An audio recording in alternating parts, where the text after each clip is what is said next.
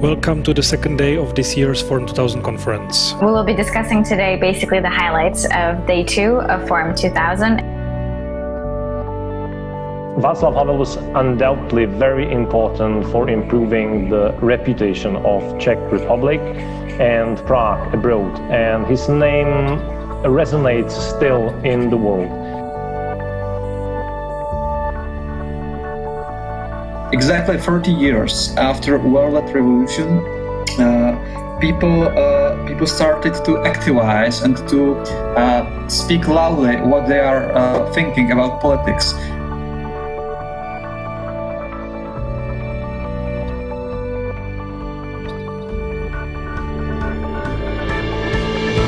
For the first time is that people were taking to the streets not only to demonstrate against the government, but they were also demonstrating against their own political/sectarian leadership, which for Lebanon is quite unprecedented. People know what they are fighting for now.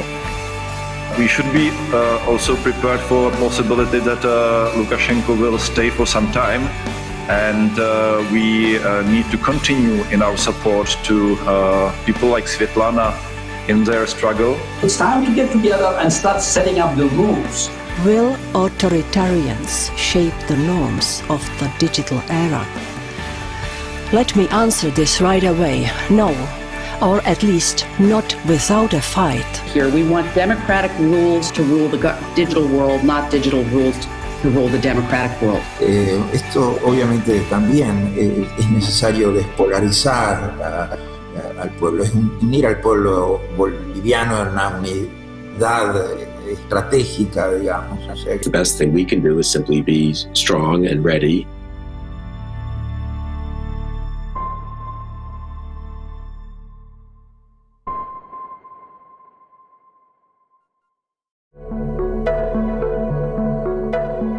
Václav Havel, Jeffrey Sachs, and Elie Wiesel founded Forum 2000 for a purpose.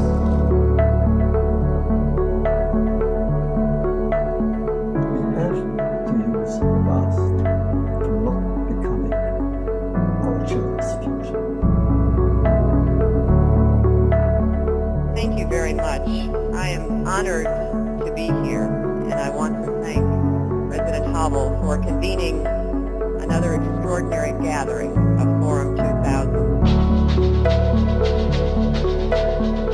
So those people, they are please now think more seriously, and we should develop new ideas, and then important is implementation.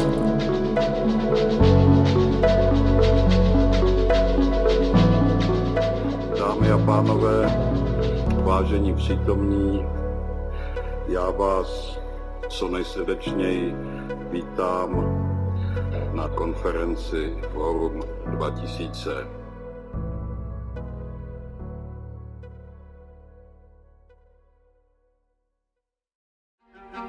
The world is upside down. How should we put it back together? Are we able to act responsibly? Can we work together, play by the rules, and restore solidarity? Let's use this crisis as an opportunity. A new world emerging?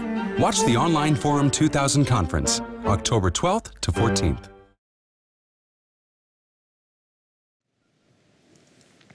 Dear ladies and gentlemen, welcome to the third day of the conference Forum 2000.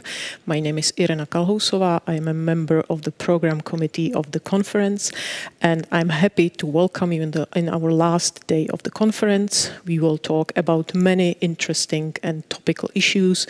We will talk about autocracies on the march. We will talk about digital activism. We will talk about women's rights in the time of pandemic, and we will talk about Europe and challenges Europe is facing. And as a closing panel, which will start at 5:30, we will talk about democracy in the post-COVID world. Welcome, and our first panel will welcome two outstanding speakers. We will welcome Joseph Wu, a Minister of Foreign Affairs of Taiwan, and Thomas Garrett, Secretary General of Community of Democracies, United States of America. Welcome, gentlemen.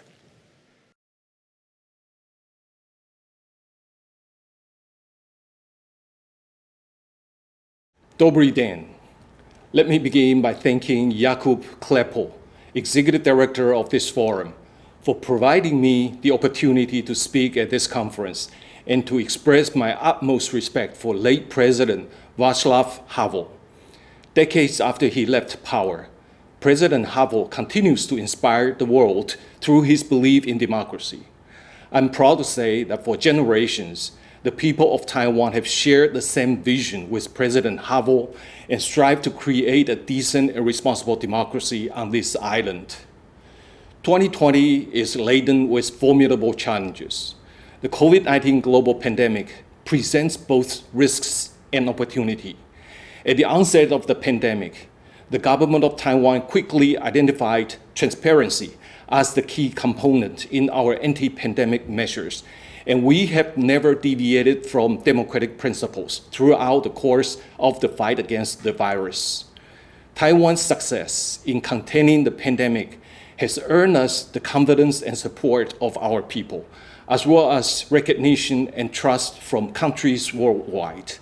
The Taiwan model stands as a proof of the efficiency and effectiveness of a democracy in face of major crises. We are ready to support the international society in the post-pandemic era. We are willing and able to help with the UN anti-pandemic efforts and are eager to share the successful Taiwan model for combating COVID-19 with the world. We can also contribute much to the realization of the United Nations Sustainable Development Goals. Enterprises around the world have come to realize the danger of over-reliance on specific sources for critical supplies, and Taiwan wishes to work with the business community to restructure international supply chains and enhance its resilience. A month ago, we had the honor to welcome a delegation from the Czech Republic to Taiwan, led by President of the Senate, Milos Vystrčil.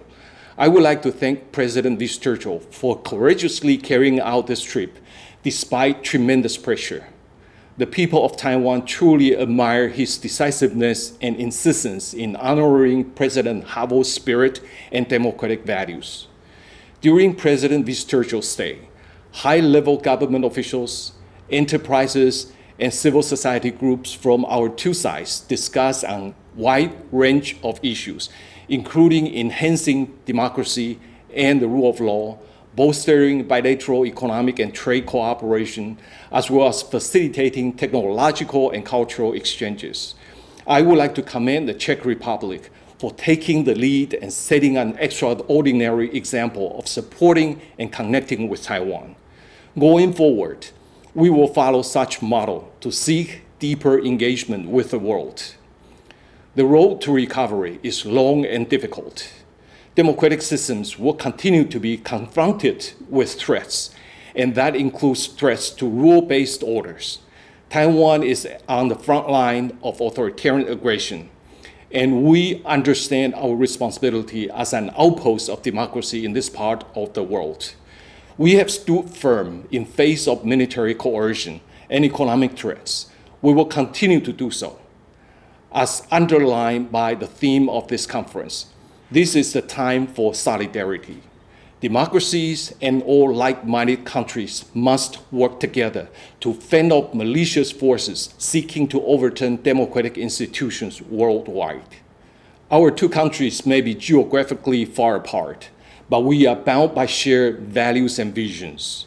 Earlier this year, the Czech Republic was the first in the EU to have issued a joint statement of epidemic prevention partnership with Taiwan. We look forward to forming a strong alliance with your country in the fight against the pandemic. I would like to thank President Vystrčil again for his efforts in bringing our two peoples closer.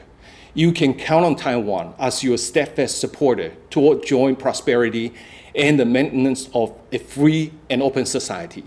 Together, we will uphold the legacy of President Havel, and we will recover better together. Thank you. I would like to thank you for the invitation to the 24th Forum 2000 gathering. The issues that are to be discussed here are important during this time of serious challenges to democracy.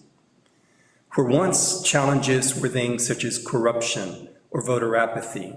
Now we see new concerns like uncontrolled migration and external malign interference in our democratic systems, and of course, the alarming behavior by Moscow and Beijing in so many areas.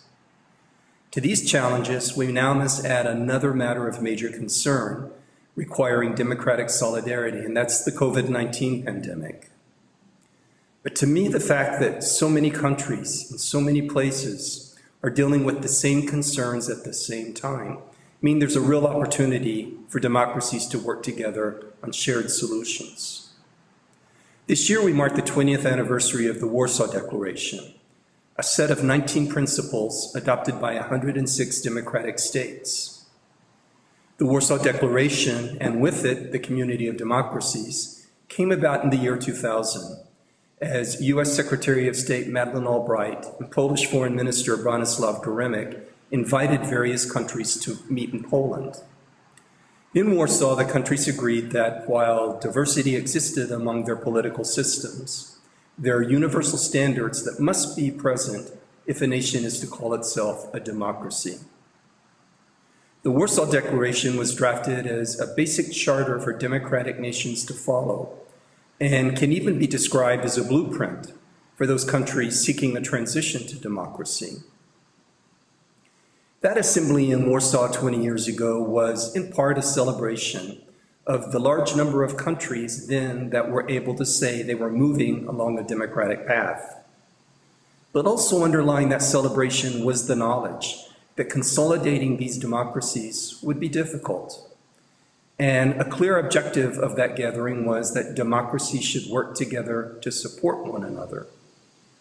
Although 20 years old now, the principles that formed the Warsaw Declaration stood the test of time. We can see that in the Declaration's ability to speak to the current crisis, the pandemic. The pandemic burst on the scene from a non-democratic nation, China, whose initial reaction was to devote considerable state resources towards silencing those who sounded the alarm. Today, in response to the virus, not every democracy has performed successfully, and not every authoritarian system has failed.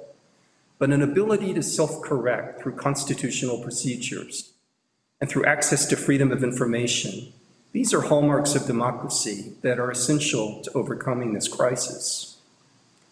That's the focus of a recent statement on the COVID-19 pandemic, which was issued by the Community of Democracies. The key message of our statement is that the cure should not be worse than the illness. And so while Community of Democracy member states have found that emergency measures may be necessary to protect public health, they all agree that these should be evidence-based, short in duration, and regularly reconsidered, always with the aim of leaving democratic procedures and human rights in full force. Beyond this, the statement issued by the Community of Democracies also addresses the impact the pandemic may have on core democratic activities, on things such as elections, the ability for citizens to access information, equal access to education, and freedom of assembly and association. On a positive note, the statement says that times of crises can also be an impetus for change. Through the mobilization of civil society with innovations to democratic processes, and in the demands for reformed institutions and increased accountability, we see opportunities for positive developments emerging from the pandemic. So, as the world confronts the challenges posed by COVID-19, it is critical that the democratic nations of the world keep their shared principles in mind moving forward. In closing, I'd like to share with you a short video on the Warsaw Declaration's 19 principles, updated for today. Thank you very much.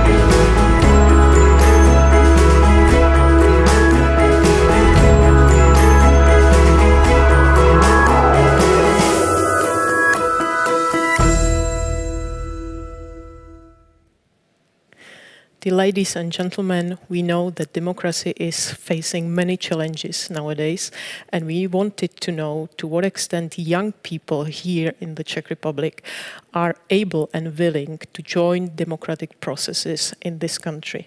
In order to learn about their feelings and their opinion about democracy, we asked NMS Market Research Group to run a survey among 2,000 young Czech people, and we asked them what they think about democracy.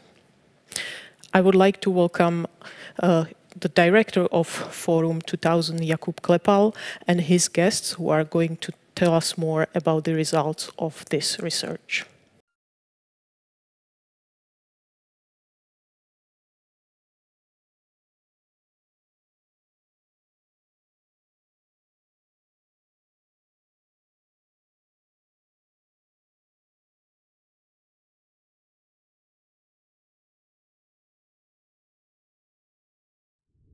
Today, we are about to discuss a little bit below the surface some of the issues that face democracy today. There's a number of problems that democracy is facing. One of the most important ones is its internal weakening, which has different syndromes that can be seen. The emptying of institutions, the rise of populism, lack of understanding of how the system works, how the system of governance works, lack of trust in the system. Citizen fatigue, lack of individual engagement in public affairs. So sometimes it would seem that people do not care about whether they live in democracy or not. In order to understand this phenomenon that we see more and more in democracies around the world, we have teamed up as Forum 2000 with NMS Research, which is a market research company. And we have prepared a joint study that tries to look at this problem and looks at the young generation of Czechs between 15 to 35 years old. And it tries to understand how they feel about the possibility of making important decisions in public affairs, how engaged they are, and how they feel they can be more engaged, and more importantly, how perhaps we can help change their engagement, how we can make them more interconnected with how their lives are being affected by politics and by the public sphere. To discuss these issues, today we have with us Vít Pavliš and Martin Řípa of NMS Market Research, who together with their colleagues have conducted this research and this study. They have called the results of the research generation of mistrust, which doesn't seem very positive. So let's take a look at it. Maybe it's not as negative as it sounds. On the surface. So I would start with Vít Pavliš, one of the researchers, and I would like to ask him to summarize the main findings of the study. Okay, thank you, Jakub. So let's start with focusing on the attitudes towards the democracy and engagement in public affairs in general, because we were asking ourselves, and we were asking the young generation of Czech Republic, how are they satisfied with the state of society? How are they satisfied with the state of democracy? And we can say that they are a bit annoyed and resigned. We decided to call this generation the generation of mistrust, as you've already mentioned, and I'll try to sum up the reasons why. Firstly, it goes hand in hand with media being informed or being uninformed, because this has a big impact. There's simply too much information about what is going on and perceived often as very contradictory. It takes a lot of effort to orientate within this contradictory set of information. And actually, for the most of the young generation, the most common strategy is simple disconnection. Young Czechs typically do not describe themselves as well-informed or engaged in public affairs. but we cannot say that they are not active or not informed, because they believe in public participation, but they do not really connect it with the topics like democracy, freedom, or politics in general. They are active, but they are active mostly online and regarding topics that are concerning their daily lives or topics that we'll mention later. Secondly, how are we satisfied with, how are we as the young generation, because I'm also part of it, how are we satisfied with the state of politics and democracy itself? We can say that we are not very satisfied. But we don't really feel like doing something about it or having power to change something about the state of democracy and the state of society, because it goes hand in hand with the understanding of the state of democracy itself. Do we feel like our democracy is threatened or in danger? Not really. The average attitude can be explained as neutral. Democracy is kind of okay. Basics of it, as we understand it, are perceived in a rather good condition, and therefore there's simply not much taking us to the streets, not much motivating us to be active in public affairs or fighting for the state of democracy within Czech society. We also cannot forget to mention the attitude relevant among the poor ones. Why? Because living within a democratic society simply doesn't influence well-being of quite a big proportion of the young generation. And we see that dealing with existential challenges kind of raises the perceived importance of living within a society which is democratic. And to sum everything up, to simplify the understanding, actually, we took these attitudes, we also analyzed the topics that resonate with young generation, and we also focused on the activities that today's young generation does. And we understand these the activities that we understand as public participation. And this allowed us to divide today's young generation into 5 segments. We believe that this will help you understand through what topics and activities the public participation makes sense to be promoted and supported among Czech youth. So I will present these 5 segments now. Almost 1/3 of the young generation, those are the passive ones, the first segment. Young Czechs who simply don't see any benefit of living within a democratic society. They are often dealing with existential problems, as already mentioned. And we see that they are the most irritated or even frustrated by the current state of society. Volunteering and charity, that's the second segment. Which represents approximately 22% of the young generation. These are those who are not hesitating to invest their time or money into topics and topics that they are interested in, but these are not typically politics or democracy. These are more often topics like local issues, environmental problems, animal rights, human rights or rights of minorities, etc. We see that public participation actually decreases with age, and the segment called online is the third segment. It represents 23% of the young generation, typically aged 25 plus, already participating only online. Less than 1/5 of us, those are the least satisfied with the state of democracy. The fourth segment, those are people who are regularly taking part in mass activities such as petitions or protests, and this is how we call the fourth segment. And the biggest fighters for democracy, that's the fifth segment. 8% of the young generation, youngs who are active online, active in charity, going to protests or signing petitions. Fighting for democracy, we could say, but they are very heterogeneous when it comes to their perception of the state of democracy and politics in general, and also very heterogeneous in terms of topics that resonate with them. Yeah.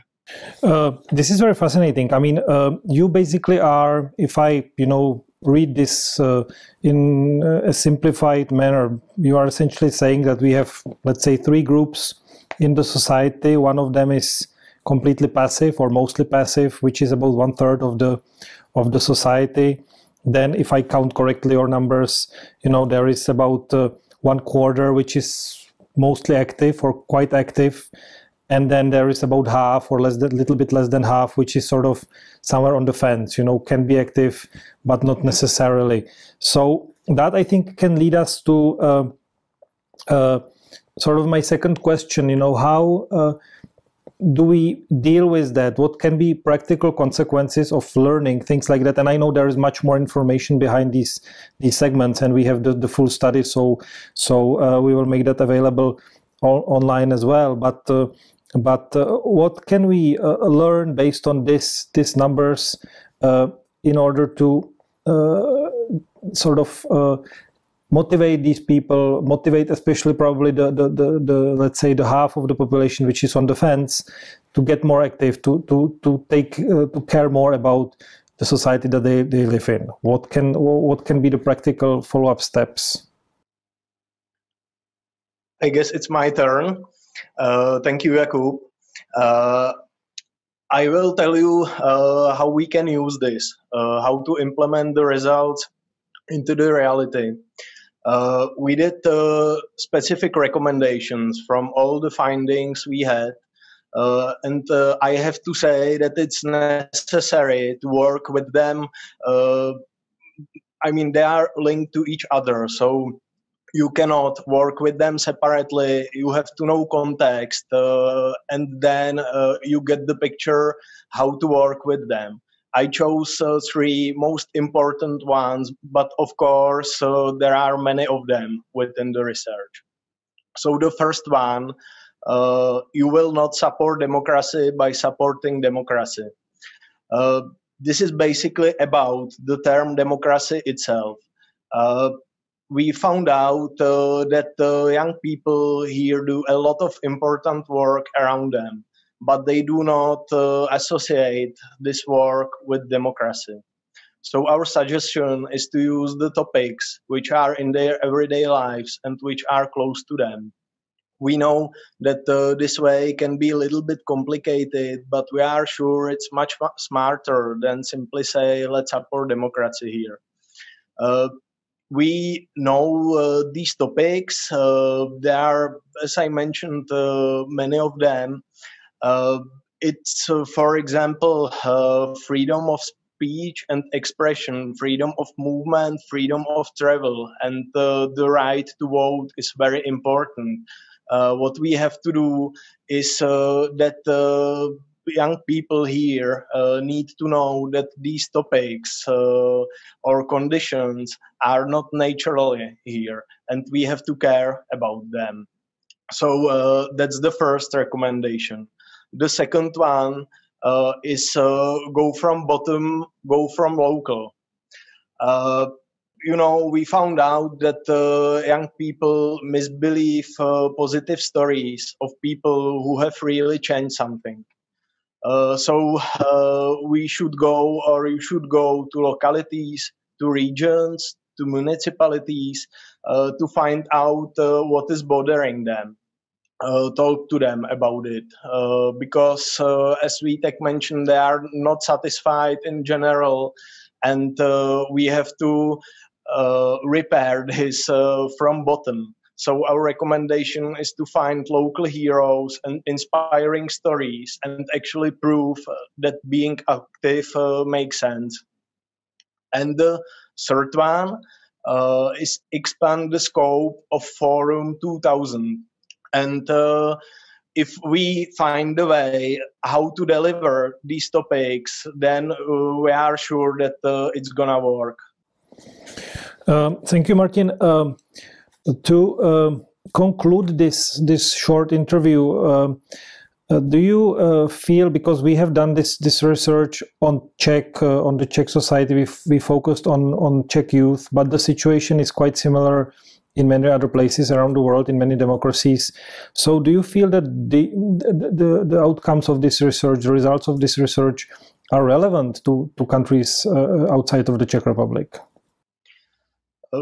We have been actually thinking about this question a lot during the research, and of course, right now unfortunately we don't have any data we could compare with this study, which was conducted just in Czech Republic. So my answer will be just theoretical.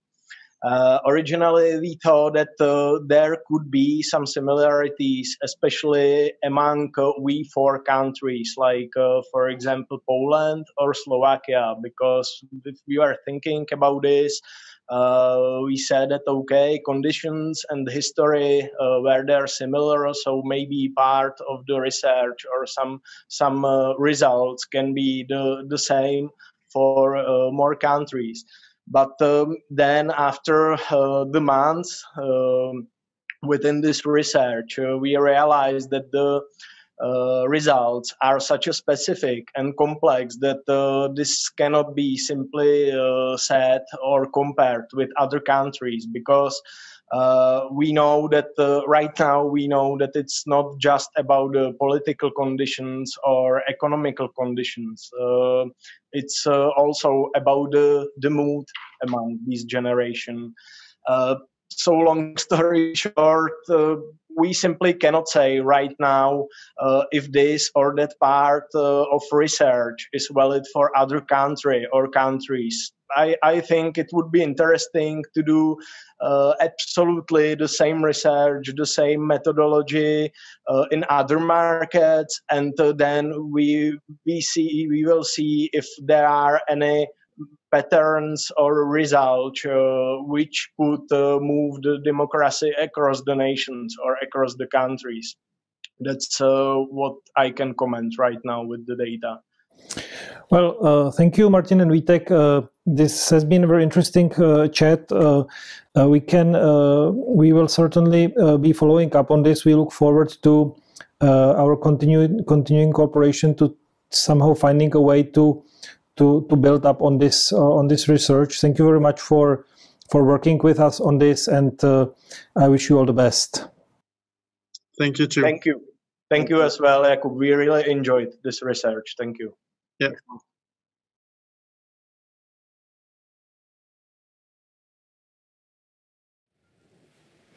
Ladies and gentlemen, and now we will proceed to our next panel of the third day of the Conference Forum 2000. The world is upside down. How should we put it back together? Are we able to act responsibly? Can we work together, play by the rules, and restore solidarity? Let's use this crisis as an opportunity.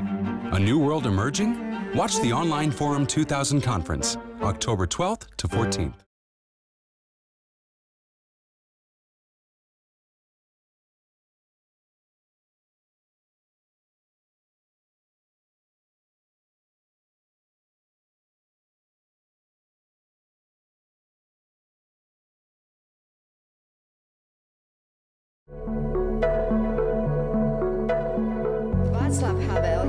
Sviatlana and Elie Wiesel founded Forum 2000 for a purpose. We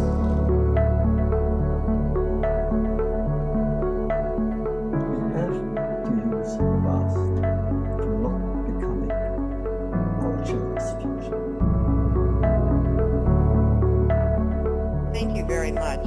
I am honored to be here, and I want to thank President Havel for convening another extraordinary gathering of Forum 2000. So those people, they are please think more seriously, and we should develop new ideas, and then important is implementation.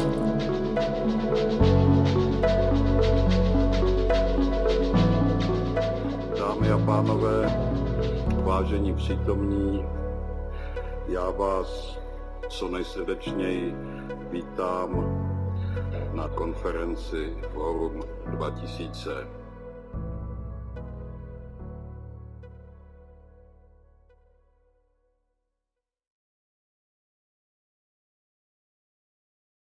I hope and I trust that the elites of today's world will understand what this signal is telling us. In fact, it's nothing extraordinary, nothing that a perceptive person has not known for a long time. It's a warning against the disproportionate self-assurance and pride of modern civilization. Human behavior is not totally explicable, as many inventors of economic theories and concepts tend to believe.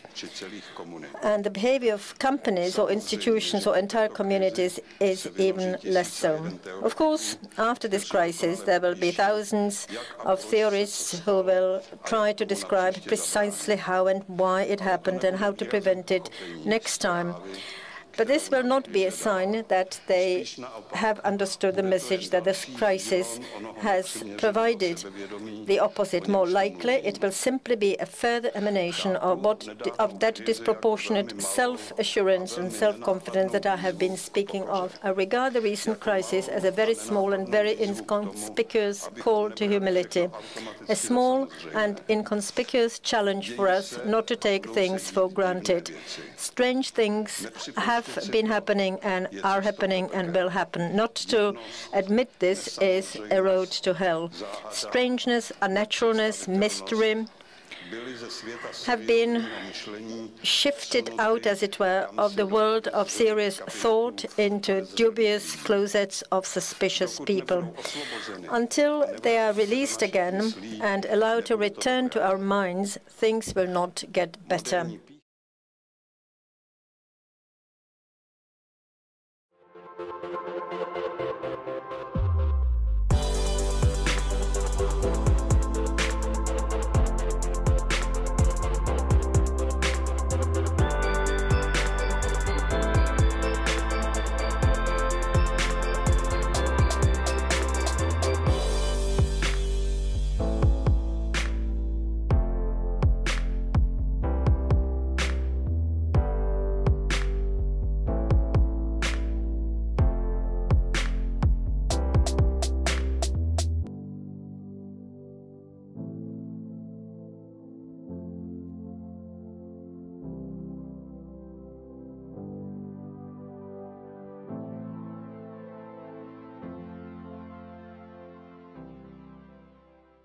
Dear friends, welcome to another Forum 2000 on Mindset.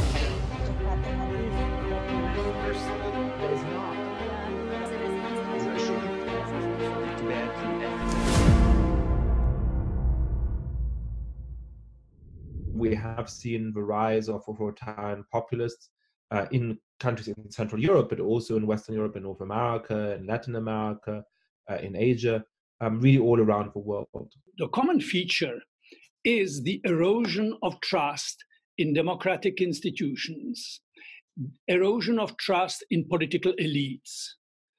Populism, polarization, and post-truth, I think, explain the politics in a lot of the world today. Restrictions against civil society have been happening for the best part of a decade now in authoritarian regimes, but also in many democratic countries as well. And these are all things, in addition with like a big cultural change, cultural modernizations, that make people more prone to vote for parties that are less committed to democratic norms. Why people vote for people who promote policies or who represent policies that will actually harm them. You as a populist are for the people and against the elites and intellectuals and experts and doctors and scientists. Lukashenko was always master of manipulation, of sending right messages at the right moment, at the right time, so everyone is happy. What I'm really worried about, once they control sort of the public sphere, then citizens don't hear anymore about opposing views. And then it's very difficult for citizens before an election to form their opinion. But I wouldn't say this is a divide east-west. This is a divide within our countries.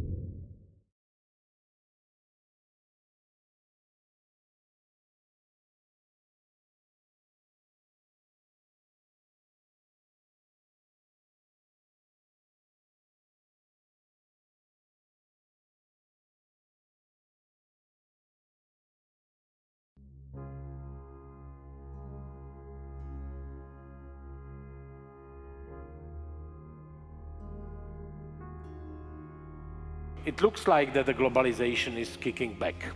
After years of globalization, the fear came to us. Fear destroys solidarity. Look at all countries and in all service, we see if there is any fear, the people start to become anti-democratic. There is a huge uncertainty about politics and politicians today, and we see it in the elections everywhere. Nobody can overlook the fact that nationalist groups are gaining weight.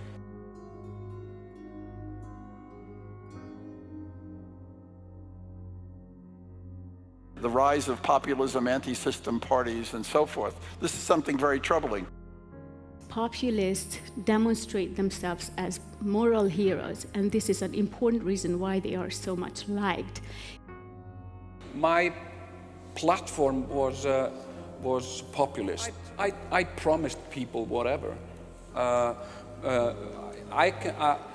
Because one of my main promises was that I would break all my promises anyway, and I was elected. And I don't think that this is a passing wave. I don't think it's just something that happened in 2016. I don't think that we are past the high point of populism.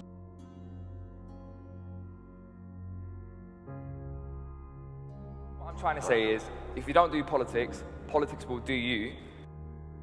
It needs to be discussion-based, so not only principles of democracy, what it is, why it's important, but engage with the people.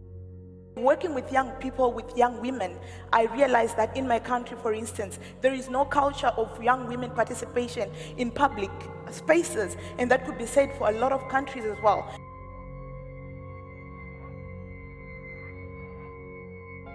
In the midst of all the uncertainties of our world, I believe that nothing would be worse than despair or loss of interest in our shared future.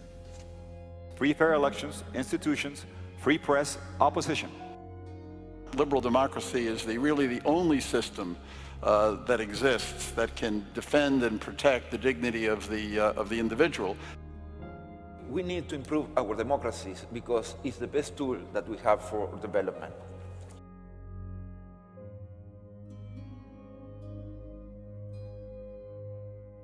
Democracy, freedom, liberty, human rights are eternal. Let us renew our efforts to fight together as a coalition for democracy. We need to make national pride an asset for democracy. We need to make sure that citizens have such a deep commitment to their democratic ideals and enough political information that the conspiracy theories and the hatred and the fake news that spreads on social media doesn't impact them as deeply as it does. There is a need for active defense of liberal democracy.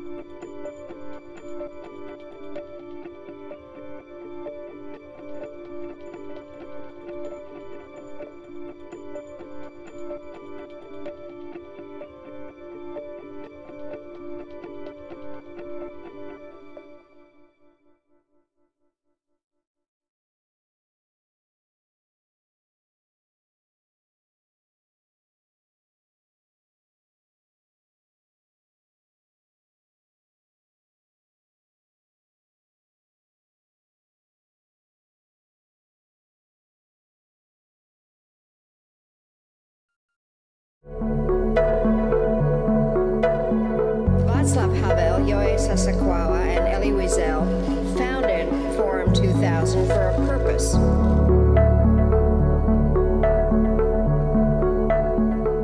have to use the past to not becoming our children's future. Thank you very much. I am honored to be here, and I want to thank President Havel for convening another extraordinary gathering of Forum 2000. So those people, they are please now think more seriously, and we should develop new ideas, and then important is implementation.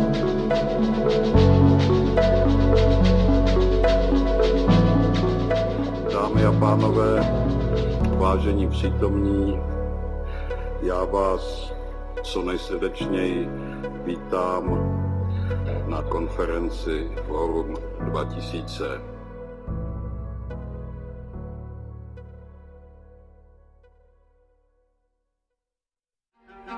The world is upside down. How should we put it back together? Are we able to act responsibly? Can we work together, play by the rules, and restore solidarity? Let's use this crisis as an opportunity. A new world emerging? Watch the online Forum 2000 conference, October 12th to 14th. Okay. Good morning or afternoon, ladies and gentlemen, depending where you are in the world. My name is Jan Schweinar. I am professor at Columbia University, where I also direct the Center on Global Economic Governance, and I'm also chairman of the Executive and Supervisory Committee of CERGI, a joint workplace of Charles University and the Academy of Sciences in Prague. With me is Jeffrey Sachs, professor at the Columbia University, so we're a colleague. This is almost like an intramural discussion here, but we of course welcome you all to partake with us and ask questions. We'll be talking about the economic priorities for a new world, to what extent we can actually take advantage of the disaster of the crisis in which we are. The layout will be such that Jeff will start with an initial set of remarks. I will follow him, and then we'll have a discussion into which we will incorporate whatever we can actually hear from you in terms of questions and everything. So Jeff, please go ahead, take it from here. Jan, thank you so much. It's wonderful to have a chance to chat with you, but especially to be back at Forum 2000.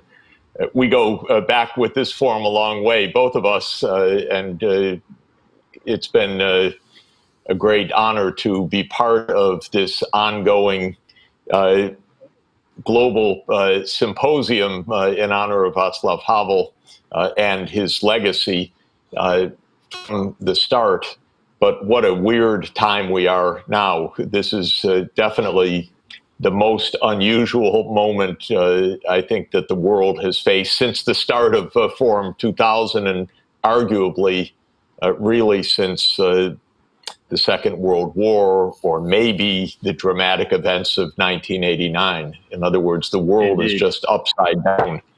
I would say if we look back to the beginning of this forum a quarter century ago and where we are today, boy, we didn't anticipate so many of the issues that we're grappling with now. Certainly, these pandemics, which are not just this one, but it's been one after another of newly emerging diseases, a kind of symptom of the overall environmental crisis that the world is facing, which wasn't so clearly in our minds, I would say, a quarter century ago. Geopolitics is changing dramatically. It's part of the story. Amazingly, this year, the continued relative rise of Asia is actually accelerated because Europe and the US are in deep crisis and deep economic decline. whereas China is actually going to have economic growth this year because they stopped the pandemic, and it has enabled them to have an economic rebound. So what allowed COVID-19, why we're not getting it under control, the environmental challenges of climate change, which will involve a lot about how we rebuild from here, and the changing geopolitics, also on the brink of the US election, which is going to mean a lot for the world. Yes, no, you're absolutely right. I think this situation is unprecedented. When we look back all the way to World War II, since then, you know, it's something that's came suddenly. We've been unprepared. It is true that there were people who were saying we need to get ready for the pandemic. It might come, but we really have been caught off guard. Different countries have handled it very differently. As you say, China, where it was very tough at the very beginning and where it originated, has actually managed, together with some other countries like South Korea, to handle the situation relatively well. It is surprising now, as we are entering in many parts of the world, Europe and the Czech Republic, where the forum takes place, you know, going through a very, very severe second wave, and you know, the governments have been caught off guard. So I think the challenges are there. They are of the short-term nature of how you contain flare-up where it is very severe. And then the long term that you mentioned, which I think are very important in terms of the environment in general. And here I think the measures that the governments will take will be very important in some sense. Will they be decisive enough, both to handle the pandemic in the short run, and will they be decisive enough in terms of handling the medium and long-term issues, including the environment? Let me throw in a sort of a challenge here for you to take, and let's run with it. I think that we are in the era where governments of all ilk, all types, have decided that they do have to handle things very seriously, and they have started expending significant amounts of resources, some more efficiently than others. And I think this is something that we'll see now in the short run, and probably in the long run as well. And there are a whole bunch of ramifications, economic and political. What do you think? Well, I was going to start by saying that when it comes to governance, there were actually studies and lists made, ironically, at the end of last year about which countries are most prepared for a global health crisis. And the country that was declared to be most prepared in the world was the United States. It was top of the list. And most of our familiar countries, including Czech Republic, including the countries of Western Europe, ranked very high on the list.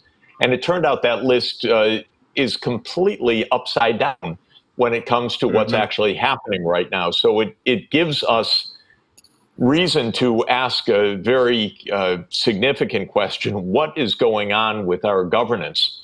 Now, in the United States, it's pretty clear we have a president who absolutely ignores science from the moment he wakes up in the morning and starts tweeting until the end of the day. Sometimes it seems there is no end of the day because the tweets just keep coming. But he's completely against rational, logical science. And we now have 220,000 dead people in the United States from COVID, I think heavily at the responsibility of Trump. What's happening with our governments more generally, though? Why aren't we listening to evidence and undertaking systematic, science-based policies?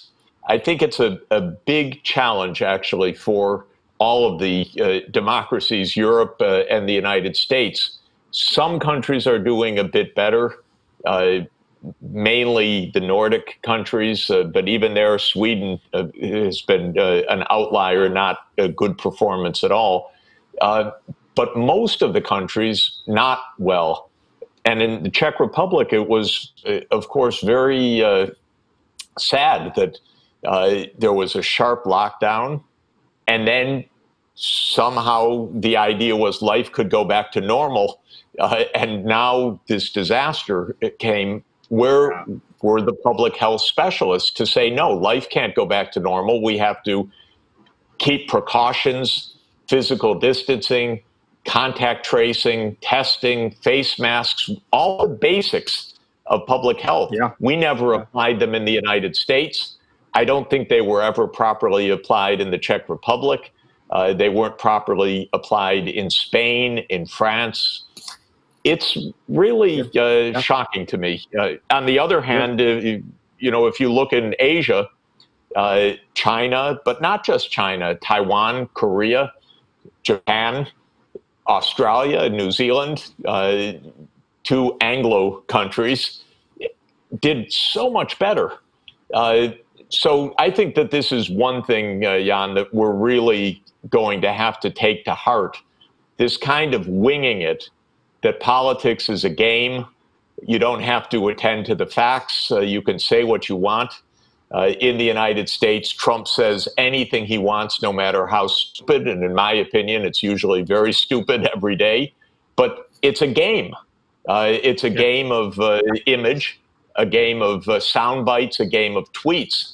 But it's deadly for us if we continue this way. So I think that this is, for me, the first takeaway. We have to get a lot more serious and a lot more systematic in what we're doing. As a very practical matter, you know, what the IMF came out with its economic outlook yesterday, the new one, and it showed that most of our countries are in a deep decline. And I think the lesson is, until we get the epidemic under control systematically, there can't be an economic recovery. The idea that, we don't want to lock down because that's bad for the economy is a little bit upside down. We don't want lockdowns, but we do want to control the virus. And that means making good public health measures so that life can get back to normal, not just pretending that we go straight back to normal and then have this massive second wave.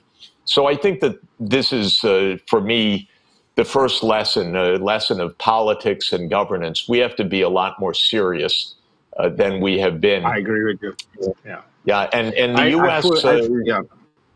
Oh, no, sorry, go on. Go ahead. Yeah, finish. I was just going to say that, you know, maybe it's also the social media, the TV cable networks in the U.S., Fox News, or a president who tweets with capital letters and exclamation points, and this is somehow taken seriously. Presidents should not be on Twitter, period. You know, if they want to make messages, they should make systematic messages that are logical, sensible, proofread, spell checked.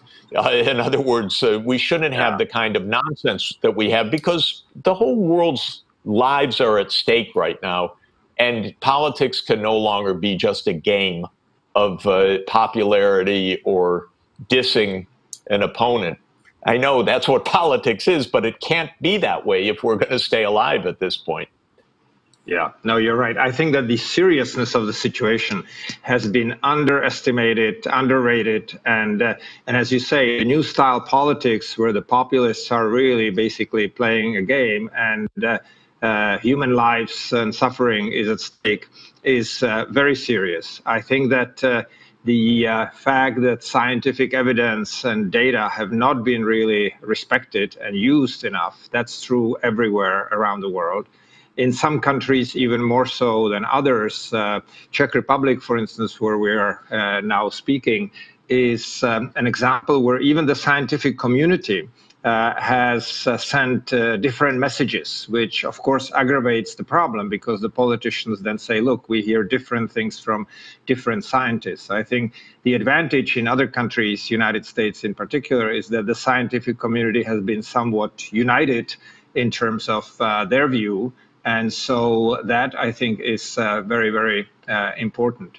I think that the danger that we also see right now is that the governance issue is so much a thing that large swaths of the population distrust the government, that the credibility of the governments has gone down. And as you say, in the United States, Donald Trump has been a prime example of it.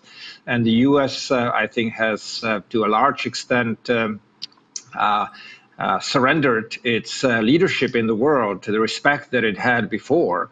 And obviously that can change with the change of administrations, but some of the damage is irreparable. And then, of course, governance affects the economic activity and level of economic activity.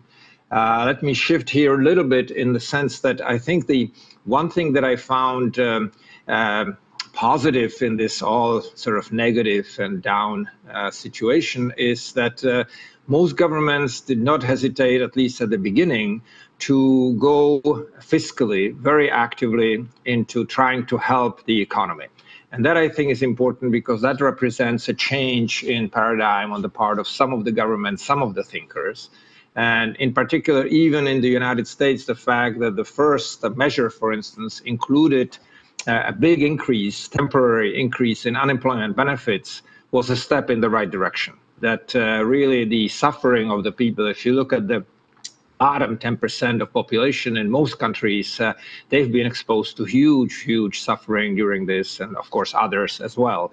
But I think that's important that the governments have assumed and hopefully will assume as we go forward a more active more active role in this. And I think it'll be interesting to see how far they will go, because obviously there have been worries about the high level of indebtedness. The United States reaching debt to GDP at about 100% at this point. Italy started at 135, going up. The Czech Republic, by the way, is relatively low. It's gone from 30% of GDP to 40%. But there are many worries. People here are very conservative about the debt indebtedness, I think excessively so, given that the economy really does need the stimulus. And the latest figures from the IMF show it very conclusively. So I think that the question will be whether, in addition, the primary effect, of course, primary goal is to stop the pandemic, stop it, and resources need to be wisely expended. And then again, in the countries where we see the flare-up, I think we haven't done enough testing, enough tracing, smart quarantine type measures and so on. So I think that is the principal thing where what's important is to break the exponential growth that we see in some of these countries, Czech Republic including, and then having smart policies going forward. And as we are economists, I think that the economic measures of the governments will be important. And I think that at this point, the worry about indebtedness is a secondary worry. I think the primary is really how do you jumpstart the economy? How do you get it going again strong? Because frankly, the debt to GDP will decrease if GDP grows. If GDP does not grow, that problem will be even further exacerbated. We see it in the case of Greece in the last decade and a half. We see it in the opposite direction after World War II. Major economies have heavily indebted, but the debt went down over the following two and a half decades relative to GDP because GDP was growing so fast. So in that sense, really the focus, I think, should be on the government role. It shouldn't be blind, etc. But I think it should be a very decisive one. Jeff? Yeah, I think in agreement with you, the best economic strategy is use public health measures like wearing face masks, keeping large meetings banned for stopping the transmission of the disease, contact tracing, and quarantining, all the basics. Use that because they're very low cost. That's not a lockdown. That is systematic public health to stop the transmission of the disease.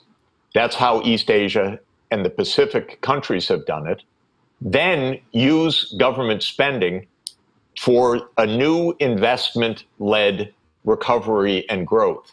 And here, I think what Europe has proposed at the level of the European Union, the European Green Deal, with a recovery fund that can support the transformation to renewable energy, electric vehicles, smart grids, sustainable land use is really a good strategy for Europe.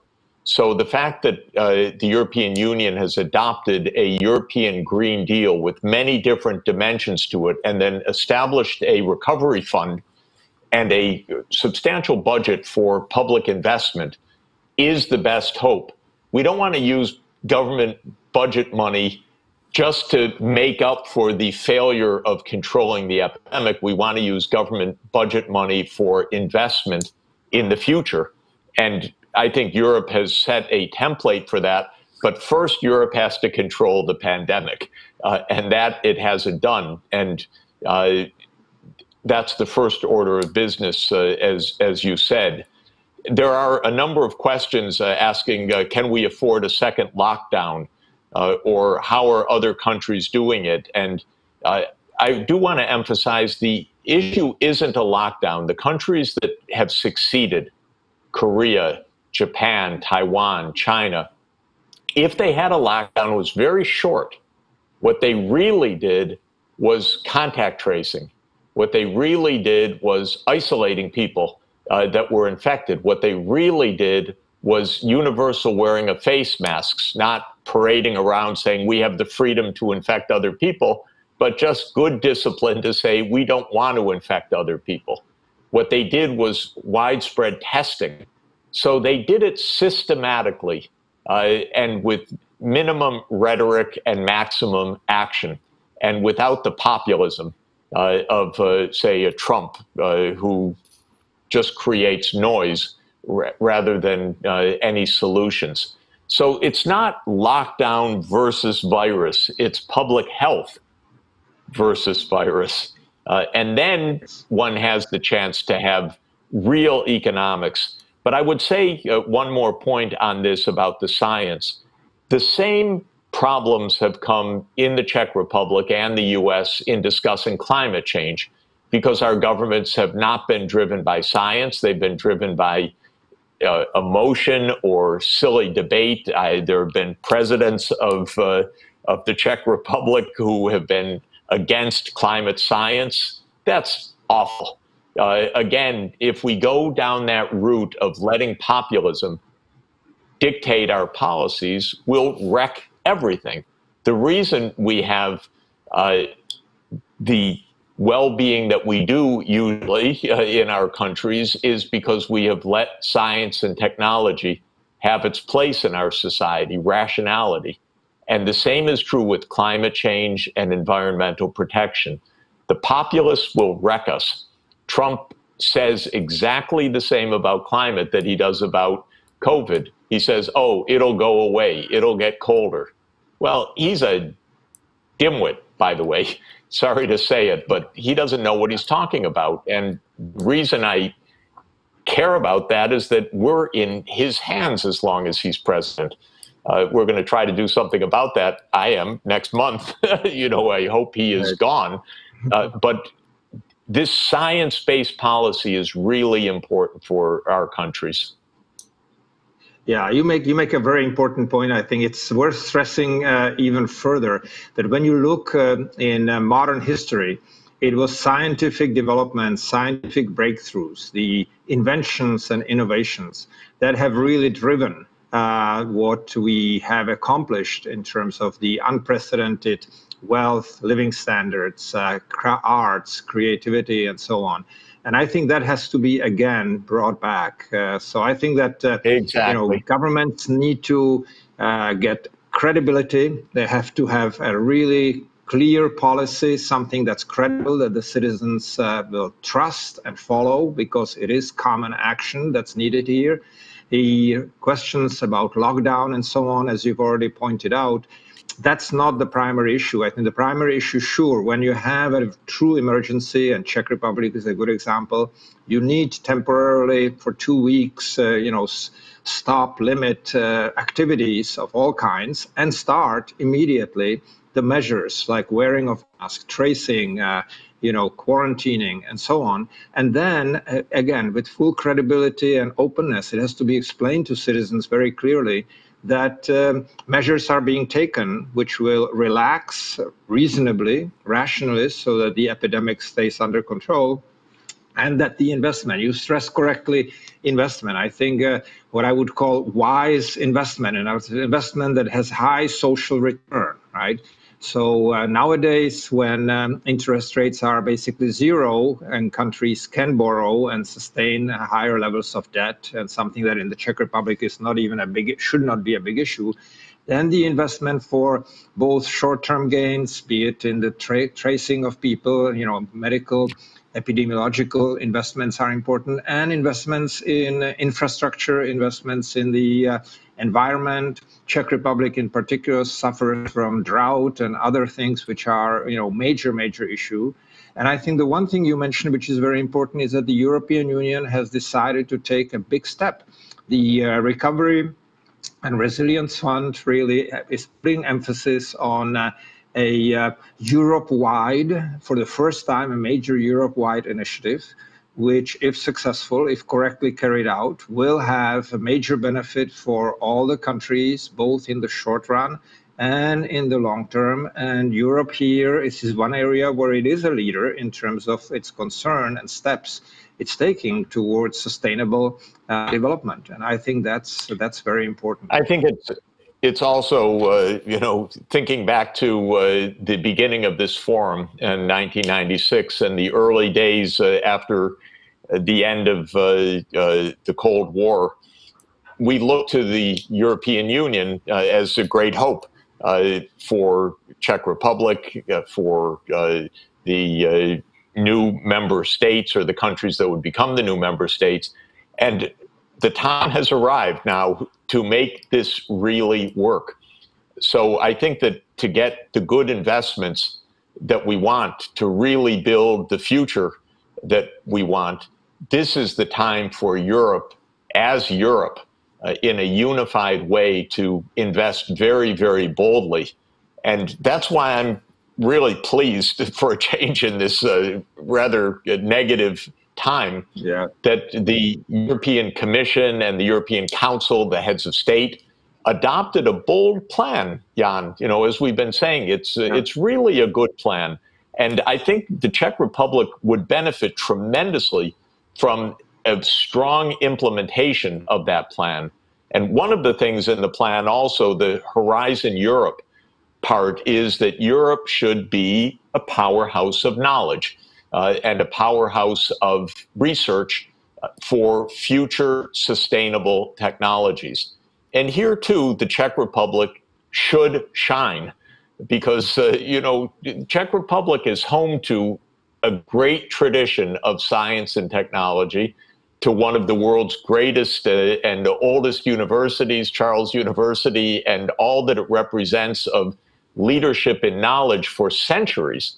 And so I'd like to see the Czech Republic stand up and say, we will help lead this scientific revolution into the future, renewable energy, new materials, new biomedical solutions, because the country has absolutely the potential to do that. But it is the opposite of populist politics. It's serious, science-based, technology-based politics within a European structure. And I think that that's the best hope. Yeah, no, I absolutely agree with you. I think the Czech Republic has tremendous tradition.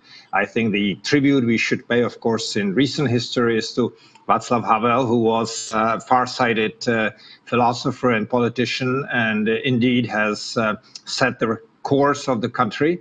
I think that going back more historically, you're absolutely right that the Czech Republic has had great inventors, scientists, and has a great generation of people here right now as well. And Jeff, I'd like to, since we are coming towards the end, I'd like to thank you in particular. For those who are not aware, Jeff has been very influential in the Czech Republic from the transition time, from the beginning, helping out both policy-wise and in establishing and developing the CERGI, Charles University Academy of Sciences joint workplace. And so, Jeff, thank you. This really has been a terrific thing. and thank you for participating in this panel, which has been, by the way, done jointly with Project Syndicate and the Center on Global Economic Governance at Columbia University, and we thank the organizers for giving us the opportunity to be here. What a pleasure. Thank you so much. Thanks to everybody, and have a great day, everybody. Thank you. Thank you.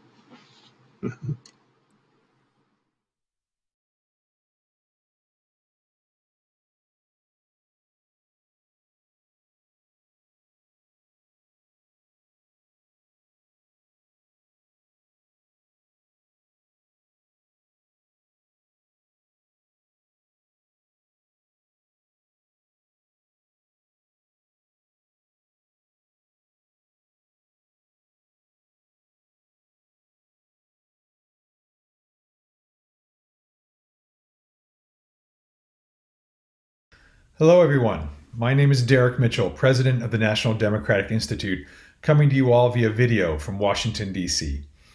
I want to first thank Forum 2000 for the invitation to participate in this year's meeting. It is truly an honor and pleasure to address this audience and to celebrate the legacy of a truly great man, Václav Havel. We all can use these days more of the personal bravery, integrity, vision, and wit that marked the life of President Havel, and that he wielded to steer his country toward a more just and democratic future. President Havel continues to serve as an inspiration, a lodestar to anyone, anywhere who values democracy, human rights, and human dignity around the world, particularly in these rather troubled times. For most of my career, I worked to advance U.S.-Asia relations. Now as president of NDI, I am proud to represent an organization inspired by Havel's life's work to support the development of democracy and democratic cultures worldwide. So again, I am grateful for this opportunity to speak to this forum organized in his name. I suspect if he were alive today, President Havel would have much to say about the issue I've been asked to address, the global challenge of China. He would likely remind us first that China is not the only illiberal challenge in the world today, and note the work of Vladimir Putin's Russia, Viktor Orban's Hungary, Erdogan's Turkey, among others, to undermine the values of democracy and liberalism to which he dedicated his life. But I'm sure he'd also agree that China offers a unique challenge, given its global reach, resources, self-image, and illiberal ambition. China's rise does offer opportunities. There's no question China's resources can contribute constructively to global development in terms of infrastructure, climate, health, and other types of assistance. Such contributions should be welcomed when provided transparently, in good faith, and truly contribute to the health and well-being of host nations and the common interest. But we have to be honest about the challenges that have accompanied China's emergence in recent years as a rising and increasingly assertive, if not aggressive, global actor. The people of Prague can attest to this themselves. The Chinese Communist Party and its wolf warrior diplomats have become increasingly brazen about interfering inappropriately in the domestic affairs of other states. They are using economic and other aid, for instance, not just to assist countries in need, but also as leverage to coerce partners into conforming to their self-interested political perspectives on issues like Hong Kong, Xinjiang, and Taiwan. They are increasingly using tools of misinformation to peddle falsehoods and shape a positive image for China's repressive, autocratic, state-centric system. In that and other ways, China is proving to be a critical enabler for the spread of non-democratic, illiberal values abroad. Xi Jinping has explicitly affirmed this goal. He has highlighted his party's opposition to so-called false trends around the world, including to what he terms Western concepts of constitutional democracy, civil society, and universal human rights. Xi Jinping not only fears these ideas gaining traction at home, but considers them dangerous abroad for their potential effect on China's domestic climate and global influence. That is why he is taking advantage of openings within international organizations to not only join, but lead and shape them in China's illiberal image. It is also why China has contributed not to transparency, accountability, and inclusion around the world, but to the spread of opacity, kleptocracy, and autocracy through its diplomatic investment and assistance work. According to China's perspective, individual freedom is troublesome, problematic, and should be subordinated to the power of the state. Such an attitude has led China's political support for autocratic leaders such as Alexander Lukashenko in Belarus, to enable them to withstand continued domestic pressures to respect the result of democratic elections. And perhaps most troubling, the Chinese Communist Party is pioneering the testing and deployment of an Orwellian-style state surveillance system to give government authorities the final word on free speech, free association, and free assembly. What started as a method to ruthlessly control the Uyghur population in Xinjiang is now not staying in Xinjiang. Beijing is exporting these technologies to any and all customers, including to the globe's worst actors, and of course without democratic safeguards. And it's important to note that whatever their current potency, such systems are only in their infancy. There is little doubt China going forward will continue to export such systems with little discretion. What we are facing then is a reemergent competition of ideas, visions, narratives, and values. A competition between democracy and autocracy, transparency and corruption, free speech and censorship, rule of law versus the rule by the strong, and notions of popular sovereignty versus malign control by a self-selected few. Ultimately, it comes down to a competition between the power of the state versus the dignity of the individual. We've seen this kind of competition before, if in different form. No one wants another Cold War, and none should seek or welcome it. But neither can we be blind to the challenge facing those who cherish democratic values by the rise of strong, committed, and well-resourced authoritarian states. China may have benefits to offer, and again, we should welcome those benefits. But for those who accept Chinese largesse, I just say, buyer beware, or at least buyer be aware. Keep in mind, assistance typically comes at a price. Sometimes that price is clear, oftentimes it becomes clear only over time. Under such circumstances, countries should ensure safeguards, including systems of transparency and oversight from the legislature, media, and civil society, to ensure the country accepts such aid through consensus and with eyes wide open. Such an approach, in fact, conforms to recent NDI public opinion polling of youth attitudes in the Visegrad region of Central Europe, funded by the U.S. National Endowment for Democracy. Our research showed that young people overwhelmingly believe that political decisions in their countries should be made openly through legislative debate and public consultation. In other words, democratically. In such a way, nations build civic trust and societies remain strong and resilient, particularly when crises hit. It was instructive that the poll also revealed that the COVID-19 crisis has increased young citizens' interest in politics and public affairs. That is a healthy signal about the future of democracy, including in countries like the Czech Republic, to which political leaders in the region should respond. Many of you likely know that NDI's chairman is former Secretary of State Madeleine Albright, a great friend of Václav Havel, who in addition to being one of America's national treasures, is a proud daughter of the former Czechoslovakia. Secretary Albright still speaks with reverence about the former president. I hear it all the time in private and in public. Secretary Albright once noted that Havel urged us to treat the Cold War's end not just as the conclusion of a bitter struggle, but as the beginning of a new and even greater challenge. That challenge was a consolidation of democratic promise engendered by the end of the Cold War. Democracy, as we have found over the years, is not easy. It is messy, it is not linear, nor is it inevitable, and it must always be fought for and protected by every generation. We have found in recent decades that indeed history never ends. The competition between autocracy and democracy will continue, as will the siren song of strongmen and demagogues who promise easy solutions to difficult problems and seek to control in the name of liberation.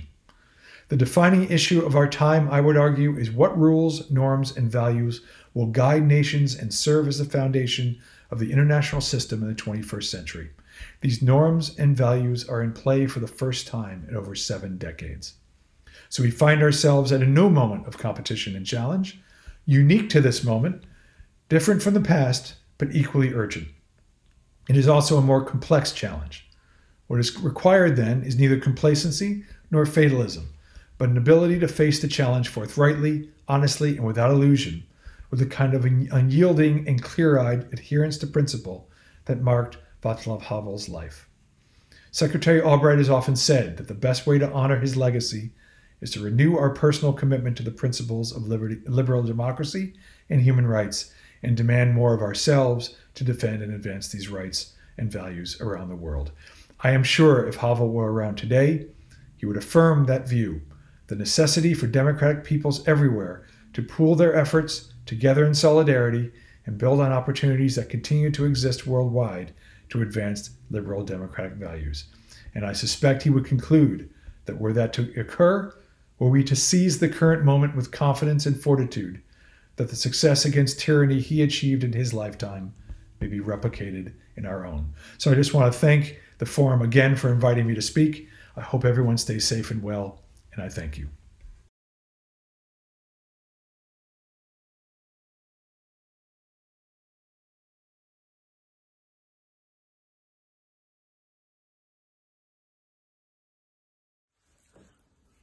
چهل سال حکومت جمهوری اسلامی متاسفانه سرشار از موارد نقض حقوق بشر بود و در 10 ساله اخیر مسئله تحریم ها و کارپشن گسترده‌ای که به صورت ساختاری وجود داره باعث فقیرتر شدن مردم هم شده.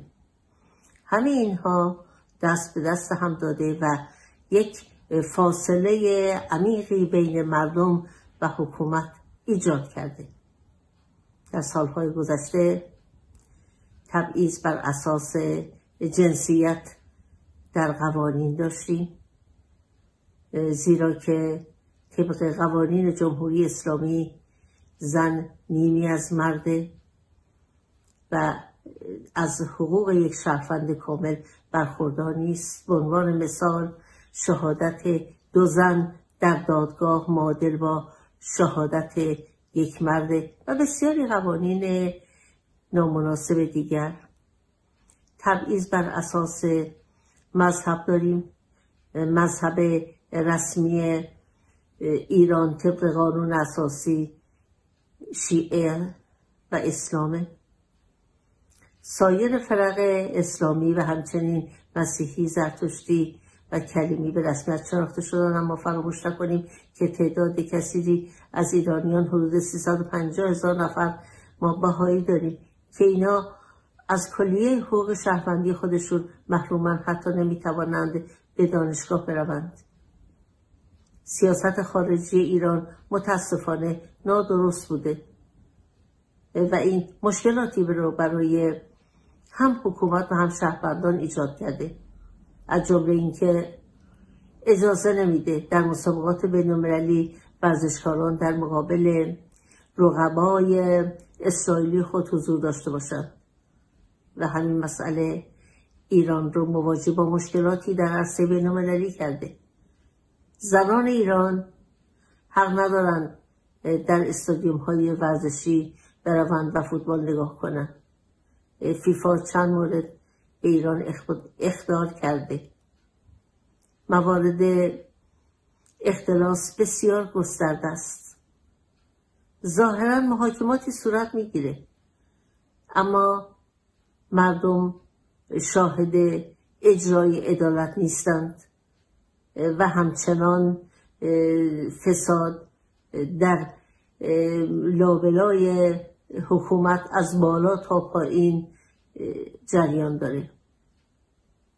حکومت ایران از ابتدای انقلاب اعلام کرد که در پی صدور انقلابش هست و صدور انقلاب یکی از مؤلفه های مهم سیاست خارجی ایرانه و در این ارتباط به خودش اجازه میده که در امور داخلی سایر کشورها مانند سوریه و یمن و عراق و افغانستان دخالت بکنه.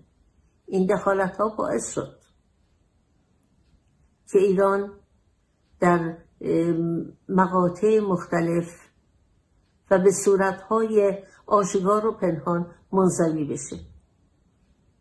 انزوای ایران که منجر شد در نهایت به تحریم اقتصادی ایران باعث فقیرتر شدن مردم ایران شده. مردم ایران با این سیاست ها موافق نیستند. مردم ایران مانند مردم همه جای دنیا خواهان یک زندگی آرام توأم با کرامت انسانی هستند و مطمئن هستند که به خواست خود میرسند.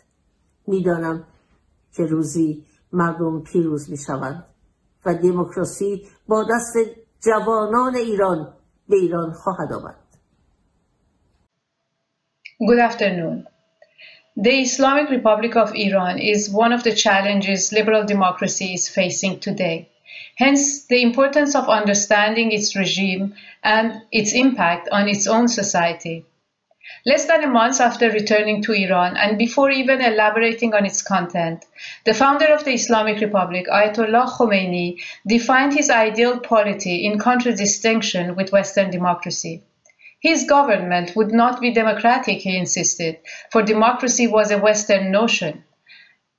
He also warned his people that his government was not an ordinary government, it was a God-designated government, and any rebellion against it would be a rebellion against God, punishable by the harshest retribution. For the last 40 years, the main objectives of the revolutionary Islamist project have been waging war against the autonomous man of liberal democracy inside the country and fighting liberal democracy around the world by propagating revolutionary Islam. These objectives are essentially correlated with one another.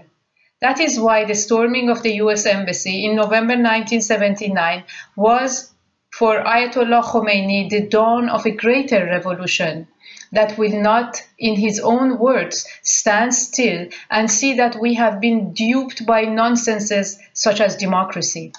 40 years later, a repentant hostage-taker, reflecting on the political meaning of their actions, said, "The embassy takeover was the consequence of a leftist trend which spread the idea that whoever is liberal and defends freedom and democracy is a gate opener for economic and political imperialism." Hence, from its inception, the Iran's Islamist ideology was permeated with a form of Leninism. It was not surprising, therefore, that to wage his sacred war against his own society, the Ayatollah resorted not to Islam's prophetic tradition, but to Robespierre and Lenin's combined legacies. An autocratic state and a set of revolutionary institutions such as revolutionary committees, revolutionary tribunal, and different forms of militias borrowed from Jacobinism and communism provided the Ayatollah with the means to build his ideal Islamic society. Structurally, the regime is based on a God-designated supreme leader who is the tutor of the people, not their representative, for the people are defined as minor and stripped of their sovereignty. All other state branches emanate directly or indirectly from the supreme leader. Even elective authorities are pre-selected by institutions emanating from the supreme leader. The judiciary, the army, the security apparatus, and state media are under the direct control of the supreme leader, who is accountable only to God. The 40-year-long history of the Islamic Republic has been that of a long war waged by the regime against its people. A war that started from February 1979 with the establishment of the Islamic Revolutionary Court. To this day, the revolutionary courts continue to spread terror among the population. The outcome of this war matters not only to Iran, but also to the rest of the world, since fighting liberal democracy constitutes a founding principle of the regime. At first glance, one can think that the Islamic regime is winning this war, and as its apologists affirm, it's stable and in control.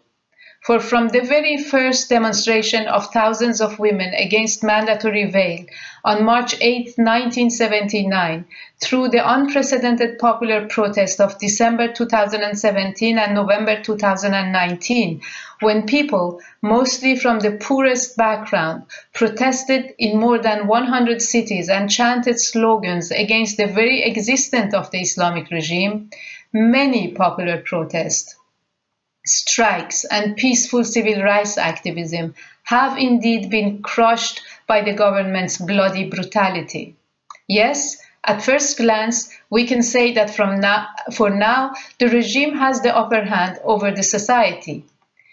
There would be no better place than the Forum 2000 to argue, as the late Václav Havel did in his letter to Gustav Husak, that the state apparent victory is in fact hiding a crushing historic defeat. If Khomeini succeeded in 1979, it was because the proponents of liberal democracy were a small minority in the country. And though diverse in their partisan leanings, most of the politically literate citizens were indifferent or hostile to liberal democracy. The revolutionary experience has transformed the 1979 political landscape. Iranians have learned politics and liberal democracy in their daily clashes with the authorities. The more the regime exerted violence, the better they understood liberal democratic postulate, and the more radical grew their dissidence. In the wake of the 2017 popular protest, political dissidents and right activists, including former pro-regime militants, have signed joint statements demanding a referendum and the transition to a secular democratic regime. Women, tired of demanding their rights from the authority, have started a civil disobedience movement by taking off their veil in public space. They openly claim their natural autonomy by telling security forces to mind their own business. The regime refuses to hear the population's demands by claiming that its laws are divine and eternal. In response, people have started to leave the state religion.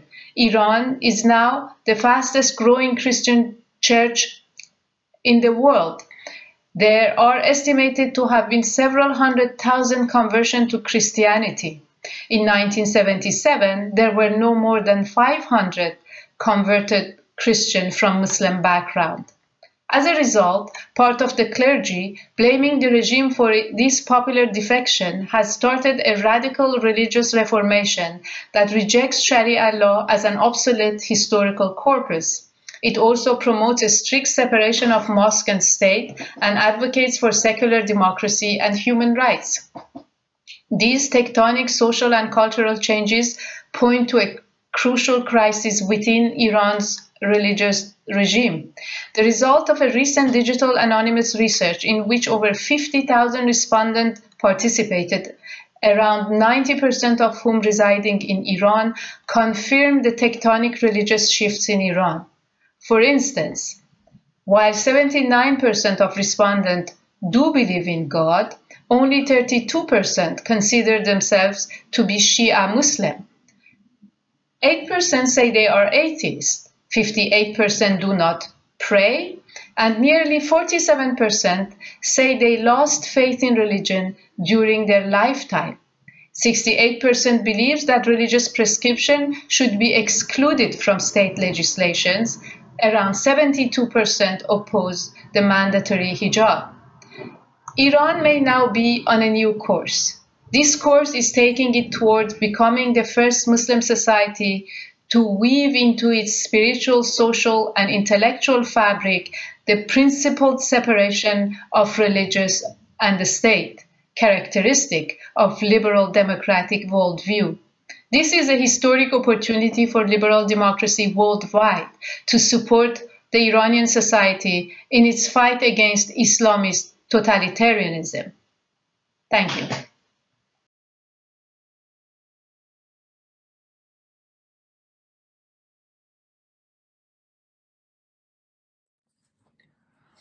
Merhabalar, Prag'da düzenlenen 2000 Forum konferansında herkesi sevgiyle selamlıyorum. Bizleri bir araya getirdiği için forumun düzenleyicilerine de buradan sevgilerimi gönderiyorum. Ben Can Dündar, Türkiye'li bir gazeteciyim. Halen Berlin'de sürgünde yaşıyorum. Çünkü ülkemde artık özgür gazetecilik yapmak ne yazık ki neredeyse imkansız.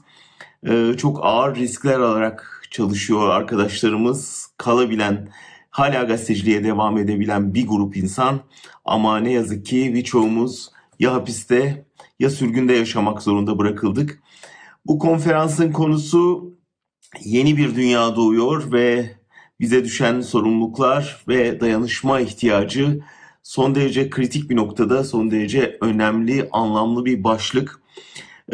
Ben biraz Erdoğan rejimi altındaki Türkiye'den bahsedeceğim.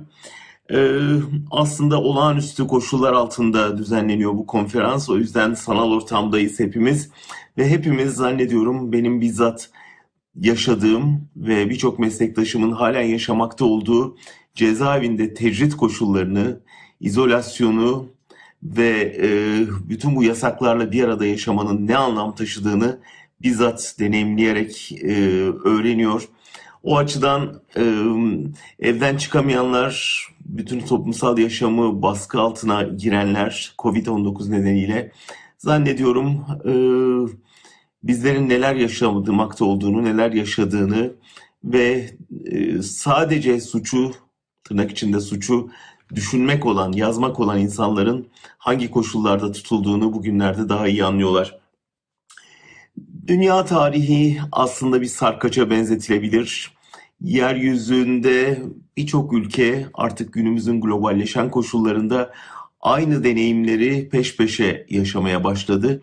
Bu sarkaç kimi zaman özgürlüklerden yana oluyor.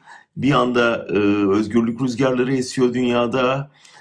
Fakat sonra aniden iklim değişiyor ve otoriter liderlerin, popülizmin çağı başlıyor ve sarkaç öbür yana doğru savruluyor. Ne yazık ki bugünlerde 2000'li yıllar, 21. yüzyıl o çok bize özgürlükler getirmesini dileyerek başlattığımız yeni 1000 yıl otoriter rejimler, popülist liderler getirdi ve birbiri peş sıra baskı rejimlerini öne çıkardı. Ne yazık ki Amerika'dan Rusya'ya, Çin'den İran'a, Brezilya'ya, Balkan ülkelerinden Türkiye'ye kadar rastladığımız manzara bu. Ortak özellikleri var bütün bu liderlerin ve ülkelerin. Bir defa merkezi yönetim ve bir lider etrafında yerleşmiş çoğu tek adam rejimleri doğuruyor. Bir başka özelliği yargının siyasallaşması. Bu tek adam yönetimleri sadece yürütmeyindeki yetkilerle yetinmiyorlar. Aynı zamanda meclisleri ortadan kaldırmaya yönelik yasama yetkisini de üstlenmek ve yargıyı, bugüne kadar bağımsız hareket etmiş yargı organlarını tahakküm altına almak istiyorlar. Ve tabii dördüncü kuvvet olarak medyaya saldırı da bunun bir parçası. Mümkün olduğunca medyayı ele geçirme ihtirası, ele geçiremediği yerlerde de baskı altına alarak, sansürleyerek ya da korkutup tehdit ederek medyayı susturma çabasına tanık oluyoruz. Devlet kurumlarının kişisel çıkarlar için kullanılmasını da bu ortak özelliklerden biri sayabiliriz. Trump'tan Erdoğan'a kadar uzanan bir ihtiras bu. Tabii yasaların işlevsizleşmesi, giderek sokakta polis gücünün artırılması, sivil toplumun baskı altına alınması ve en önemlisi ırkçılık, sokakta ırkçılığın teşvik edilmesi, yaygınlaştırılması da bu liderlerin ve son dönem ortaya çıkan otoriter rejimlerin ortak özelliklerinden. Başta inanç oydu ki rekabetçi kapitalizm ve serbest ticaret dünyaya özgürlük ve demokrasinin kapılarını açabilir. Bunun böyle olmadığını çok kısa zamanda gördük. Hatta neredeyse tersine bu rekabetçi denilen kapitalizmin ve serbest ticaretin anında tekelleşip tekellerinde bütün bu baskıcı rejimlerle pekala iyi anlaşabildiğini, onlar karşısında itiraz etmediğini, hatta zaman zaman işleri kolaylaştırması açısından tek adam rejimlerine destek verebildiğini gördük. Üzülerek gördük. Bu da son derece öğretici oldu bizler açısından.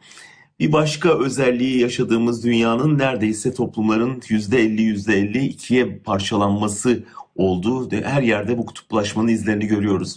Türkiye bunlardan biri. Türkiye'de 2000'lerin başında aslında bir ekonomik krizin ve inanç sömürüsüne dayalı bir propagandanın etkisiyle iş başına gelen Erdoğan'ın çok kısa zamanda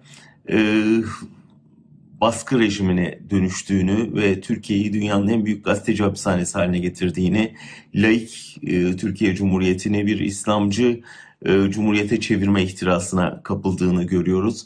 Ve ne yazık ki aslında İslam dünyasında laik bir rejimin inşasındaki neredeyse tek örnek olan Türkiye'de o laik rejimin ciddi tehdit altında olduğunu görüyoruz. O yüzden dünyadaki diğer özgür ve demokratik bir dünyaya inanan dostlarla, hareketlerle işbirliğine ihtiyacımız var. Yine hatırlatayım, o da global dünyanın bir başka örneğiydi. 2010'larda ortaya çıkan Arap Baharı'ndan Occupy Wall Street'e ve Türkiye'de Gezi hareketine uzanan bir özgürlük rüzgarı esmişti. O hareketin de ortak özellikleri örgütsüz kendiliğinden global, sivil, öndersiz ortaya çıkmış hareketler olmasıydı. Ne yazık ki örgütsüzdü ama çok ciddi bir özgürlük rüzgarı estirmişti dünyada. Ben açıkçası bu otoriter, popülist rüzgarın arkasından gelecek tepkisel hareketin biraz oradaki sivil toplum gücüne yaslanan, bunun daha örgütlü bir modelini öne çıkaran, demokratik, laik, tamamen özgürlüklere dayalı, kadın erkek eşitliğini, genderlar arası eşitliğe inanan bir yeni dünya için global bir hareketin yerküremizi nihayet donatacağını ve bu dayanışma, bu hareketler arası dayanışma sayesinde hepimizin soluk alabileceği özgür, yeni, mutlu bir dünyanın inşa edilebileceğine inanıyorum. Bu konferansın bu amaç için bir araya gelmiş insanların fikirlerini paylaşabileceği, buna öncülük edebileceği bir başka zemin olmasını diliyorum. Bu fırsatı verdiğiniz için teşekkür ediyorum. Özgür bir Türkiye, özgür bir dünya özlemiyle sözlerime son veriyorum. Bütün konuşmacıları ve bizleri dinleyenleri saygıyla, sevgiyle selamlıyorum.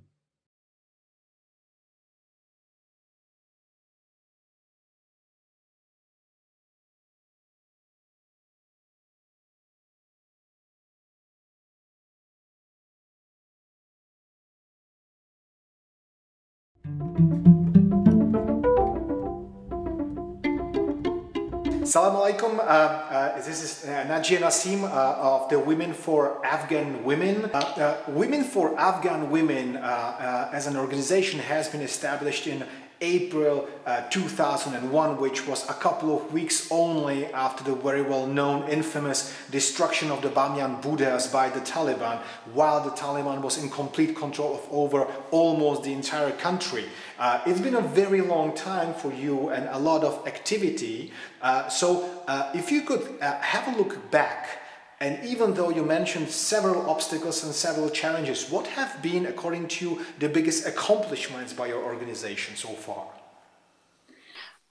So since 2001, first of all, WA is the largest women's rights organization in Afghanistan. We do have an office in New York City as well that provides services for Afghan Americans and Muslim Americans, and also other clients or women who need our services. And those services cover women economic projects like ESL classes, driving classes, citizenship classes, focusing on youth leadership, providing classes for them, and also working within the community and being a strong advocate for women's rights there. And of course, coalition building. If I particularly talk about Afghanistan since 2001, the overthrow of Taliban in Afghanistan, and legally, Afghan Women Organization started in Afghanistan like as in 2003, and it was registered in 2007. So during this, I would say 18, 19 years, we have provided services to millions of women and children around the country, establishing women protection center or shelter, which weren't in Afghanistan, and still there are challenges to convince or change the mentality of the community from a negative perspective to a positive perspective through shelters or women protection centers. That's not easy. But we have been able not only to provide our direct services, a comprehensive services for women who are victims of domestic violence, including legal services, mediation services, psychosocial services, health services, and educational, academic education. I would mention economic empowerment in terms of literacy classes or vocational training. So it's a kind of comprehensive services for these women. And we have built that trust between our organization and also the community. Like long before, if somebody a woman ended up in a shelter or woman protection center, then it was quite hard for that woman to be reintegrated in the society. Even the family of that woman did not accept her only because she ended up being in the shelter. According to community, shelter weren't a good place. Still, there are some people, but there has been quite a lot of progress. I would say even our organization, in 1 year, we registered around 2,000 to 3,000 cases in all our family guidance center. And it's not only that we register, we provide our services and they're reintegrated. So this is a big achievement that we are a strong partner with government, a strong partner with the local community, like the elders that they were opposite of women protection centers. Now they refer the clients from the community that we have to provide those services. So this is a great achievement. In terms of that, through WA is the only organization that provides services for the children of incarcerated mothers. In Afghanistan, if a woman ends up being in the prison, there is no, the condition of the female prisons in Afghanistan, even for the prisoners themselves, is not quite satisfactory. So what if the children of different ages, 7 years old, 5 years old, 10 years old, or even 12 or 15 years old, without committing any crime, they end up being in the prison? So we are the only organization that we provide services. We took these children out of the prison. We provide them accommodation, academic, health services, psychosocial services. So a comprehensive package for these children. So this is also a great achievement, I would say. Rather than these children being in the prison, we provide them those services.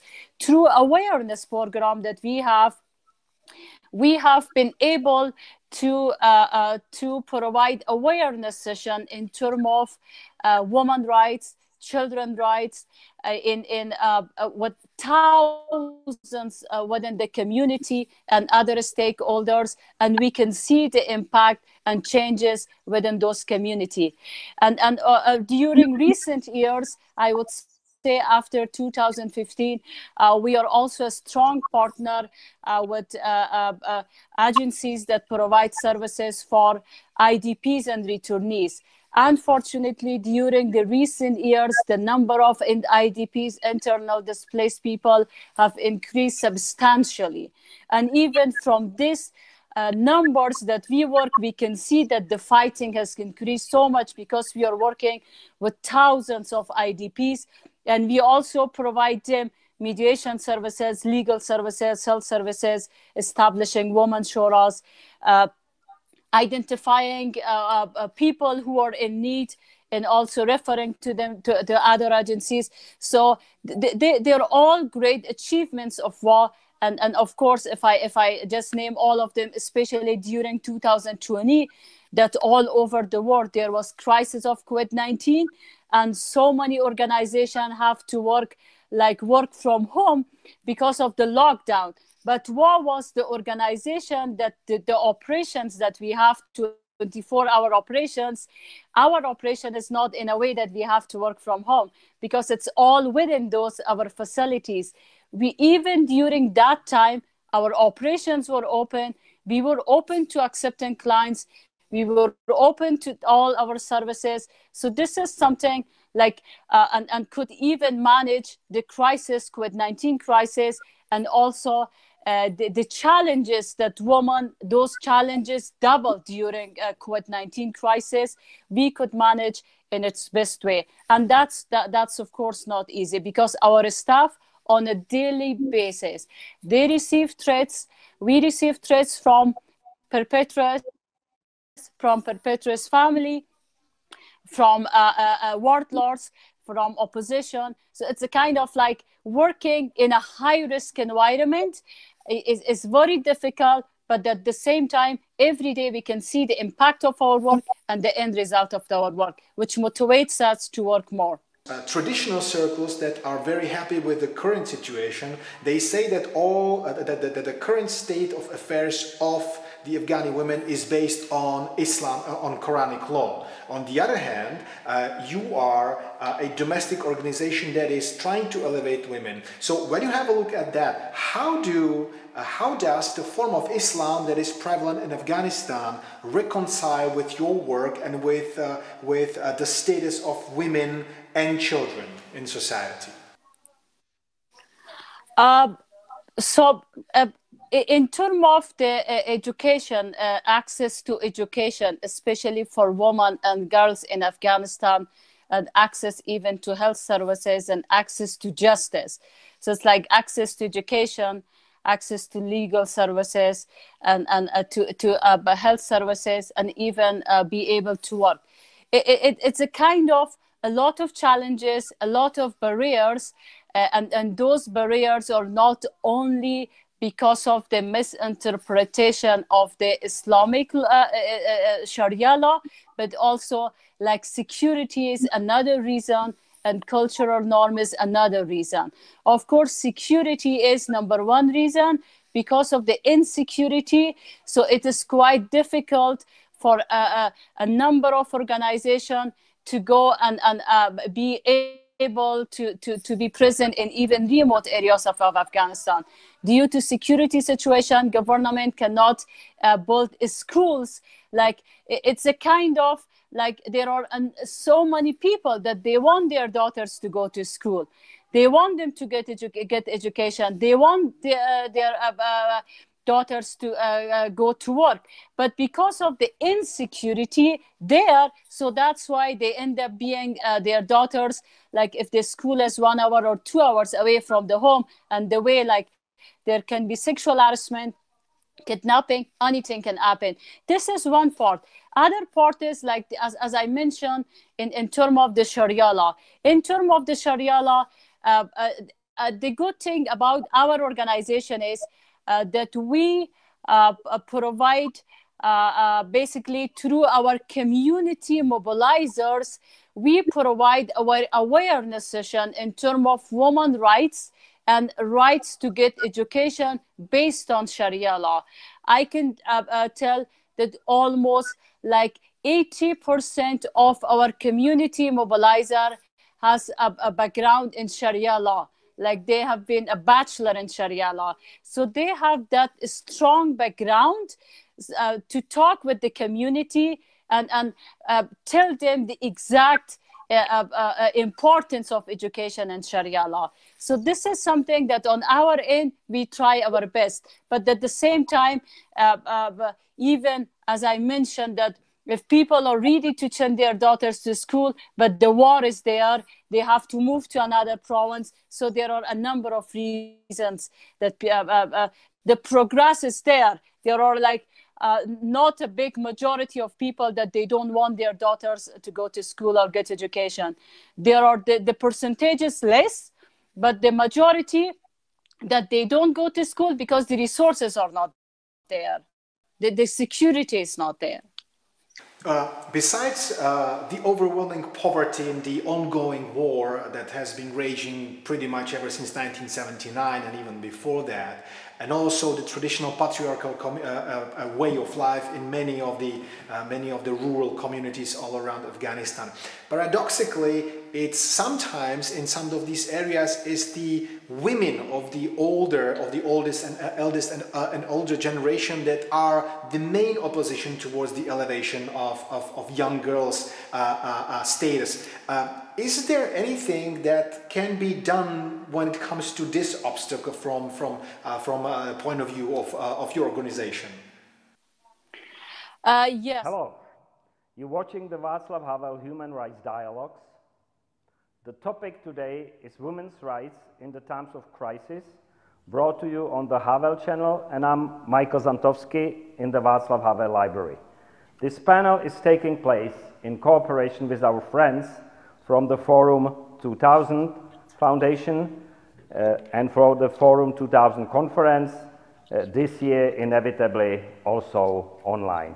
The work of the Václav Havel Library can continue in these difficult times thanks to the support of our sponsors, the Bakala Philanthropy, the sponsors of the Havel Channel, the Komarek Family Foundation, and the sponsors of the Václav Havel Human Rights Dialogues, the Sekera Foundation.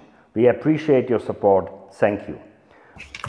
I am much awed and not a little humbled to be hosting this panel today on the women's rights in the times of crisis by three formidable women. The former US Secretary of State, Madeleine Albright, the presidential candidate and the leader of the Belarusian opposition, Sviatlana Tsikhanouskaya, and the brilliant Polish sociologist and journalist, Karolina Wigura. Hello and thank you for joining me. Really great to be with you. Thank you, Madeleine. Thank you, Sviatlana. And thank you, Karolina. Now, let's start with the topic. The fog of pandemics is obscuring developments on the ground in large parts of the globe at the moment. The world is much smaller. We don't really know what is happening everywhere. We are thus running the double risk of ignoring progress and achievements in some countries and being blind to new violations of human rights in others. The two opening questions for all of you then. How are women's rights faring at this time of the crisis in your country and in the world at large? And is there a specific role for women in this battle to save our way of life? And if so, what it is? Madeleine? Well, I'm very glad to be a part of this discussion because the role of women is always important, but I think especially important now. I do think that something that should be noted is the countries that are run by women at the moment are those that are dealing with the virus. New Zealand and Taiwan and Germany and the northern countries. And I really do think it is because we have the capability of governing and caring about what happens to the people. I do think that the issue of women's rights in the United States is always out there. And there have been women's marches. There are women that have been elected to office.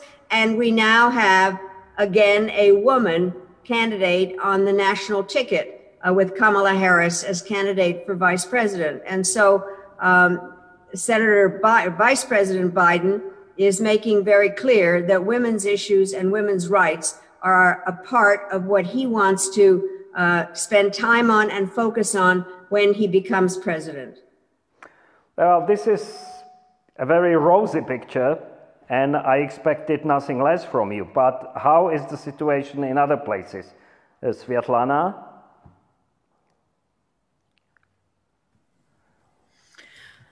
Oh, at the moment I look at women, I have to look at women only from the point of view of the situation in my country. And as you know, in this political crisis that in Belarus now, Belarusian women showed themselves as unique people, because we have never played huge role in politics and in country at all. But now at the moment we see that our fights, our protests, our demonstrations have women face, because our women now, they are beside our men or even in front of them. They just have necessity to stand instead of our men, because our men are brutally beaten in our country, and women later were not touched by riot police. But at this real moment, women's rights are under threat in Belarus the same way as everyone else's, because women started to be beaten by police in the same extent as men and everyone else. So for Belarusian riot police, men are absolutely equal to women from this point of view. But I'm sure that in the future, in free and safe Belarus, women will have a much bigger role for country than it was before. Thank you. Thank you, Sviatlana. This is, a very peculiar kind of equality of being beaten. It's a sad aspect of the situation in your country. And how are women faring in Poland and Karolina? I'm afraid... Oh, I'm sorry, I was muted once again. Right. You're on now. Thank you very much, Michał, and thank you, Madeleine and Sviatlana. It's really, I'm really delighted to be here. Well, you asked about the pandemic, but I do believe that the pandemic is a catalyst at most. So if it changes anything, it only makes things that were already present before more visible. That's all. That's it as for what the pandemic actually changes. But speaking from the point of view of an illiberal democracy, which Poland currently is, I would like to speak about two phenomena. First phenomena I would call a rising moral panic. The illiberals, both in Poland but also in Hungary, have been trying to play on women's rights issues, like, for example, the abortion rights, for quite some time now. Many feminists and people who do care for women's rights ask whether, for example, in Poland, we will be witnessing a total abortion ban. But my argument is that it is those cultural wars are not led in order to provide a ban. They are actually led in order to cause more moral panic, and within the feminist movement and within the female politicians, exhaustion and also radicalization, because many women, when they see this spectacle of diminishing women's rights, they at the very beginning they protest, and then they slightly go more and more exhausted, and only the more radical stay with defending women's rights. And this is extremely important, because this allows illiberals to show with finger and say, see, the women's rights are only defended by radicals. So this is one phenomenon. The second phenomenon is what I would call hijacking feminism. Namely, when the Law and Justice came to power in 2015, they came up with a female prime minister, Ms. Beata Szydło. So everybody said, okay, so those illiberal populists, they are actually also, they have these feminist ideals. But in fact, feminism here is used only in a very instrumental way. So I do believe that those two phenomena are something which is not only Polish, it is also global. So you can see very important behaviors, very important, very similar behaviors and strategies used by Viktor Orban or Donald Trump as an example. And I do believe that we have to be aware of this, and it needs developing new strategies of opposing illiberal populism. And I do believe that women, exactly with those competencies about which Madeleine said, she spoke about caring, and I would say also empathy. Those competencies are crucial in the world as fast changing as the world that we are living in today. Well, thank you very much. I'm glad that you've brought the level of the debate down a little from the political level to the human level, and I would like to focus on this now. It's, I think, a general feature of the pandemics that the vulnerable groups, the people who are isolated, live alone, are the ones most threatened by the virus and its consequences. In the Czech Republic, self-supporting mothers are identified as one of the most threatened groups in terms of the impact of the pandemics. Has it specifically impacted the situation in your country as well, in your countries as well? This is for all three of you. Michael, if I could, you thought I was too optimistic. Let me just say that Carolina's assessment of things is very important. And it's important in the United States because we are, and there are any number of reasons that this election is important, has to do with the issue of the family planning and the kinds of things that are going to happen probably with the Supreme Court. And so it is very much a subject of discussion. But to your current question is, I do think that we know that in many ways the virus and the situation around it has impacted women the most because they are the chief caregiver in their home. They also, many of them have jobs which under normal circumstances would take them away from their home and their children to school. And at the moment, they have to do everything all at once. And so they are very much victims in many ways as being the last group of people that are really cared about enough. And therefore, it is very important, as we've seen some of the marches and some of the discussions politically, that in fact it is a time to recognize the fact that women are bearing the brunt of many aspects of the virus. Mm-hmm. Well, let's go back to the achievements. You've already mentioned, Madeleine, the high posts that women are occupying in a number of countries. Nearby, for the first time in history, we have a woman in the top post in Slovakia. Women politicians rule much of the north of Europe, and a woman chairs the European Commission, and a woman leads the struggle against dictatorship in Belarus. So can we say that the glass ceiling in politics has finally been broken?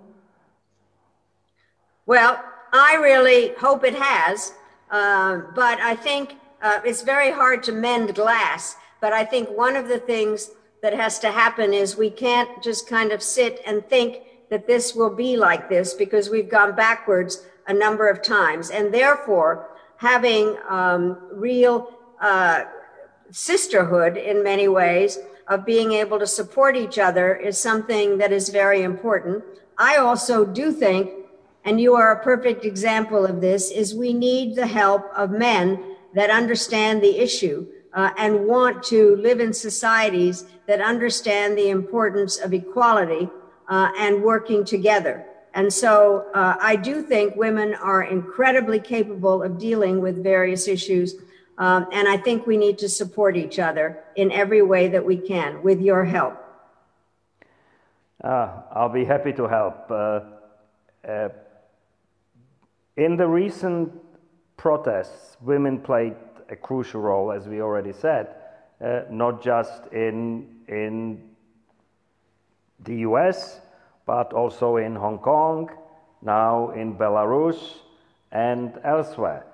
You, Sviatlana, are currently heading the political opposition in the country, and you're facing an authoritarian ruler who's not known for his understanding of feminist views. Is your gender a help in this confrontation? Is it to your advantage, or does it work against you? Oh, you know, it's a rather difficult question, because at the beginning of this election campaign, I think that the fact that I'm a female played, you know, like a strange role for our country, because I wasn't accepted as a strong opposition partner for this regime. And they allowed me to participate in this election campaign because they were sure that nobody in our country will go after women. And our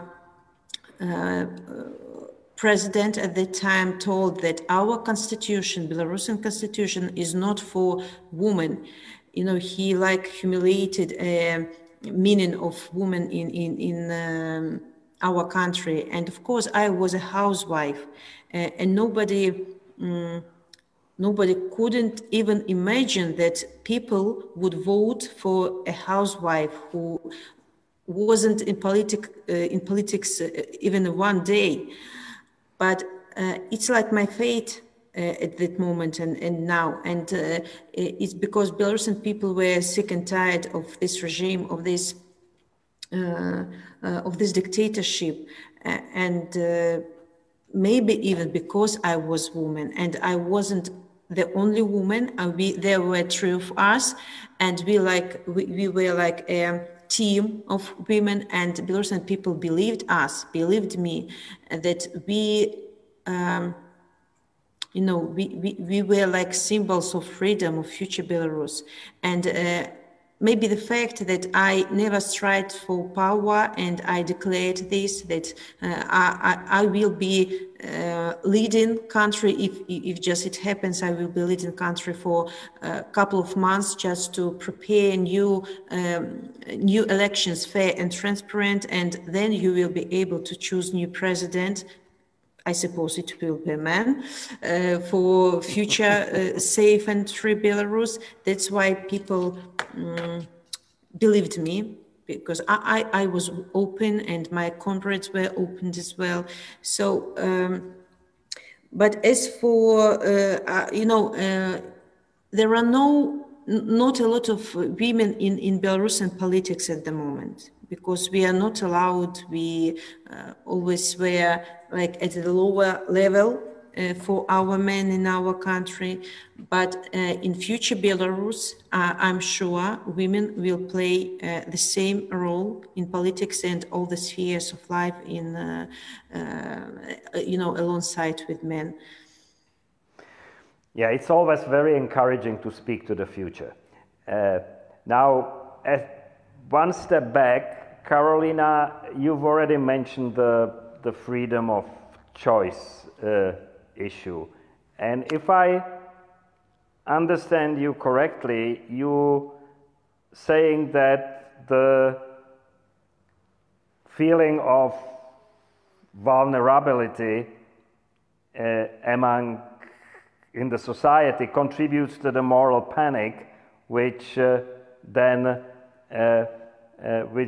goes against liberal freedoms like freedom of choice. Is that the correct description of the situation, and how can we overcome it? I would like to answer your question, but first I will refer to what Sviatlana said. We both come from Central and Eastern Europe, so Lenin had made a mark on our biographies and also on our region. And when I was listening to you, Sviatlana, I thought that when you mentioned that Lukashenko tried to humiliate you because you were a housewife, I thought about Lenin and his famous statement that in the future politics will be led by a female cook. Well, history proved Lenin wrong for many, many reasons, but at least in one respect, he perhaps was right, namely that political talent and political leadership does not have to come together with being a professional politician. And I do believe that there are some competencies that are more important than being from the beginning a professional politician. And having said that, I would like to stress that feminism is a philosophy, a way of thinking that has been developed for decades and actually for centuries now. But having all this theoretic thinking, we are in a time which makes us needing role models. And I do believe that Madeleine and Sviatlana are exactly the kind of role models we actually need today. But coming back to your question, Michał, What I wanted to describe is a kind of vicious circle that feminist politicians are being pulled into in my country. And I do believe that it's not only in my country, I do believe this has a very global aspect when you talk about illiberal populism.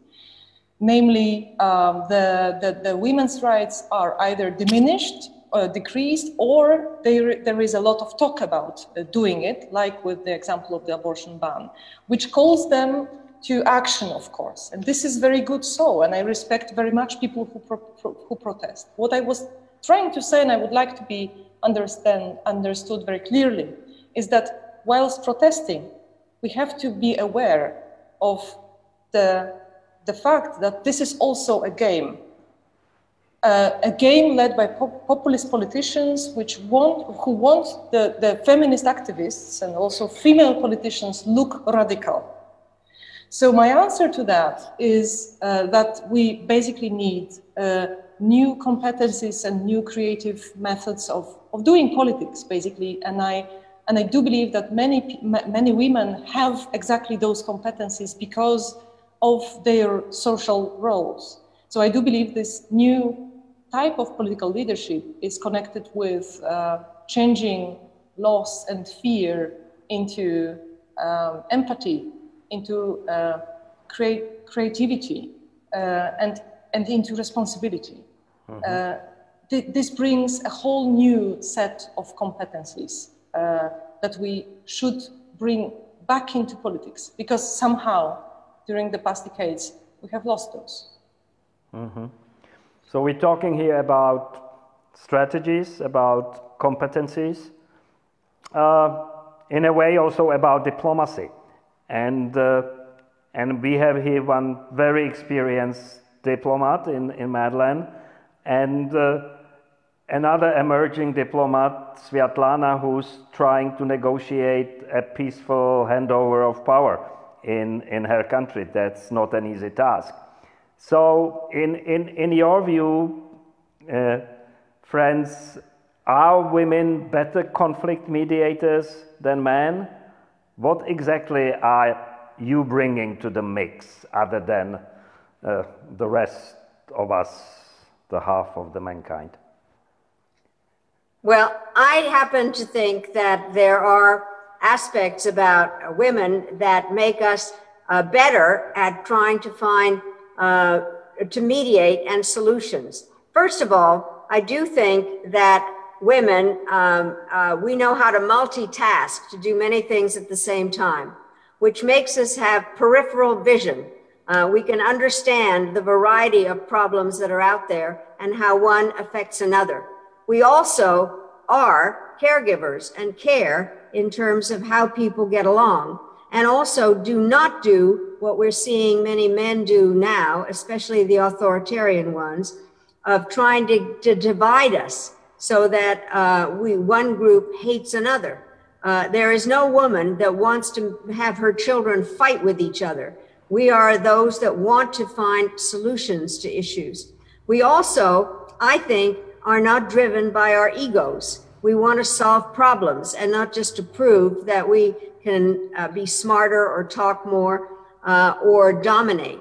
And then I also think the following thing, which is just a practical aspect. In every country, women are at least half, if not more, of the population.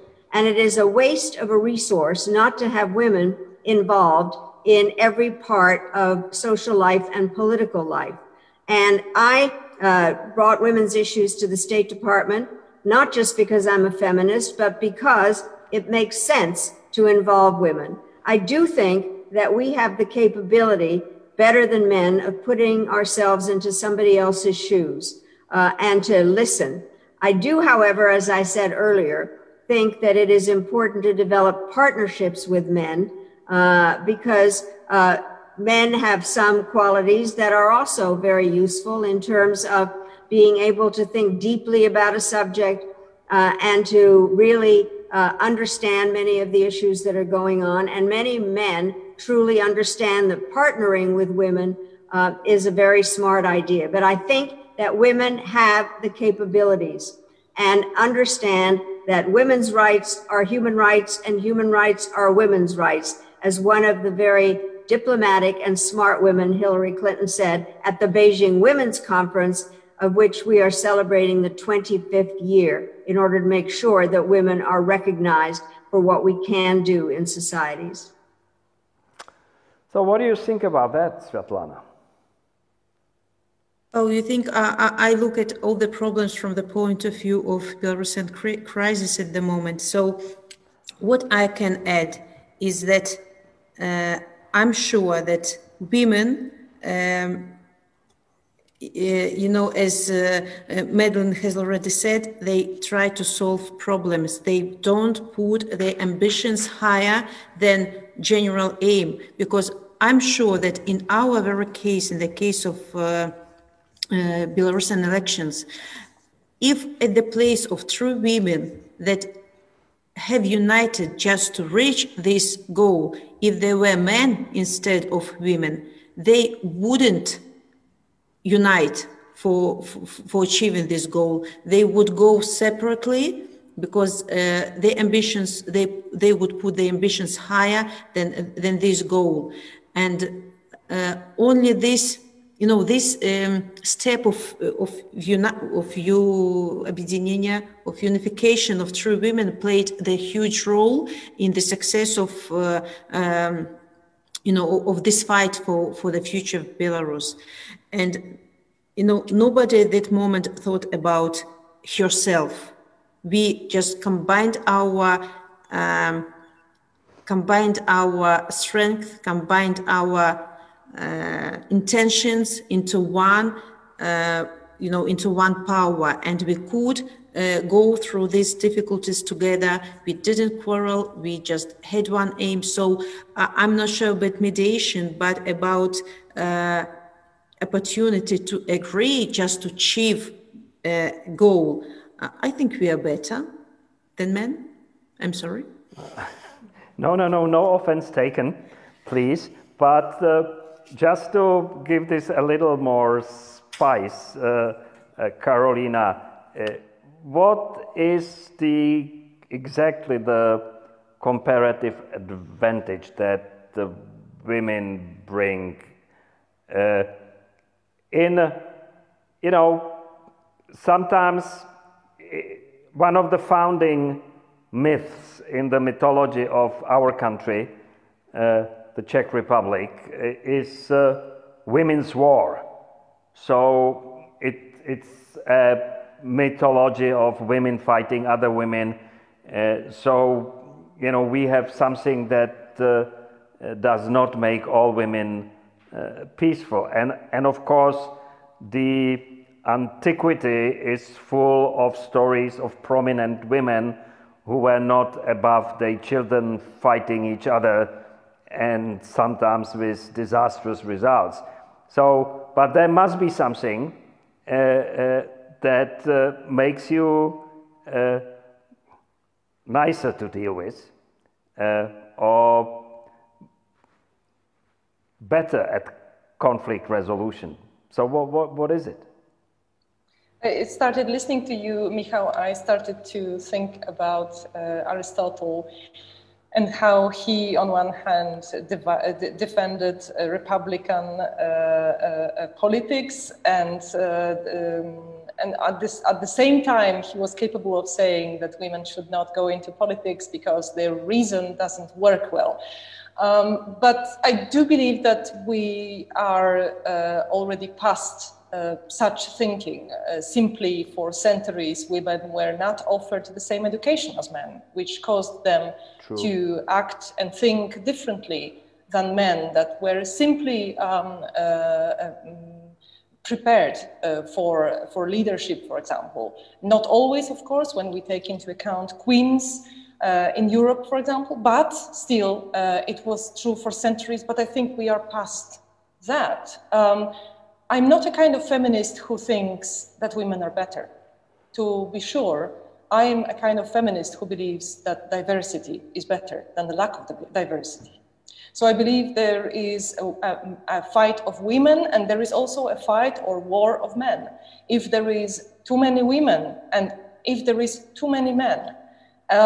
What I believe is better for politics, and actually what is better for political community and for democracy, is simply that we do make a lot of stress, that we put a lot of stress on the fact that the governments, all the bodies that are taking care of leadership are simply diverse. And it is very important to understand that when this becomes instrumental, so for example, when Donald Trump is saying that he to the Supreme Court will propose a woman, he doesn't know who this is going to be, but it will be a woman. And then he comes up with Amy Coney Barrett. Then I believe this is very instrumental and very similar to what has happened in my country with Ms. Szydło. But when we do think about diversity really honestly, then it really contributes to better politics. And I just wanted to make one more remark, namely, when Madeleine told us we should reach out to men, then I'm very much agreeing, and I would just like to add something more. Women should reach out to men, but progressive women, liberal women, should also reach out to conservative women. In my country, those are the Catholics, people who believe in a more traditional way the society should be structured. But in every country, this conservatism means something slightly else. And I do believe that female politics is stronger when it is also diverse. Yeah. Well, hooray to that. You know, I liberals, conservatives, women, men, you know, to keep communicating is at the bottom of it all. I mean, once we cease communicating, then I'm afraid we're in a bad shape. And I want to come back to this issue of diversity with Madeleine. The title of your recent book refers to your saying that there is a special place in hell for women who do not help support other women. But in your journey to the highest diplomatic post in your country, it would seem that equally often it was men who served as your mentors and guides and supporters. So do men also need to support women and vice versa? Well, definitely. But before I answer that, I would prefer to remember, having been born in Prague, a different part of Czech history, and that is that the constitution of the new Czechoslovakia in 1918 was modeled on the American Constitution with one major difference. It had equal rights for women in 1918. And so I do think that's better than the war of the witch wars or whatever you were talking about. So we'd like to remember various parts of our background. But I do think that what is important is the diversity. And by the way, Carolina, I also do agree that we need to talk with people of different views. That is the whole purpose of democracy and being able to exchange views. But I also think the following thing is that it was not, when my name came up to be Secretary of State, there were people who said, well, a woman couldn't be Secretary of State because Arab countries would not deal with a woman. The Arab ambassadors at the UN got together and said we had no problem talking to Ambassador Albright. We wouldn't have any problem dealing with a Secretary Albright. And so I think that there's always a time that somebody has to break the mold and start. But I do think that men need to support women and women need to have partnerships with men that in fact pursue liberal democratic traditions and try to get the kind of working across lines where we might disagree with people. I found very difficult, and the reason that I made my statement is that in many ways we are very hard on each other and don't think that it is useful to, quote, support other women. But I think that the point here is we need to help each other. We need to recognize the traits that men and women have and working together. And I do think that and we've now, all of us mentioned this, the importance of having societies where men and women can work together in order to make the societies better for everybody. But it's not simple. And by the way, I would not vote for a woman that I totally disagreed with, but I do think it's important to understand that we need to respect each other and try to find out what the differences are. And remember that equal rights are the essence of a democracy. Yeah, well, you've both now mentioned the more traditional attitudes that exist in parts of the societies in Poland, in the United States. Would I be much wrong in thinking, Sviatlana, that these attitudes are even more prevalent in your part of Europe and in Russia and in other countries of the region, and that you have a fight ahead to change this?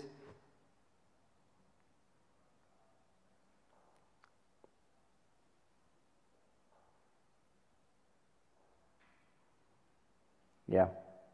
Thank you.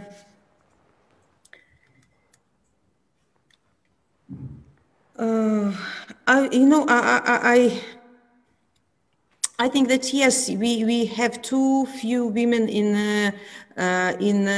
politics of Belarus, in politics in Belarus at the moment.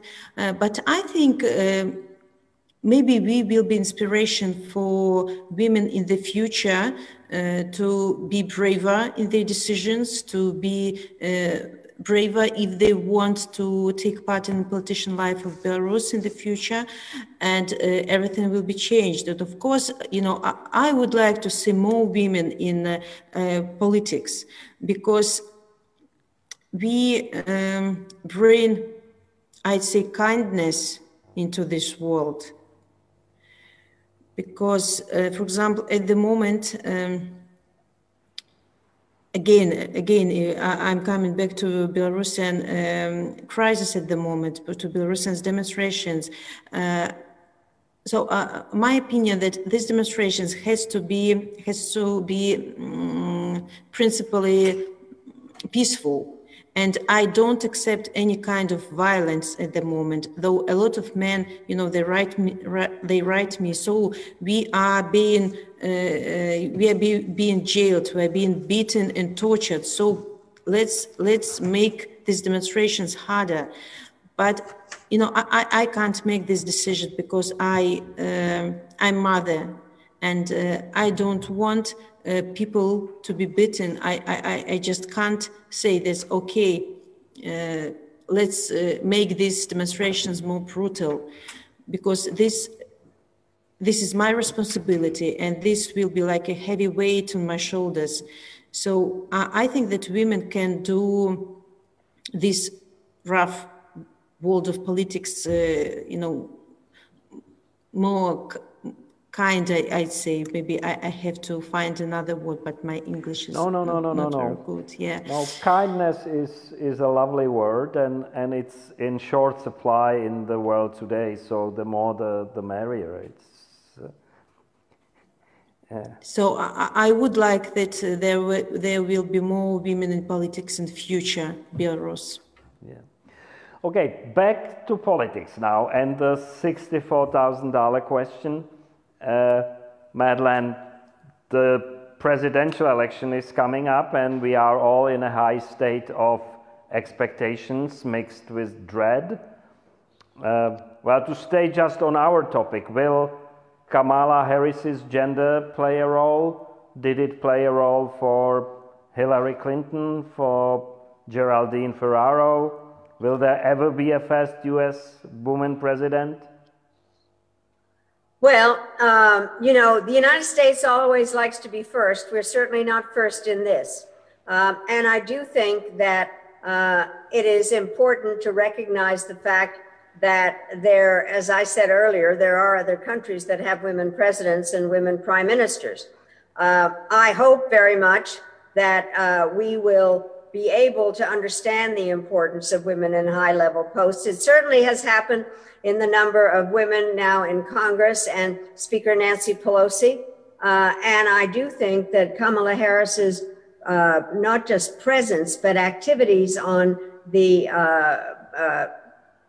federal level here and her capabilities are going to be noticed and are very important already. Plus, Vice President Biden has made clear that he will have many women in the cabinet. And so it is a matter of constantly putting the issue forward. But this is a very important election for any number of reasons. And I think that my sense is that the America that we're seeing now is not the America that most people want, and that there will be more activities by women, and that Kamala Harris's presence makes a big difference, and that women generally that are on the ballot in a number of different places are being regarded very strongly, and that the movement is moving forward. But, and I always say this, nobody can take anything for granted, which is why one of the things that are happening in the United States now in these 3 weeks is everybody is saying to each other and to everybody, we have to vote. We have to see that this is the most important election of our lifetimes. Thanks. We're coming to a close. We have time for 3 short questions and 3 short answers for the questions that came to us on the Facebook. For Sviatlana, are there any Belarusian organized feminist groups, and what can we do to help the Belarusian women? Oh, at the moment, you know, it's like a self-organized women group that are like women in red, white dresses. They are face of our demonstrations at the moment, and they did everything by themselves. And of course, we all need help at the moment, and Belarusian women as well, because they have to leave their children at home while they are on the streets. So if any countries can find a way to help them with some kind of support, so we will be, and these women will be really grateful for this. Thank you. Carolina, who are the most important Polish feminists today? And it's not a loaded question. It's a very difficult question, I believe, because it is not about 1 or 2 or even 10 persons. It's more about the consciousness that is being built. I have been asking myself over and over again a question, why is it that most enthusiastic towards democracy are those people who live in undemocratic countries, like, for example, Belarus or Hong Kong today, or in the past, which marked my biography also very strongly, Maidan and Kiev. And what can we do in order to preserve this enthusiasm, to preserve the enthusiasm once a country is already a democratic one? And I also have been thinking about kindness that was mentioned by Sviatlana, and I thought about the beautiful book by Milan Kundera, The Unbearable Lightness of Being, when there is this figure of a protest, women helping each other during the protest, and then a couple of months or years later, they cross each other in the street and they are not kind anymore because they have left the hope is not there anymore, so they're not kind anymore. It's a very moving reflection. And I do believe that what we need today is wise female and male leaders that can preserve the kindness. Now, answering your question, Michał, finally, I do believe that the people who are actually caring the most for female politics in Poland are not necessarily in the parliament. Some of them are, of course, but I would like to point at those people, for example, young lawyers who are preserving and fighting for our rule of law in Brussels. Those are extremely talented women very often, and I do believe that those are exactly the persons who are fighting for better political community for the future here in this country. Thank you, Karolina. And last to Madeleine, who is your favorite for the first woman American president? I'm not going to answer that question, but I really do think that Kamala is going to be fantastic, but there are a lot of women that are capable of carrying on that role. And I do think that the time has come for the United States to understand what some other countries have, is that women can lead their countries. Thank you. Well, that's all we had time for, but I think we really didn't waste any time. Thank you so much, Madeleine Albright, Sviatlana Tsikhanouskaya, and Karolina Wygura. This is Michael Żantowski on Havel channel from the Václav Havel Library in Prague. Thank you.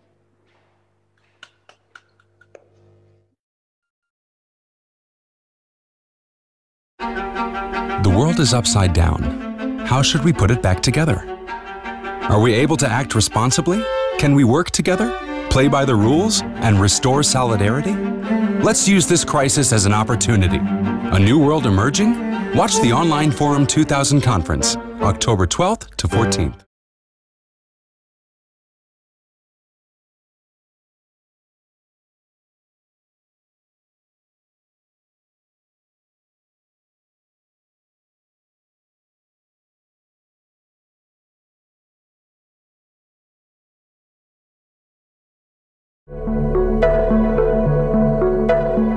Václav Havel, Jeffrey Sachs, and Elie Wiesel founded Forum 2000 for a purpose. We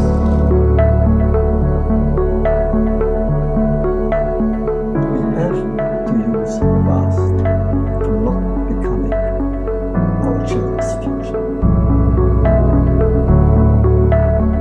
Thank you very much.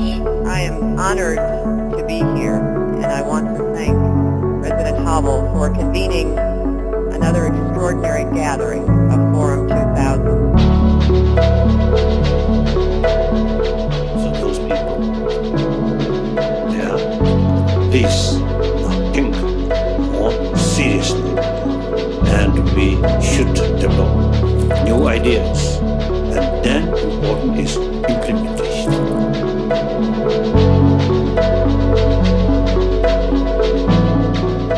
Dámy a pánové, vážení přítomní, já vás co nejsrdečněji vítám na konferenci Forum 2000.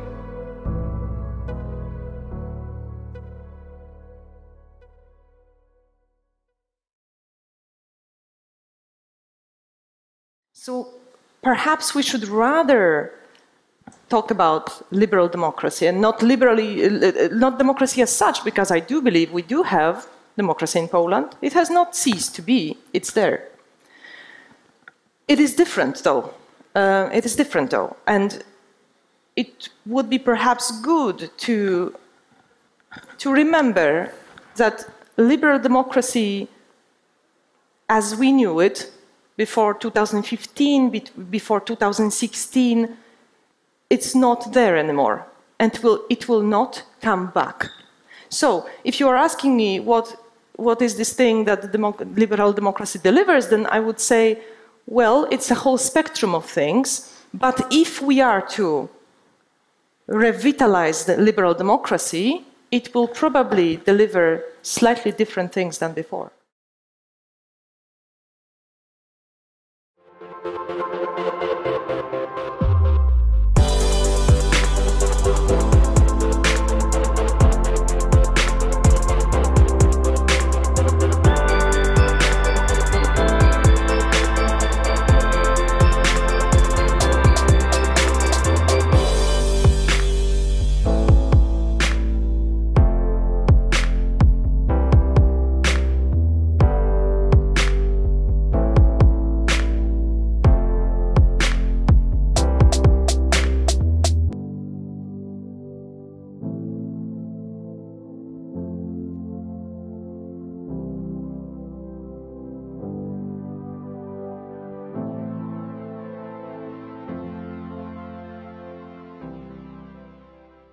Dear friends, welcome to another Forum 2000 on Mindset.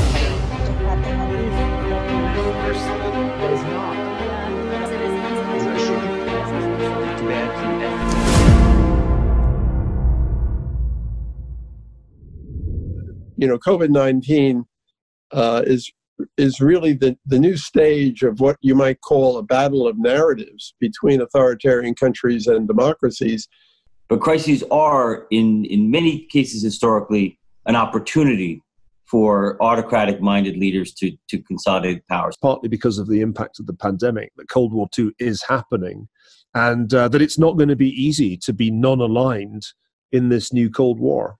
The pandemic is not good news for civic activism, for civil society around the world. An increasing social inequality after the financial crisis, potentially even more now after the corona crisis. And I think the democratic world have never really experienced such a challenge in the last 2 decades.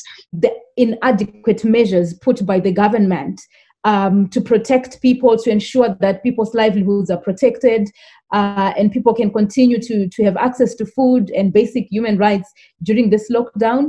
By closing the borders, you confirm to the nativist that A, the problem comes from abroad, and B, you can stop that by closing the borders. You know, there are a lot of challenges that are out in front of the private sector because of the COVID environment, and some opportunities, to be honest. In some senses, we're seeing the emergence of new kinds of civic initiatives, trying to help out on the health emergency.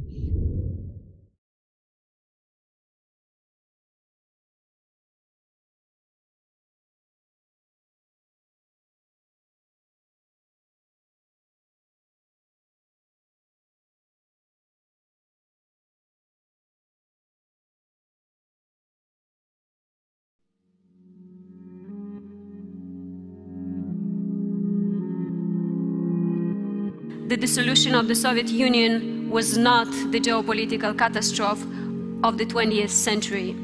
That was a great aspiration for us, and at the same time, it was a great fears for the dictators. We are the role model as a Central Europe, despite all the problems. Europe and EU is living the best time in our history.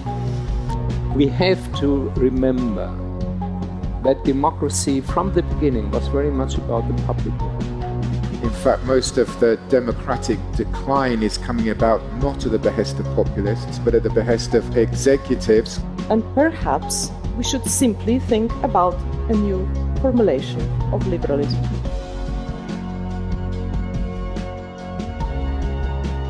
In the absence of geopolitical stability, you're not really going to have progress in smaller countries. Basically, we are living in a state of certain confusion with regard what is the future of the world for the next 20 to 50 years. China, with the newly found economic power, rapidly built up its military forces. And more importantly, subtly, with the economic power, they corrupt the democratic way of life in the West. We're seeing a rise of a new empire. This is becoming a new economic, political empire, right? And there is a more global sort of question, what happens to the existing powers? However, on the value aspect, I think it's every country's own responsibility to make a choice, which position they would like to take. Now, the West should decide to be with the will of people or to be with the dictators. We believed in it when in prison we heard about solidarity from official Soviet Pravda. That was like the best proof that we are right, that people will not live under this dictatorship all their life. We only have you as the international community to stand with us. And just like the speaker who spoke last night said, without international solidarity, we will perish. We depend on borders. We elect people within districts. We're border-based. Borders matter, but I believe in relations and friendships between these countries. Despite the horrendous atrocities the Uyghur people are facing today, we are confronted with a muted world. We need your help and support.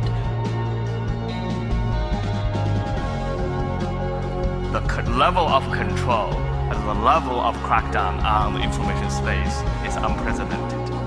Through the use of emerging technologies, we can create a stable authoritarian system that can be exported, that can promise prosperity, that can promise stability, but without freedom. If we want good things with technology, we're going to have to make that work, because technology does not solve social, cultural, political problems. That's our job. The appropriate response to our present multifaceted crisis is the development and establishment of a culture of solidarity. A była taka: nie możesz podnieść ciężaru, to doproś paru, abyś go podniósł. Lifestyle matters, individual responsibility matters. But finally, individual responsibility is not a sufficient answer to the challenge we are facing. Climate change, as I'm trying to see it, is in a way a challenge of humanity. It's a challenge of our morals. It's a challenge which is asking us to do things because they are right, not because we have immediate outcome from them.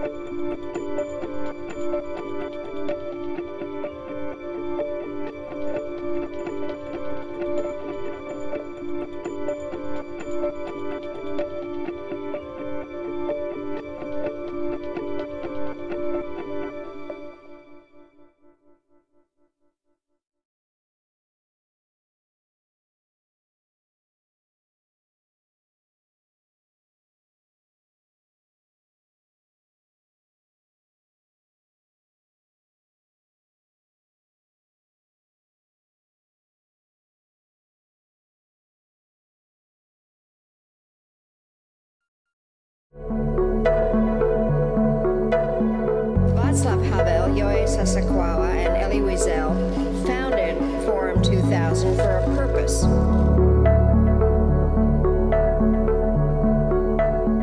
We have to use the past to not becoming our children's future. Thank you very much. I am honored to be here, and I want to thank President Havel for convening another extraordinary gathering of Forum 2000. So those people, their peace, our kingdom, more seriously should develop new ideas, and then important is implementation.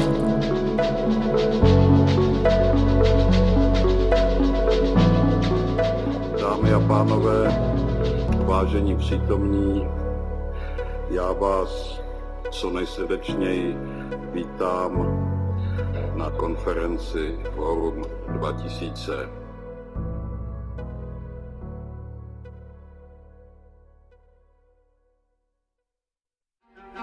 The world is upside down. How should we put it back together? Are we able to act responsibly? Can we work together, play by the rules, and restore solidarity? Let's use this crisis as an opportunity. A new world emerging? Watch the online Forum 2000 conference, October 12th to 14th.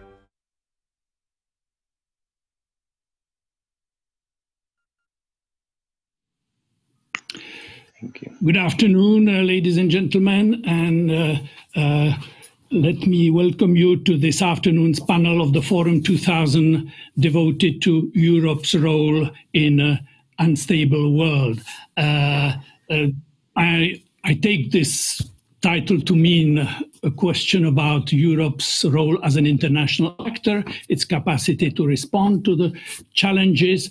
And this, of course, has been a very old question about the capacity of the largest trading bloc to be more than a dwarf on the international political scene. So this is a very old question, but the setting is new.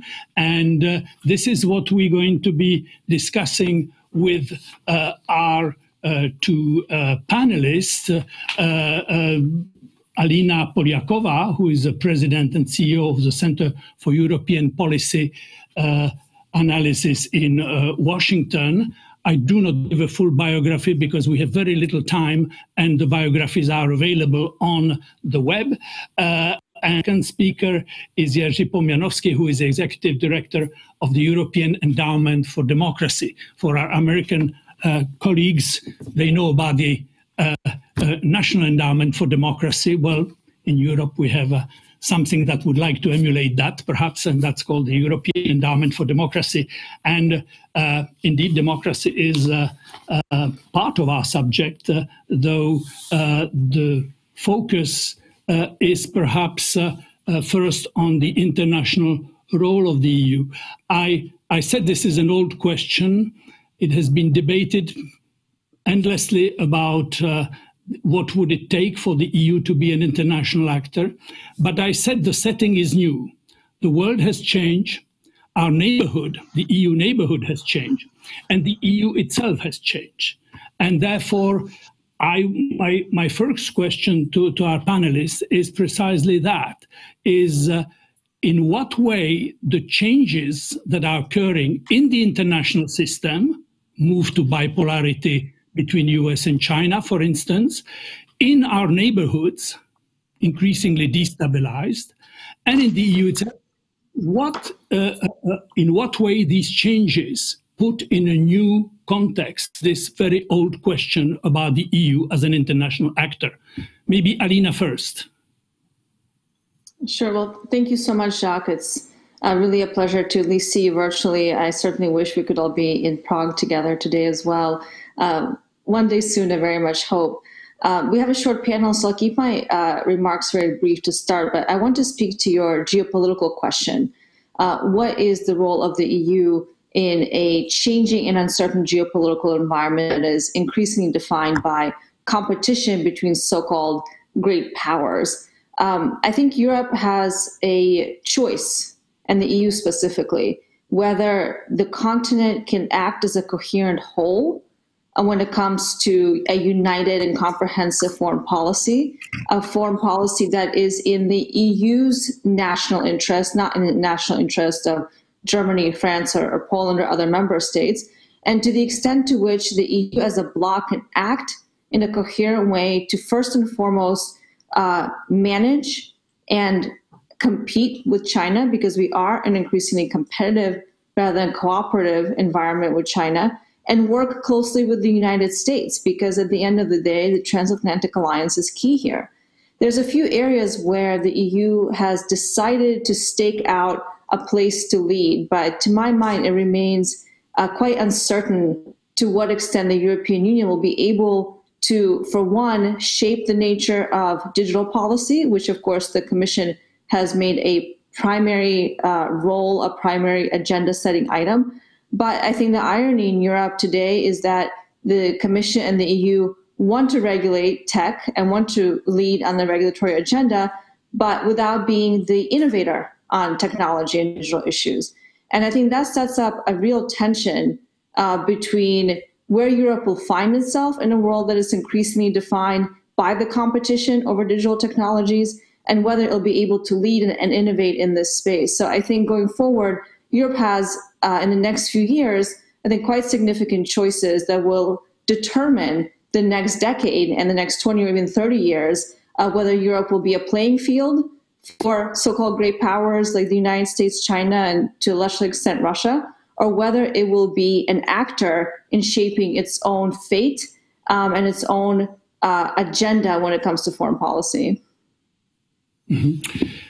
Thank you. Thank you very much for that. I will refrain from any comments at this stage, but you mentioned the transatlantic relationship, and clearly that is a new dimension. It used to be taken for granted until, well, I was going to say until the last election in the United States, but I think the problems go further back. But it certainly shouldn't be taken or cannot be taken for granted any longer the way it used to be. And that is clearly a factor that we may return to in the discussion. But first, about the challenges we are facing, Jerzy Pomianowski. Thank you, Jacques. Thank you, Alina. It is a pleasure to be with you on the same panel and to address this quite complex question. First, let us say openly, Europe represents many national interests, and those interests are not necessarily aligned and not necessarily fully coherent. So it is, if we look from the pure point of view of national interest, both security interest, both economic interest, as well as other type of interests. Yet there is something specific that makes Europe as a concept, as a space for living, attractive. It's not just economic wealth, which is important, but it is also a system in which we are living, which is not just a democracy, but also a way how democracy is defined, developing, and how democracy is actually implemented. And here we have a main answer to the question how the future may look like. And I would say, in a very brief way and in simplifying the message of this discussion, saying that all aspects are important: the security strength, the military strength of Europe, the economic strength, the innovative or innovation aspect, research. All this is important and will decide about the role of Europe in the future world. But the one thing definitely will decide and determine it. It is whether we are able to stick to the values that are founding values of European Union and founding values of this space in which we are living. This is a result of reflection after the Second World War. When we have conflicting interests, sooner or later, they may lead to conflict. First, to the conflict of interest, and then eventually to the war. And that is what we learn from the history. And the only way to prevent this kind of scenario is to stick to the values that says we manage conflicts differently and we organize our society around different set of values. Here is the answer. As long as in Europe we are able to stick to those values and be very, very persistent on it, and we be in a solidarity and at the same time in a understanding that we have to give up something to protect those values from our egoistic interests. If we are not able, then the concept of Europe will fall apart, and the Europe itself will not be able to stand up the global competition in every sense, politically, militarily, economically. Mm-hmm. Well, so we have at least two important dimensions of our question about Europe as an international actor. One is the global competition, the digital competition that Alina referred to. And then we have, and that very much refers to economic capacity, economic competition, regulation. But the dimension that Jerzy Pomianowski has just mentioned, values, and that entails, of course, commitment to democracy, rule of law, and such things. And many people, especially in the foreign policy analyst community, like to oppose the two. You know, you either promote your interests, your realist. This is a realist school. You have to you build up a capacity. You promote your interest, and those who think that you cannot, in the long run, promote your interest unless you promote your value. How do we keep the balance between the two? Europe is the largest trading bloc, so it has a certain capacity to have its interests heard on the international scene in that realm. But when we talk about values, and by that we suppose refer to as well to democracy and rule of law, human rights, such things, we discovered that the capacity to act is very limited. And my question to Jerzy first would be, how can Europe promote such values in a world where we see the emergence of authoritarian powers? The international system has changed. Look at China, Russia, Turkey. In the EU neighborhood, the two main challengers, Turkey and Russia, are both authoritarian. So not easy to promote democracy in our neighborhood with such powerful and authoritarian neighbors. And related to that, well, how do we promote democratic values if we sometimes are not observing them within the EU itself? So that may be a subsidiary question. Jerzy, what's your take on this? No, Jacques, you are perfectly right. This is not a subsidiary question, it's a main question, because this is exactly where the weakness of the construct is coming to picture.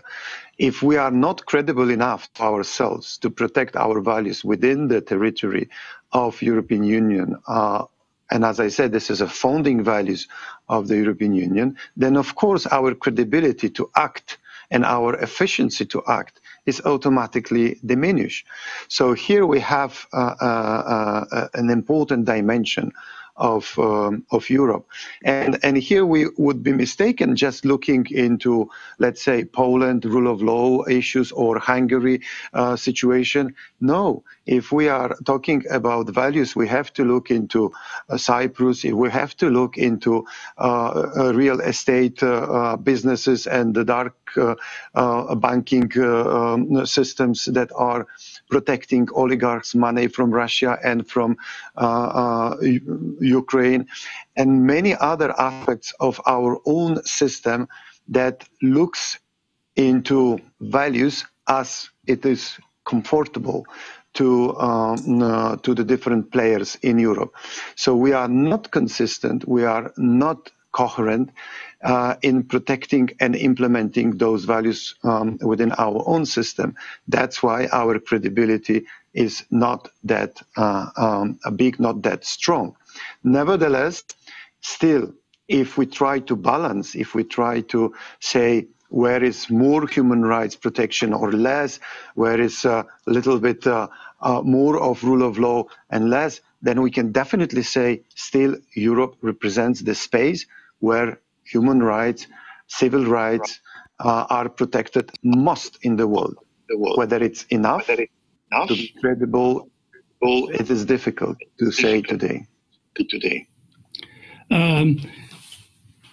my own inclination would be to follow along this path and take the case of Belarus, for instance. We are confronted on our doorstep with the question of basically a regime that has blatantly trampled upon elementary democratic practice. The EU would like to act, but has very limited means to do so. And as we have discovered when measures were to be taken, it can be divided on this. And you have countries, you mentioned Cyprus a minute ago. Well, Cyprus was among those who said we should not take any sanctions vis-à-vis Belarus unless we do something about the role of Turkey in the Mediterranean. And this is basically one of the problems of the EU. It has East and South, and it's not a choice between East or South. It has to do both. And how does it combine the two? I don't know what is your view, how you build a political consensus where the hierarchy of priorities can be different. If you look at the situation from, let's say, Southern Europe, or if you are looking at it from the Baltic countries or Poland. Jerzy, what would be your... Just a quick reaction. My grandmother, who survived war in Warsaw, used to say, when you don't know what to do, when you are losing your own compass, then simply stick to the values, because this you will never regret. So here is the answer. They are always competing priorities. But do what you have to do according to the core values. React to Belarus is equally important as giving signals to Turkey to reduce aggressive behavior. And of course, there are conflicting interests or different priorities within EU member states. But that's exactly what I'm complaining about. They should understand, without building solidarity, there is no efficient EU. Yeah. Well, this has been always a difficulty when you have conflicting priorities, or let's say different hierarchy of priorities in the EU. There are those who think, we should build political dialogue and we will come to a compromise. And the danger there is you look for lowest common denominator. Or there are those who believe in institutional recipes. You introduce qualified majority voting for foreign policy issues, and that way you make it easier, so to speak, to create at least some degree of consensus. I don't know whether Alina wants to say something about that. What would it take for the EU to get its act together in matters of foreign and security policy? Well, that is the crux of the question I was alluding to in my opening comments, that we not only see a East-West divide in Europe for quite a long time, we see divisions across issues emerging between North and South, and what you could call sort of the core Europe bloc, France and Germany, and at one point the UK. We haven't talked about Brexit yet. But of course, that's a key issue that is undermining the EU's ability to be a cohesive bloc. And I think going forward, what has to happen is that there needs to be a re-energizing of the notion that what holds us together in terms of values, to go back to what we were talking about earlier, is much greater than what's been driving us apart. And Belarus is a fantastic example of this. Liberal democratic values are not just appealing to those living in Europe. And Belarus has been the business of 1989. Now we see that unfinished business wants to get finished. Because why? Because the people living in a digital society want to live in an open and free system. And we have been too mired in we know what's going to happen in the future, that we know that authoritarianism is going to win. You know, if you read so many interesting local articles about the future of democracy, they're opining on the death of democracy. This is a fait accompli. But of course it's not. And of course the notion that authoritarianism will inevitably win is a false one.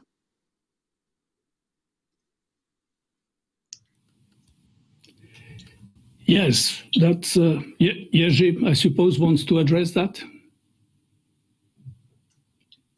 Or you agree with it? I think I've lost.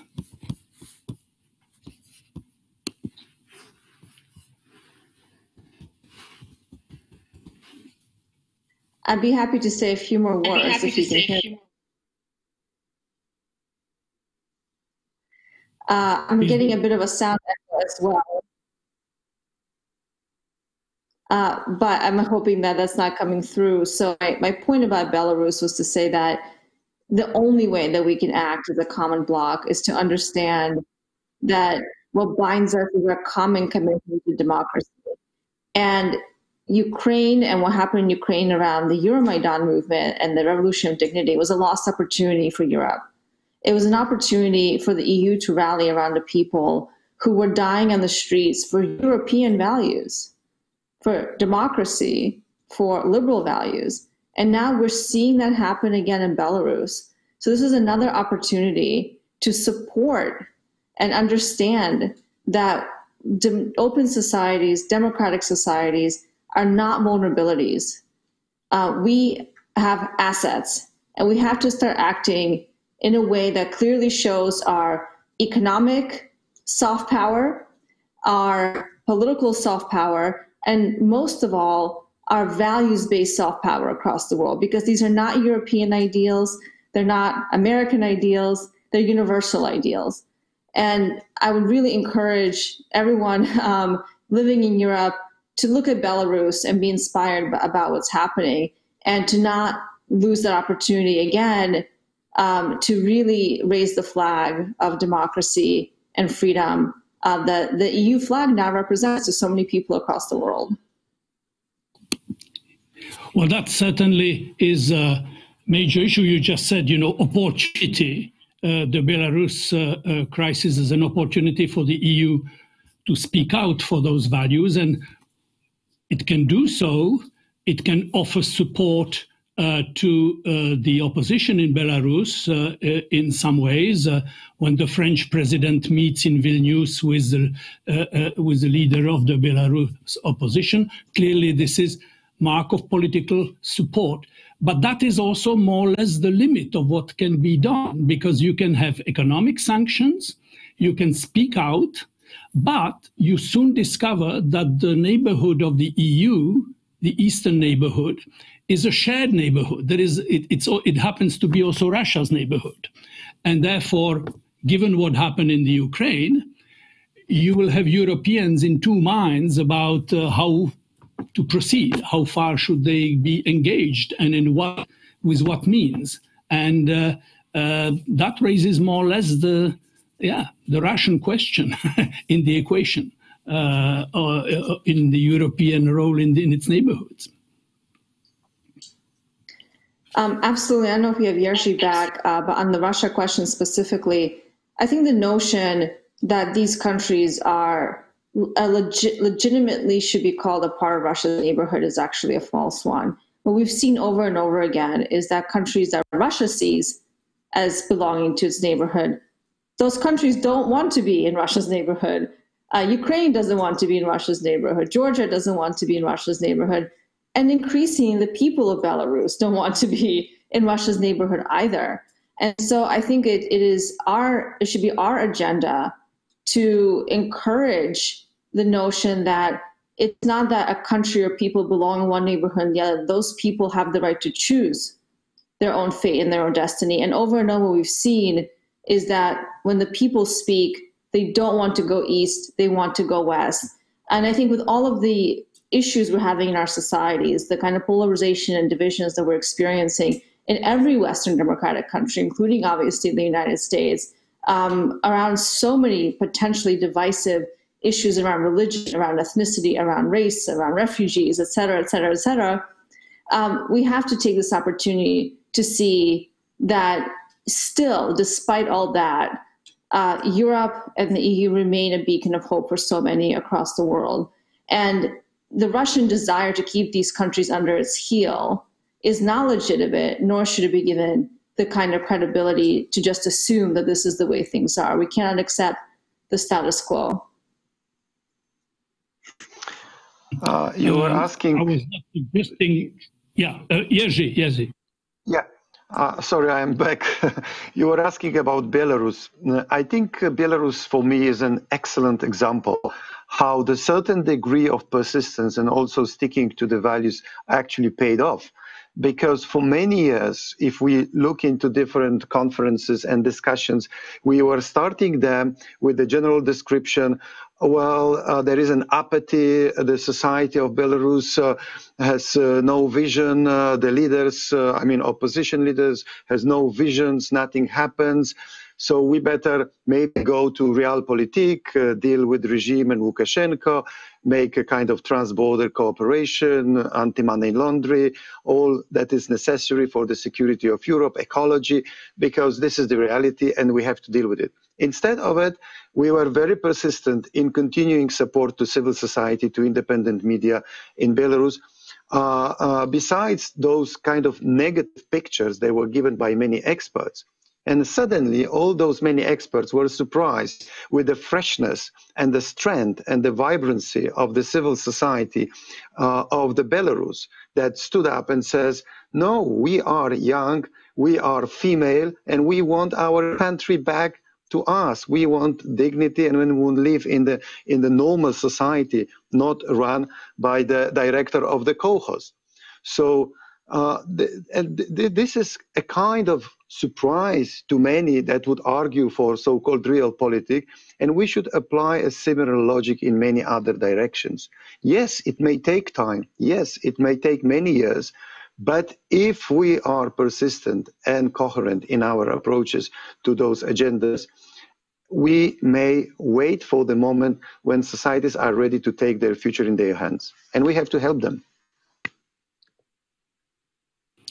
Yeah, well, we are running out of time a bit, so let me bring back this crucial question of democracy in EU's foreign policy and sometimes the discovery that it has limits in the means to promote it. It used to believe, the EU used to believe, that opening its markets, opening its borders, it used to be called mobility, and providing some loans for reforms, that these were the tools that were helping to bring democratic governments on its periphery. So this would be gradual change on its periphery.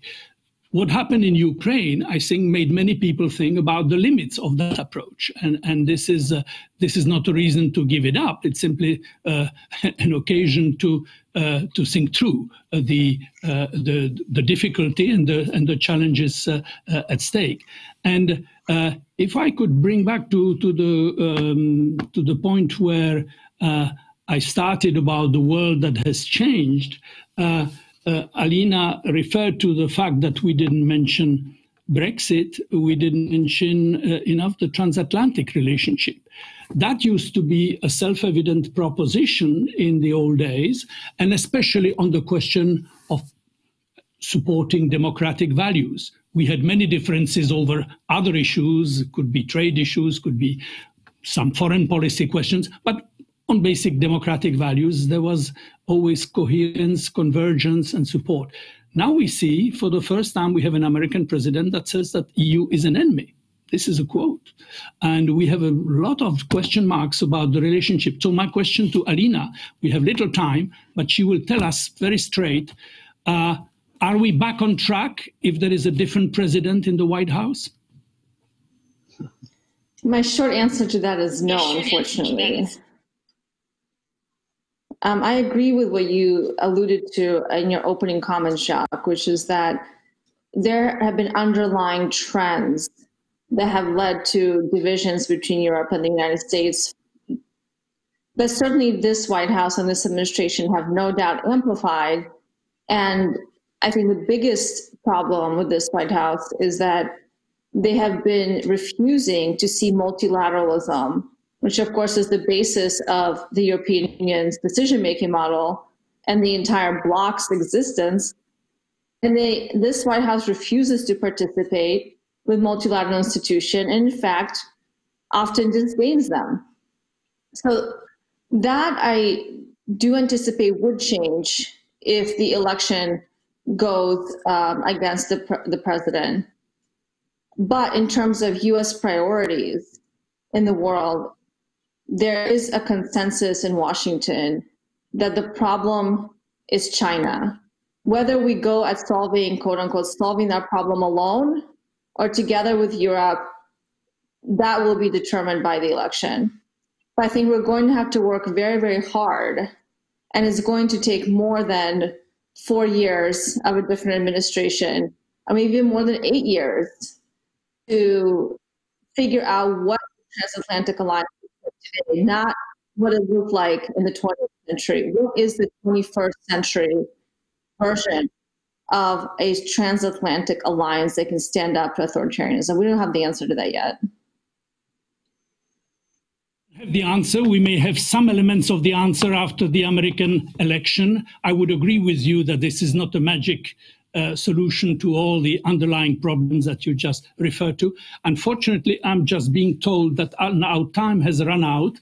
We are in the red, and the clock is, we are going over the clock, and I'm supposed to conclude. And I will not attempt a summary. I will simply say that Europe is facing new challenges in its neighborhood. It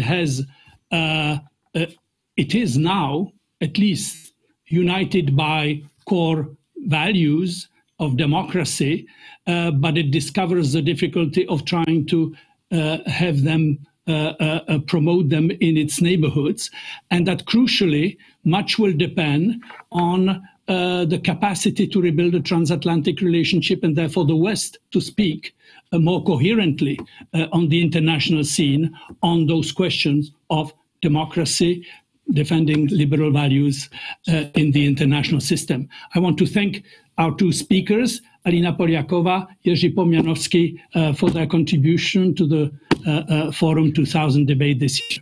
Thank you to both. Thank you very much. Thank you very much.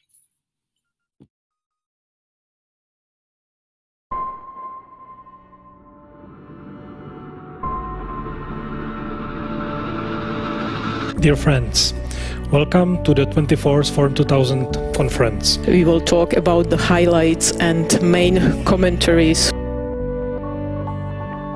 So we are once again in dark, difficult, daunting times.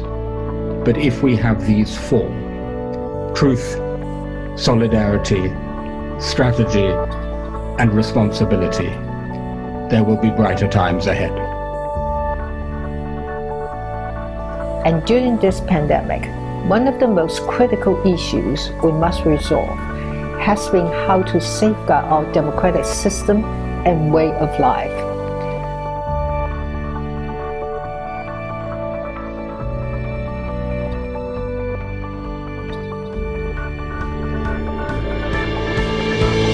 Democracy is still very much in its infancy. It has yet to reach full maturity. It's still very vulnerable. 50% or more than the Brazilian population cannot afford to stay at home. Pandemic is actually being used by certain governments as an excuse. So silence is complicit. First thing, we can begin with speaking out for human rights. China's human rights problem is not just a domestic problem, but a universal affair. Across Africa, the demand for democracy is outstripping supply. That message of politics tolerance, of empathy is what I want to take forward from this year's conference. And if you look at all in the countries, youth are energetic, they're creative, innovative, and they're ready to go for it. That is what the corona crisis did. It showed, and it still shows, if we are willing to, if we really want, we can take a crisis seriously. And I think it also gives us feeling that we will be able to cope with climate change and any other problems that come our way if we have the will to do it.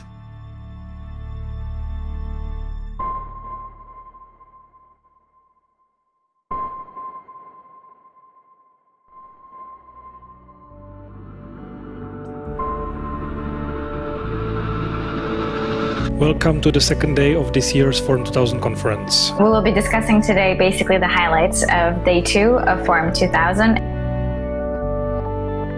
Václav Havel was undoubtedly very important for improving the reputation of Czech Republic and Prague abroad, and his name resonates still in the world.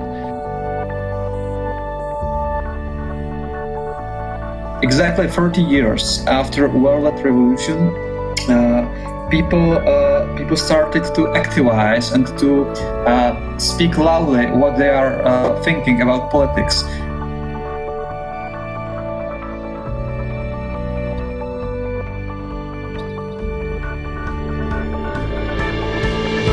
For the first time is that people were taking to the streets not only to demonstrate against the government, but they were also demonstrating against their own political/sectarian leadership, which for Lebanon is quite unprecedented. People know what they are fighting for now.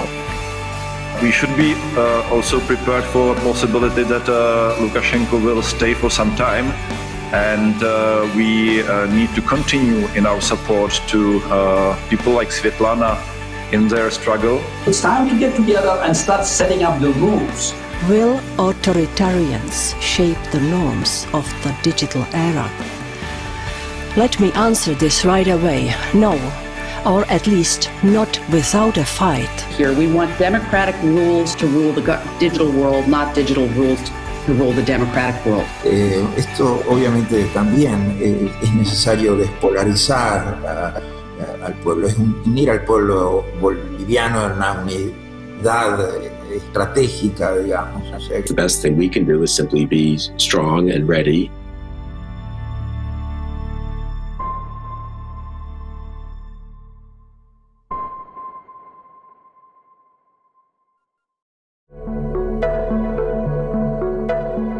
Václav Havel, Joe Sachs, and Elie Wiesel founded Forum 2000 for a purpose.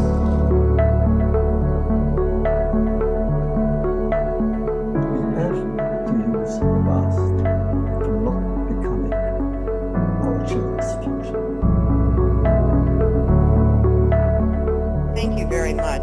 I am honored to be here, and I want to thank President Havel for convening another extraordinary gathering of Forum 2000. So those people, they are please think more seriously, and we should develop new ideas, and then important is implementation.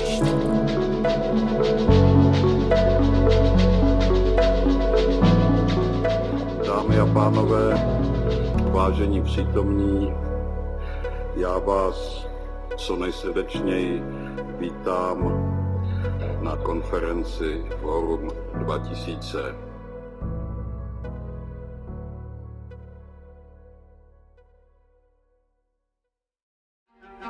The world is upside down. How should we put it back together? Are we able to act responsibly? Can we work together, play by the rules, and restore solidarity? Let's use this crisis as an opportunity. A new world emerging? Watch the online Forum 2000 conference, October 12th to 14th.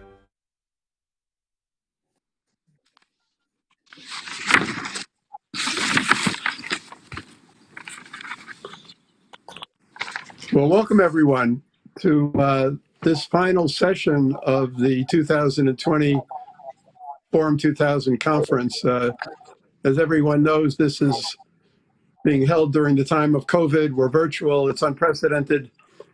But I just want to say that it's been an absolutely extraordinary conference, and you've just seen some of the highlights and all the remarkable people who have spoken at this conference. President Tsai from Taiwan, Sviatlana Tsikhanouskaya from Belarus. I want to thank Forum 2000 and Jakub Klepal and his team, Dominika and everyone else for doing this and to sort of carry on the legacy of Václav Havel. I know Václav Havel would be very, very, very proud of what you've accomplished with this and bringing so many people together. And because it's virtual, I think it even is more possible to bring people together because people don't have to travel. And it's been an extraordinary time. And thank you very, very much. We have a great concluding panel.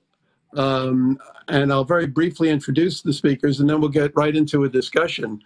We have with us here Natan Sharansky. Everybody knows Natan. He's a global figure, a former dissident and refusenik from the Soviet Union. He spent 9 years in prison. He was the first political prisoner released by Gorbachev, and then he went to Israel and he became deputy prime minister and held many other positions. And he's a great friend, and he's participated regularly in the Forum 2000 meetings.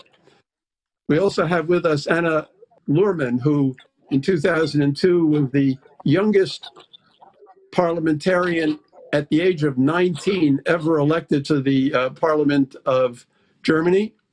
And she was the youngest parliamentarian in the world. And she has since become a researcher with VDEM in Sweden at the University of Gothenburg. But she tells me that she's going to be returning to politics, which is very, very interesting. And then also Shalini Renderia, who is the rector of the Institute for Human Resources in Vienna and a professor at the Graduate Institute of International and Development Studies in Geneva. Natan, I want to begin with you, if I may. Your very old and dear friend Yuri Orlov, who is a great figure, he just passed away. And you just wrote an article about him where you talked about how it was Yuri who took the lead in encouraging the dissidents in the Soviet Union at the time to establish the Moscow-Helsinki group and how important that was. And, you know, back then you were 11 dissidents, as Luda Alexieva once told me, 11 dissidents with a typewriter, and look what you accomplished. And what is the relevance of that today when people are so worried about whether we can accomplish anything, whether the forces are simply too overwhelming to actually accomplish anything against the authoritarian forces? What is Yuri's life and struggle? What does it tell us? Well, to understand the role of Yuri, we come back to 1975 when so-called Helsinki agreements were signed by 35 nations. And Helsinki, three baskets: one political, about recognition of the borders of the Second World War, what Soviet Union wanted very much.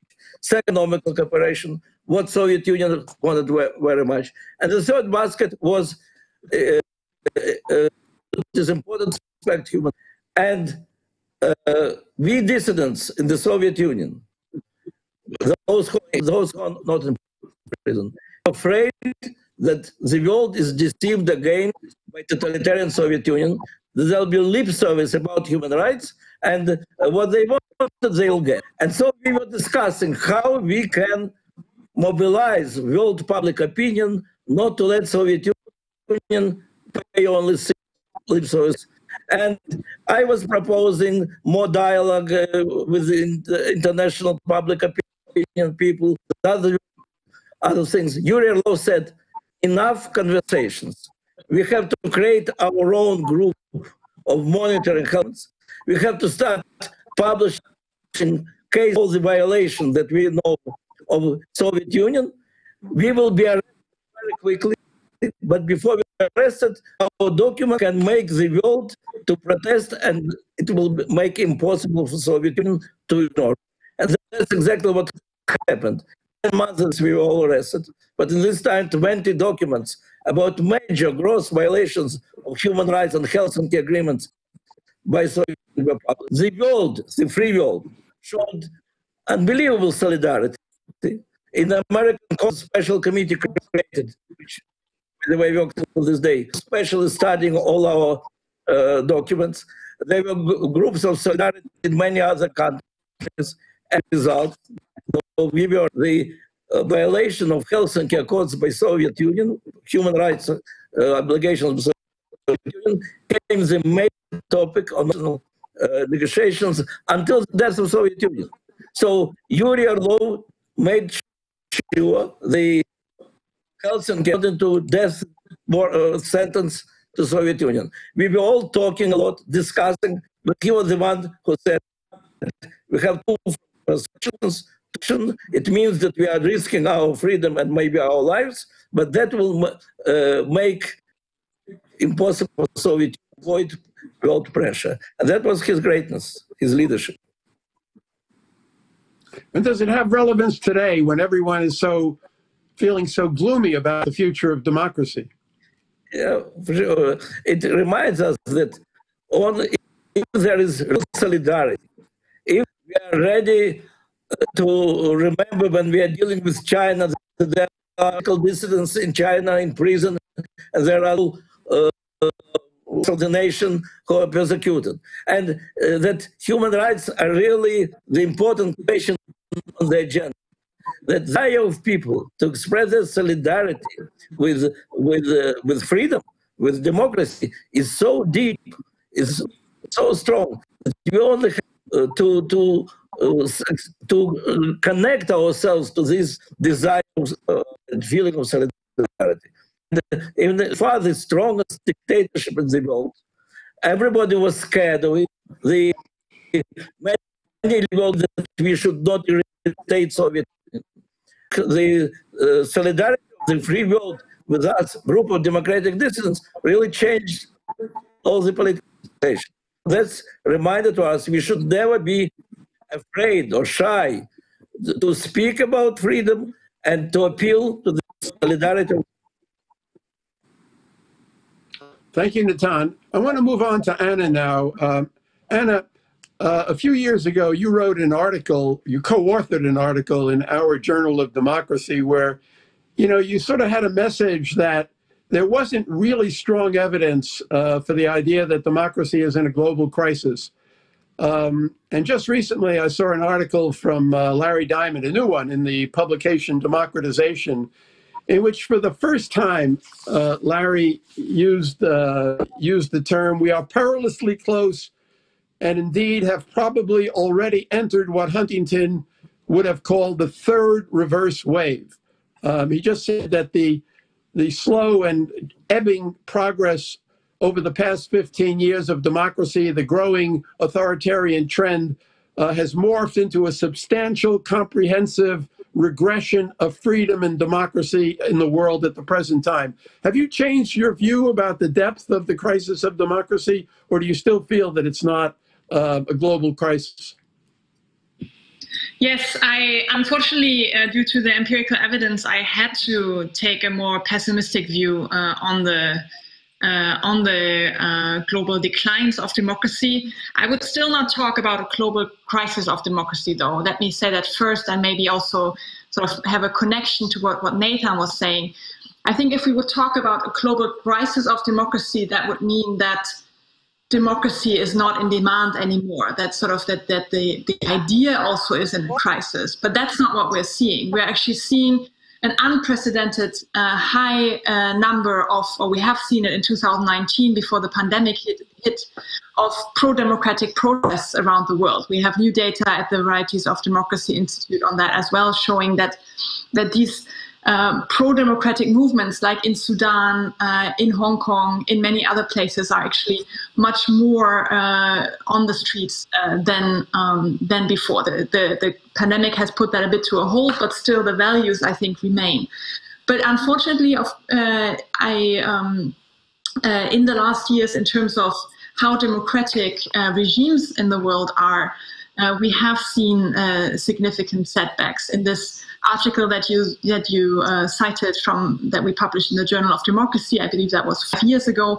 Indeed, there was still the number of countries that was democratizing was still like slightly higher than the number of countries that was what we call autocratizing, so going backwards in terms of democratic freedoms and liberal rights. But now we are seeing in 2019, we are seeing that 26 countries are going backwards and only 22 countries have improved. So we're definitely in what we would call the third wave of autocratization. So we have a recent piece out also in Democratization, this journal, where we show that indeed we are in what Huntington would have called a reverse wave, or what we call now an autocratization wave. And we can see that particularly in these gradual erosion processes across the world. Well-known cases are Hungary, Poland, Turkey, and unfortunately, I would argue also recent developments in the United States, though to a lesser extent. And how much does COVID have to do with this, in your view?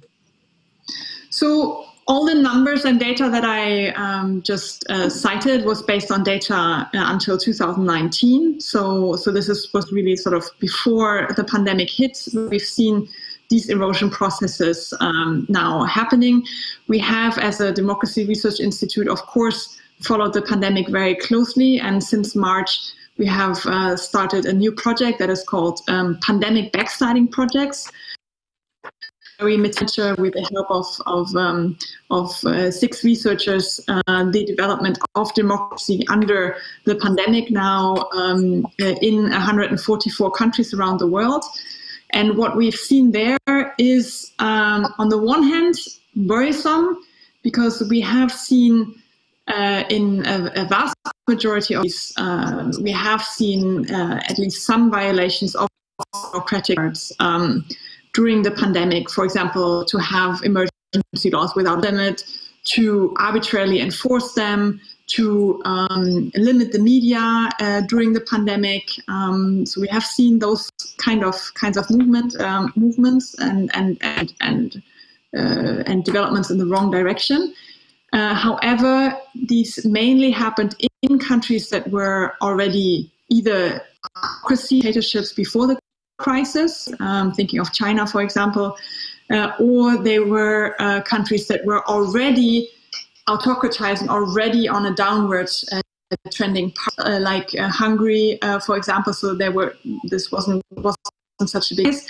However, we have some countries where clearly now the pandemic has been used as an excuse to go further down that path, particularly with also discriminatory measures. I'm thinking here of India, I'm thinking of El Salvador, where we've seen some really, really problematic measures being implemented.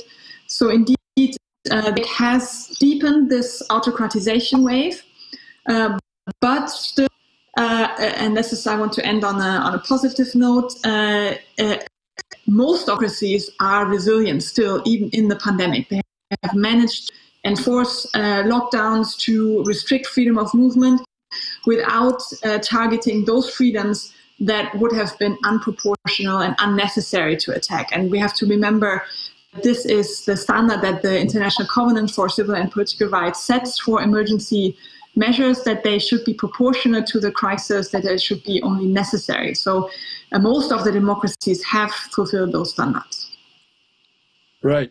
And Shalini, you've written about the way the soft authoritarian regimes are using COVID to try to strengthen their power. You wrote recently about India and the way, it appropriated billions of dollars to help the poor and the marginalized, but the poor and the marginalized got no support, and there's a lot of corruption. Do you want to talk about your idea of the way soft authoritarianism has been growing more authoritarian, and then also how COVID has affected that? Thank you. So, yes, I think first we need to say a word about soft authoritarianism as a concept at all. What I'm thinking of are all kinds of regimes which are no longer democracies, although they are formally elected leaders and governments in place. So these are not military coups, these are not military dictatorships. There are no attacks out in the street. There is no overt violence by the regime, except in some countries. For example, Turkey would be a wonderful example of the backsliding, where you have a lot of dissidents, but also journalists, lawyers, and also university professors in jail. So you have a jailing of opponents. You have no murders of opponents. You have a limited amount of violence which is being used to instill fear more than to kill your opponent. So that is, if you like, the softness, one part of it. But the other is that there is a curious use of constitutions and also of law. So this is not a rule of law, this is rule by law or rule through law. So these are countries like Hungary, but in this sense, I think the comparison with the US may also be interesting, where one tinkers with all kinds of laws about the way elections should be held, the way Supreme Court judges in Hungary are appointed, attacks on the freedom of the press, attacks on freedom of expression. These are things which are happening very slowly and gradually and eroding over the years, democratic norms, hollowing out institutions from the inside, using democratic means by formally, legitimately, democratically elected governments. So these are regimes in which you have a mixture, in a sense, of crony capitalism, a toxic masculinity. They're all led by men of a particular kind, and the use of law in order to hollow out democratic institutions, using also ethno-nationalist rhetoric. It can be white supremacist, it can be Hindu supremacy. And you have a majoritarian politics of the particular kind. What kinds of mechanisms have they used then to reduce any kind of threat to their power? So these are not necessarily ideological projects. These are very much about keeping particular strong men in power, these projects. So the one thing that they really have tried to reduce is any kind of protest and civil disobedience. And you can see that there is a reduction in many, many contexts. We have seen, as Anna said quite rightly, in Hong Kong, also currently in Belarus, and in the US, Black Lives Matter, which has resonated worldwide. So it's not just a national issue for the US. So some of these movements for equality, social justice, anti-discrimination have had a worldwide resonance. But to go back to one point that Natan made, which I think is a very important point, there was a much larger degree of transnational solidarity across Europe and worldwide when it came to dismantling the communist regimes. I think there has been much less solidarity that we are seeing these days, for example, in the case of Turkey. We have left those who are in jail, languishing in jail, without much international support for them. Similarly, I think for Belarus, I don't think there is a European solidarity which is strong enough. I don't think the EU has done enough. And I think in the case of Hungary, the fact that the Central European University had to leave Budapest and move to Vienna shows that there were obviously enormous deficits in mechanisms which are needed from supranational institutions and other kind of... So there was a lot of worldwide solidarity for the CEU, for freedom of expression, for university autonomy, but not enough, I think, which the EU certainly didn't do enough to be able to... I mean, now the ECJ has given very clear judgment 3 years down the road that Lex CEU was completely illegal. But in the meanwhile, the CEU has been forced out of Hungary. So I think the democratic backsliding is something we have to take very seriously. All of this has happened much before COVID. So the kind of measures which under COVID, so I think it's important to remember that maybe COVID exasperates certain kinds of tendencies, but it is not the motor of any of these tendencies. It gives regimes which in any case were soft authoritarian much more power to curb demonstrations or to put certain kinds of authoritarian practices in place, which will then in certain countries be difficult to dislodge later. You know, COVID represents this gigantic problem. We all agree. But in some of the discussions at the panels of the Forum 2000 conference, some people were talking about it also conceivably could offer an opportunity. It certainly clarifies the mind that you can't take democracy for granted. It's causing people to sharpen their resistance. Do you want to, maybe all three of you, do you want to comment on the extent to which the crisis of COVID and the crisis of democracy more largely can challenge people to fight back and possibly increase the momentum for democracy and the solidarity that Natan is talking about? Natan, you want to say something about that, and then we'll move on to Anna and Shalimi? Well, I can say that I agree with Shalimi, first of all, that you cannot blame COVID for anti-democratic tendencies, which started earlier. But and it's true that it is used as a pretext to restrict demonstrations, to restrict some other freedoms. On the other hand, all the situation with COVID, I think, is sending parallel two messages. One is importance of my home is my fortress, importance of the family, importance of the community supporting you, on one hand. On the other hand, it is the enemy that we can defeat altogether, all together. There should be no informational walls between America and Europe and so on. So this situation, at the same time, people understand that they have to go back to their identity, to their home, to their family, and they have to look for trade with all the world. Maybe that will help us to overcome this awful polarization between universalism and nationalism, between liberalism and identity. And in fact, I see more and more people to understand that unity and particularism can go together. And in this case, maybe if we will make it special to analyze the message in this war, maybe it will be positive.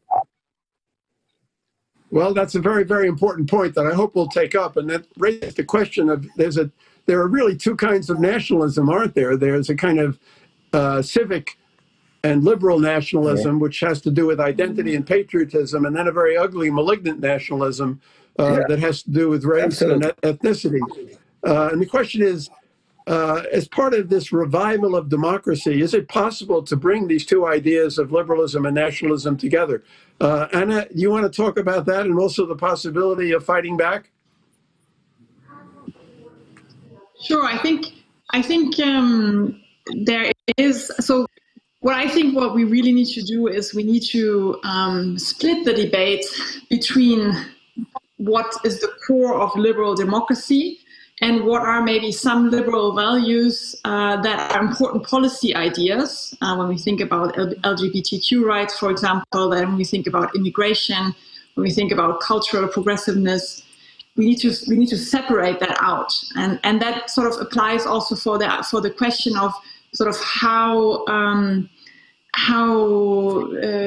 if you wish, nationalist, patriotic a policy needs to be. For me, this is a policy issue.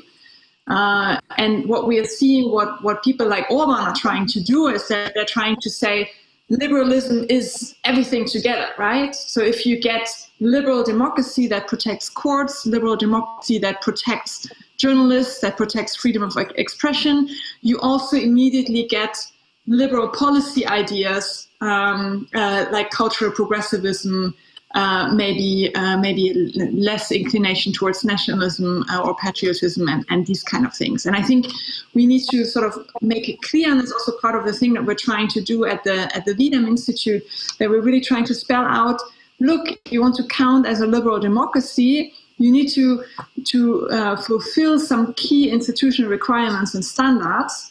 And we don't talk about policy here at all, right? And I think this is like something, the civility, this is something we need to come back to in order to stop this wave of polarization, that we really say, okay, democracy means we agree on a set of norms, on a set of rules, on a playing ground that we're playing together, but we also agree to disagree about these policy issues. And I think that is sort of key. Shalimi, I mean, when we think about fighting back, strengthening democracy, reversing the momentum, I mean, you've written a lot about how citizens can play a greater role in requiring the state to be accountable. And really, that's what's happening in so many places around the world, including some of the, but in the most authoritarian places, it's very, very hard for citizens to organize because the repression is so harsh. But how can these movements that are in the streets, how can they have a political impact beyond just trying to create public pressure from the streets? How do they enter into the political process to really make a change in policy and in the future of government?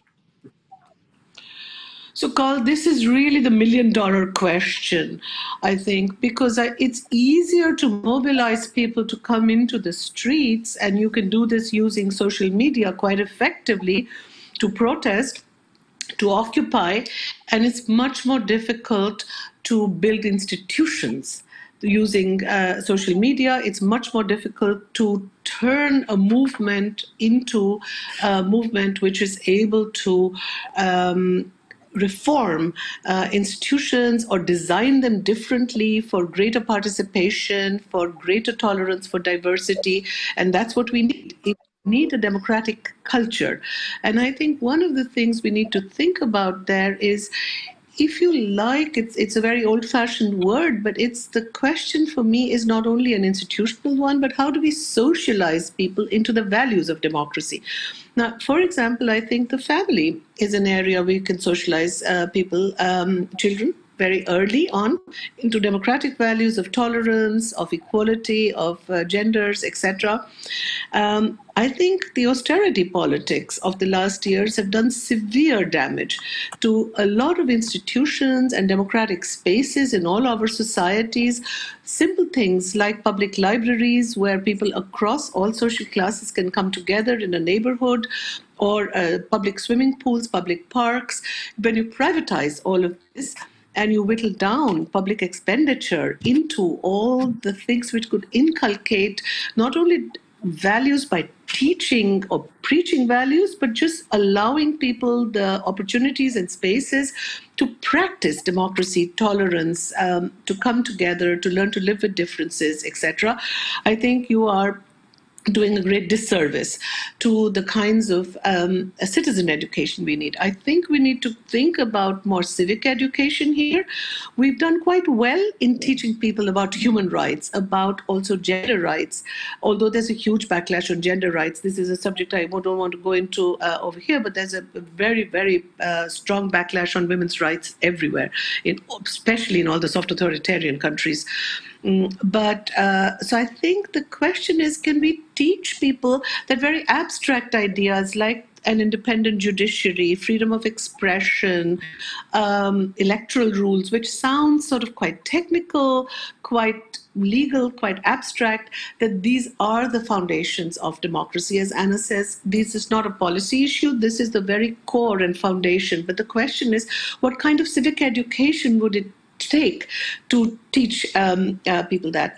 My last point that I want to make here is, and you are very right, that there is a problem about coming from the streets, you can monitor, you can try and render institutions accountable, but that alone in the national sphere is not enough.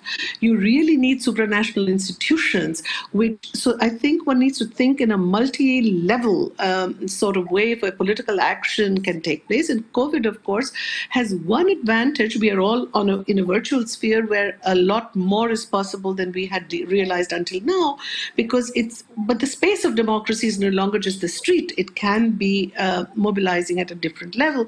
But what does that mean to mobilize pan-European, for example, or transnational, is something that we need to think about. My last point is, Carl, and that is my major worry. So this is not a positive, optimistic comment. This is a very, comes out of my deep concern about what is happening. And that is when we think about COVID, what has happened is citizenship rights. So we've seen a lot of solidarity across the board among citizens, but it's been partly at the expense of human rights. I think we've forgotten the whole question of immigration, of asylum seekers. Look at what is happening in Greece on the border after the Moria camp was burnt down. So I think there is a lot more attention needed. COVID has focused us onto the national plane, and we somehow need to think more broadly.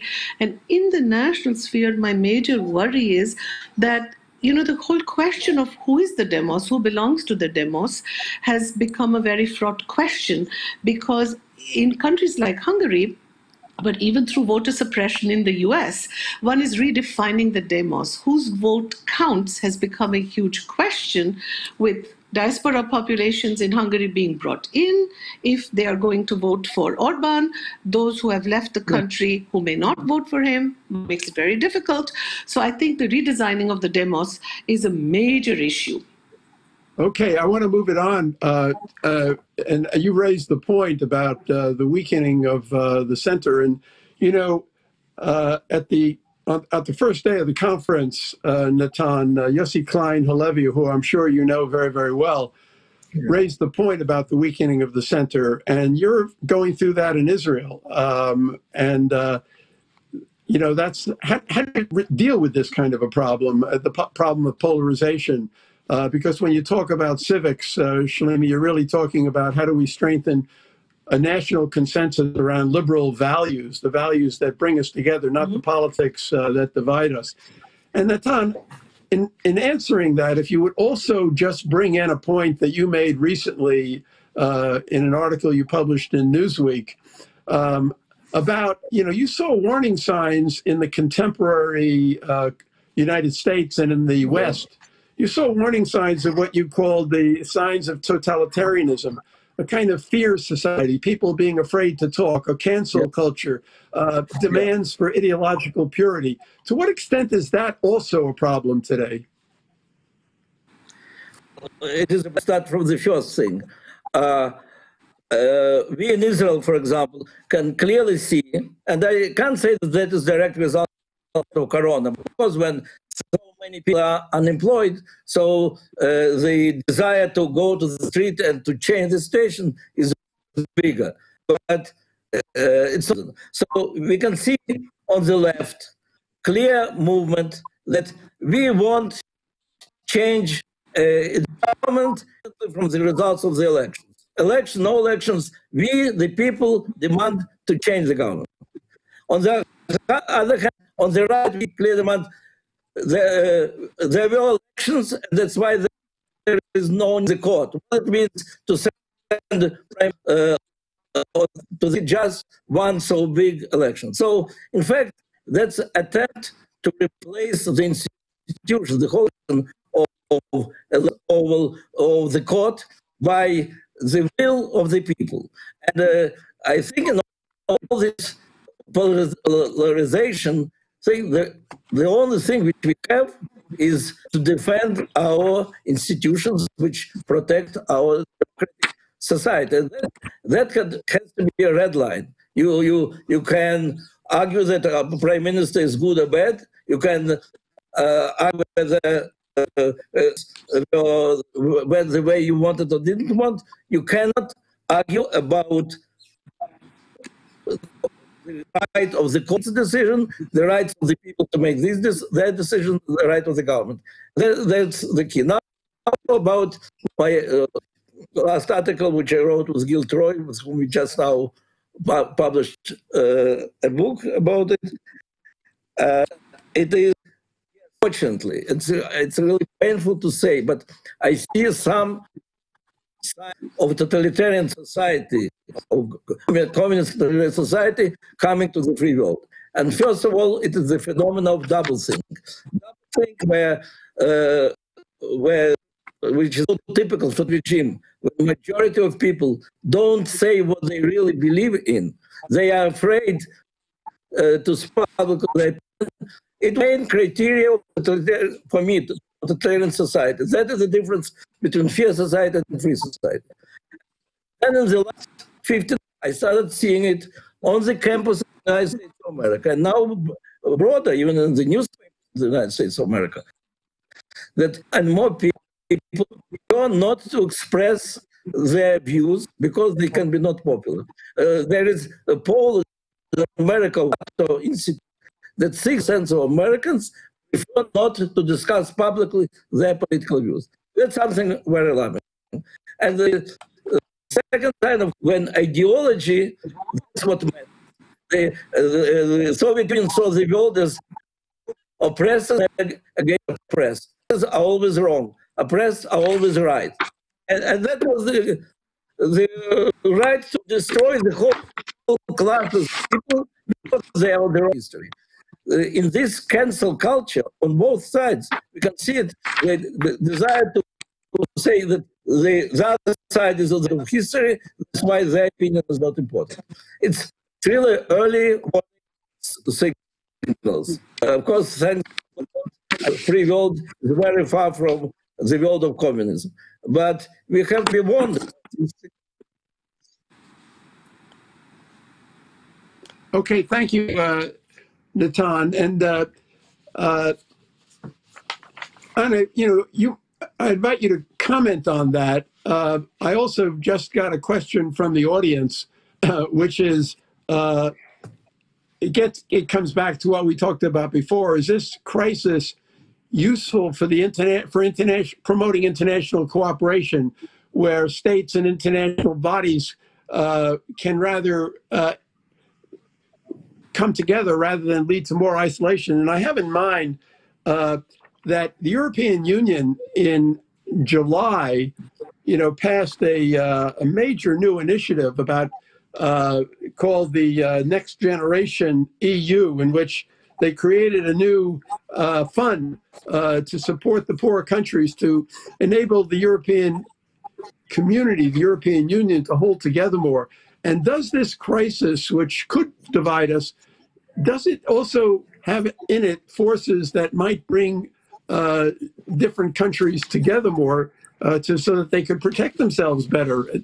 Can it lead to a kind of new form of cooperation and solidarity? Anna?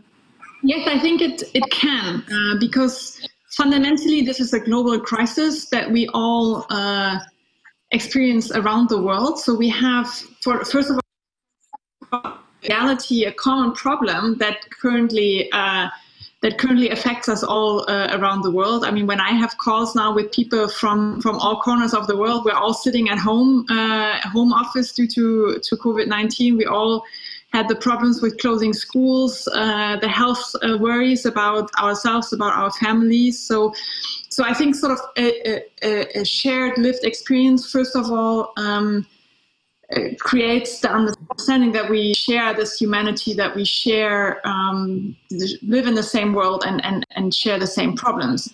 However, when we saw the first reactions to the crisis in March and April, particularly in Europe, I mean, borders closed. Look, I'm a German citizen. I live in Sweden. I have most of my friends and family in Germany. And all of a sudden, there was almost no way for me to get home. I mean, this is an experience that I thought as sort of a child of the post-Cold War area that I would never experience again, that I would have a problem of traveling within Europe, right? So this initial reaction brought out sort of some of the worst instincts of sort of badly understood nationalism, of closing borders, of thinking first of their own community. We had discussions about that masks shouldn't be exported anymore and these kind of things.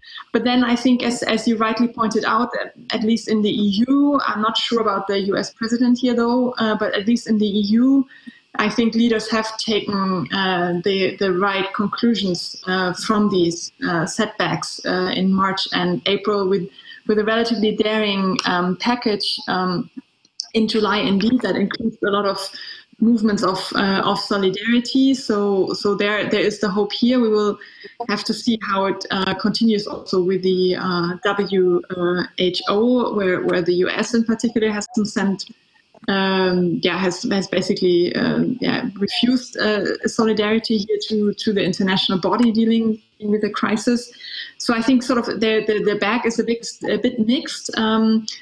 Maybe one final thought on an opportunity that lies in the crisis, sort of more on the individual level. I think what a lot of citizens around the world have seen how precious our life is and how precious our order is, and how much we actually need each other for our day-to-day life to work, and how much we need also a functioning state and a democracy to ensure that, and how much they can actually intervene with our life in a crisis like this. So I think that was a moment or a thought that I've heard from many people that I've been.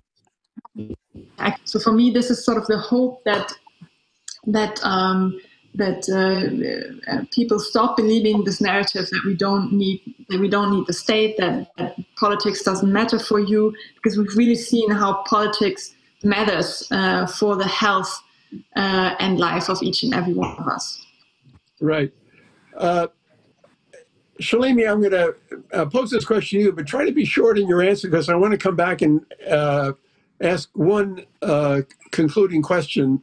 We have from someone in the audience the concern about the impact of COVID on the poorer people, and how can democracy really be strong if societies are so unequal and if there's such great poverty. And that also gets to what I mentioned before, that you wrote about the way India said that it was going to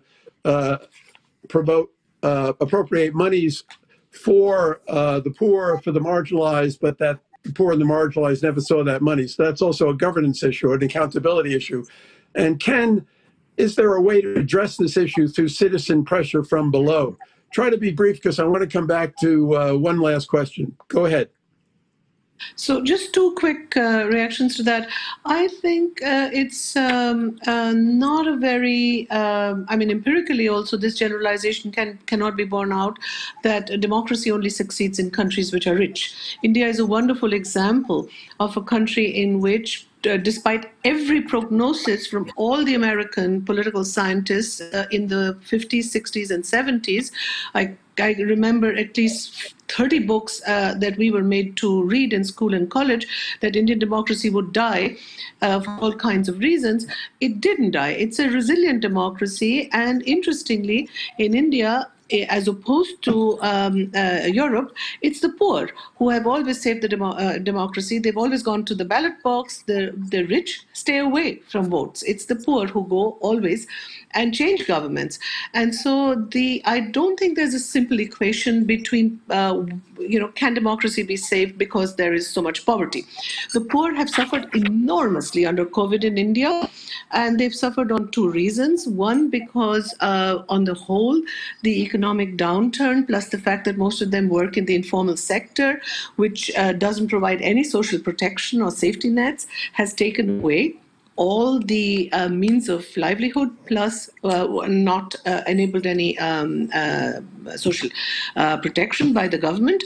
They have also suffered because many of them are migrant within the country, and they were forced to leave the urban areas in which they had been living and working. So the suffering has been really very, very unequal. So yes, we are all in the same boat as far as the virus is concerned, but the impact on those who are poor has been that much worse, with the poorer countries in the world, especially think of the African countries, with very few resources to mitigate it. So I want to say just one thing on that, and that is we haven't touched on it, but I think global inequality matters, and it'll matter when it comes to vaccine distribution and access. So vaccine nationalism is one of the major problems. Even if we get a safe and effective vaccine, if we don't have people joining the WHO COVAX mechanism, for example, which will try and ensure access to everybody equitably, we will have a problem. The two countries which have not joined are the US and Russia. Right. Well, that's a challenge for the future. And let's hope we get a vaccine soon. Then we'll deal with how it's distributed to the world. But we have one question from the audience, which is also similar to the one that I was going to raise at the end, which is the role of a rising and increasingly totalitarian China, and whether it offers a kind of a geopolitical or ideological alternative. Certainly Xi Jinping has sort of said that it will. When we organized the call to defend democracy in the spring, we were really looking at what the foreign minister of the European Union, Josep Borrell, called the battle of narratives, where China was trying to make the case that you need a strong, centralized, totalitarian system in order to deal with a problem like COVID. How do we fight and win the battle of narratives against totalitarianism today? And to what extent does the role of people at the grassroots have fighting for this in Hong Kong, in Belarus, in Sudan, and other countries? Can they inspire a new commitment to democracy on the part of the international community that might give us a stronger hand in fighting this battle of narratives against the authoritarian countries? Natan, you start with the answer to that question. Well, my answer is the same as I was giving for 20 or so 40 years. When leaders of the world ignore the fact that their major partners are totalitarians, it's grassroots who have in the free world who have to remind them about the importance of this issue. For years we heard that China is a good example, that they gave economical freedom to their people, they kept their communist totalitarian character, and in fact at the end it's China and it's good for the world. It's very bad for people in China, definitely for national minorities and for victims of regime. Totalitarian regime maybe can have some tactical successes in controlling COVID, but first of all, the world didn't know in time about this. And because there is iron shortage of information between China and the free world, it's for many reasons. So it is very important, the national institutions, to keep the question of human rights and democracy as nature linked with all the other problems. It is difficult to do when international institutions are under control. Just now, I think yesterday it was, there are new members of Human Rights Council elected. Who are these new members? Russia, China, Cuba, Afghanistan, and so on. When these countries are responsible for human rights in the world, of course we'll have the situation that China is getting free pass, and in the end gives us many problems for universally for all the world. Anna, how do we fight the battle of narratives and win? I think first by debunking the myths that authoritarians are spreading around the world. First, authoritarian countries are not better in fighting COVID-19. You don't need to restrict democratic standards. We have done an extensive study now based on the data that I outlined before, where we looked at countries have violated democratic standards now during the pandemic, and the authoritarians of this world always claim that this would make them more effective, and this is really not the case. There's no relationship between violating democratic standards and COVID-19 lethality. I think this is a message that we need to set and bring out there very clearly. On the contrary, particularly when it comes to COVID-19, we can see that transparency rules. I mean, let's think about it. What would crisis might have been averted if there would have been transparency and media freedom in China when this all started, and if doctors really would have been able to contain it at its very onset. So that's number one. Autocracies don't perform better in COVID during the COVID-19 crisis. And second of all, we've taken something very serious that Larry Diamond has said to us at our Varieties of Democracy annual conference, I think by now 2 years ago, to really think about developing a business case for democracy. So we all know about the normative values of democracy. And as you said, the protesters in Sudan and Belarus remind us about this all the time. And that is clear. But also democracy has a value in terms of performance for the people, deliverables for the people. And we're just now doing an extensive review of sort of all the studies that are out there that work on this issue. And one thing that is clear, yes, you can always find these spectacular autocracies that have for some years spectacular growth rates or other performances in anti-corruption work, for example, but these are always outliers. If we look at the data and the bulk of the authoritarian regimes, they grow less, they have more inequality, they have for their people, worse educational systems. So I think this is a message that we clearly need to send. That just sort of because China had some years of high economic growth, they had decades of really, really bad economic performance, and most of the autocracies out there perform much worse than democracy. So I think we need to make this business case for democracy in all the normative arguments. Right. We should never forget that China is today, as we speak, committing what is considered under international law genocide against the people of the Uyghurs in East Pakistan, Xinjiang, and also in Tibet. But you raised the issue of democracy performing, and that really gets into the issue of governance. And it's not enough just to have democracy. It's also necessary that the democracies have to perform responsibly. And the question is, how does that get done? Shalimi, do you want to add anything to this discussion on that point of governance in addition to democracy? No, I don't want to go into the governance discussion. I mean, I would underwrite everything that Anna just said about the performance of autocratic governments under COVID has not been any better, regardless of what the narrative is. But I don't think the narrative, countering the narrative is just enough. I think, for example, if we want countries to, especially lower income countries in the world, to maintain or even promote further stable democracies, for example, we need debt relief. I think the IMF really has to come up with writing off debt. It's not just a narrative question. I think it's also a resource question. And if we drain these governments of the kinds of resources they need in order to really counter a public health crisis, to counter all the kinds of things which are going to happen, the economic crisis as a result of the pandemic, you are going to get populist reactions supporting authoritarian governments. So I think it's not just narratives. We really need to build resilient institutions on the one hand, but we also need to think about the political economy.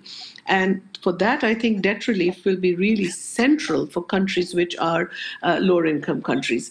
The second point I want to make here is I think countering China's soft power in Africa, for example, will need that kind of help because China is providing all kinds of infrastructure investments, etc., etc.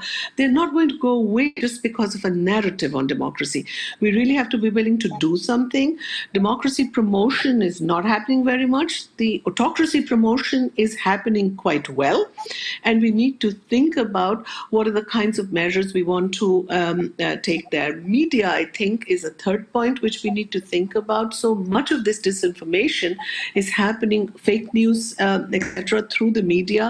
And I think we need to figure out what kinds of measures are needed to put in place to ensure independence of media and freedom of expression. And my final point would be, I think we really need to think about strengthening democracy at a very local level. The feeling of disempowerment or powerlessness, which citizens in so many parts of the world are feeling, and I think Brexit is one consequence of this kind of feeling, it can only be countered at a very local level. And so I think we really need to think from the local through the nation state, which has been strengthened, to a global level.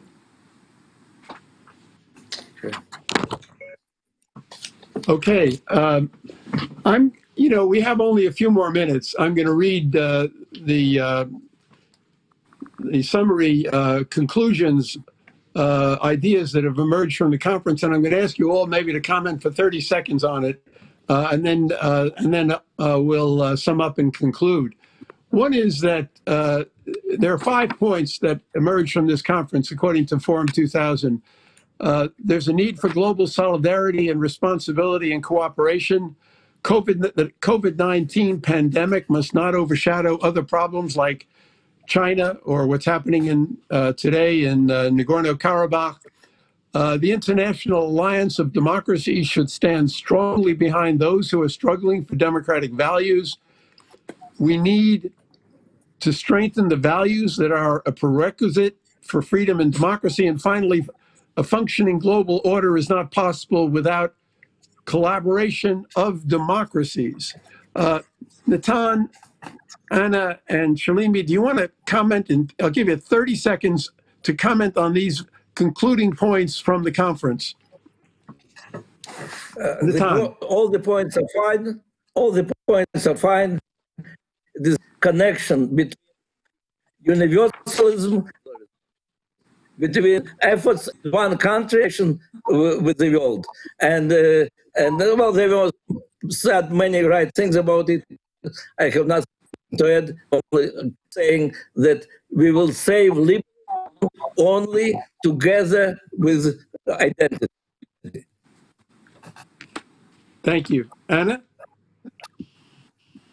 Yes, I think I want to emphasize particularly the point of the collaboration of democracies, that this is key, and particularly the support for newly transforming regimes, because luckily we still have them. And one key example is Sudan. I mean, I lived in Sudan for 2 years when it was still a full-fledged dictatorship under Bashir. Now the Sudanese people have managed to remove this dictator and are embarking on a very, very complicated transition process. And the international community is trying to support it, but it's not, the support is not arriving on the ground as fast as it has to be in order to help this country to really move in the democratic direction. And just one example here is that Sudan remains on the list of state sponsors of terrorism in the US, which is really harms this whole process so much. For example, I've been there in February now and worked with activists to try to help them, give them some skills on how to develop parties, how to become transformative actors now in the political process. I wanted to invite them then to my Zoom lectures on democracy, and I couldn't because Zoom is banned in the United States, is banned in Sudan because of this ban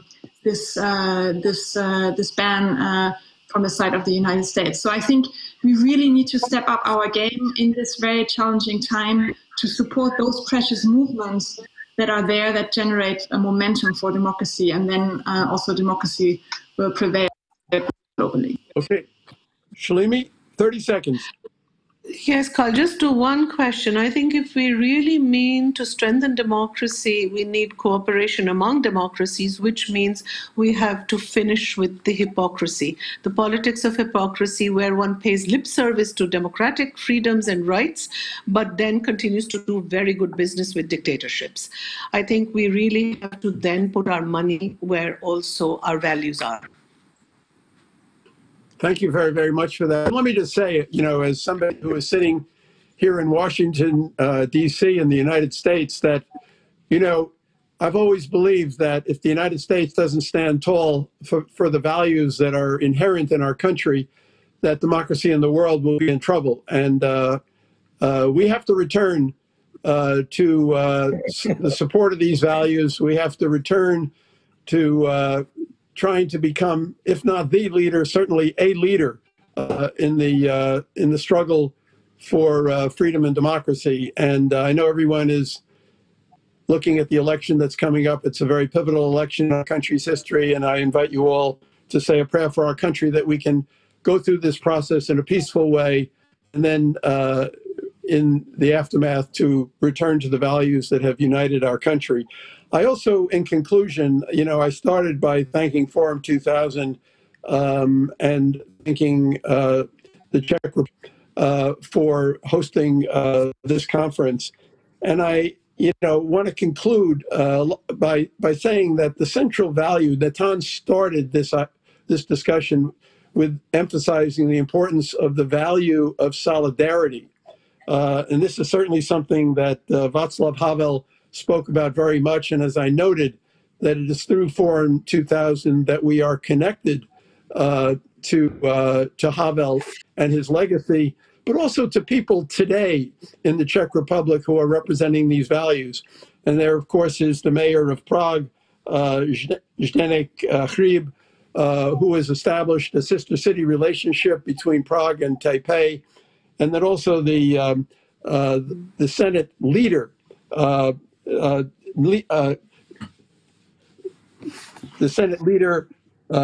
Miloš Vystrčil, who led a delegation of 89 people from the Czech Republic to Taiwan just a few months ago, and he spoke before the Legislative Yuan. He was the first head of parliament from a foreign country to speak before the Legislative Yuan, and in that speech, he intentionally echoed John F. Kennedy when he went to the Berlin Wall in 1963, and he said, "Ich bin ein Berliner," and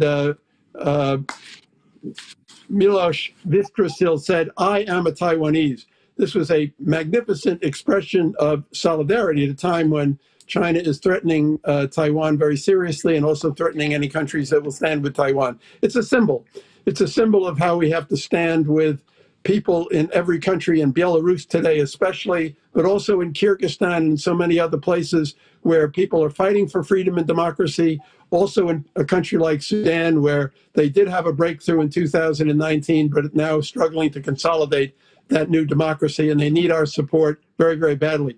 This conference has brought us together around these values. These values are being challenged today, but there are things happening in the world which could signal the possibility for progress in the period ahead, and we have to be ready for that, and we have to prepare to continue this battle. Thank you to Forum 2000 for bringing us together, and we look forward to the conference next year to be physically with each other and not to do it virtually. Thank you very much, and have a great rest of the year. Thank you. Thanks a lot for having us. Thank you a lot.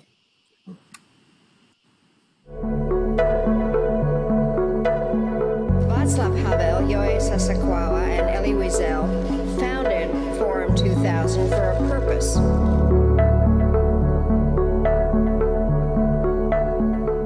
have to use the past to not becoming our children's future. Thank you very much. I am honored to be here, and I want to thank President Havel for convening another extraordinary gathering of Forum 2000. So those people, they are this think more seriously, and we should develop new ideas, and then important is implementation.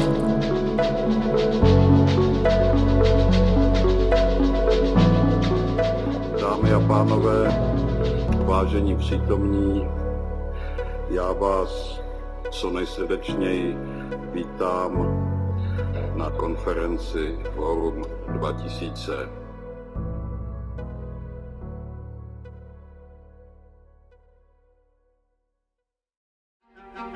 The world is upside down. How should we put it back together? Are we able to act responsibly? Can we work together, play by the rules, and restore solidarity? Let's use this crisis as an opportunity. A new world emerging? Watch the Online Forum 2000 conference, October 12th to 14th.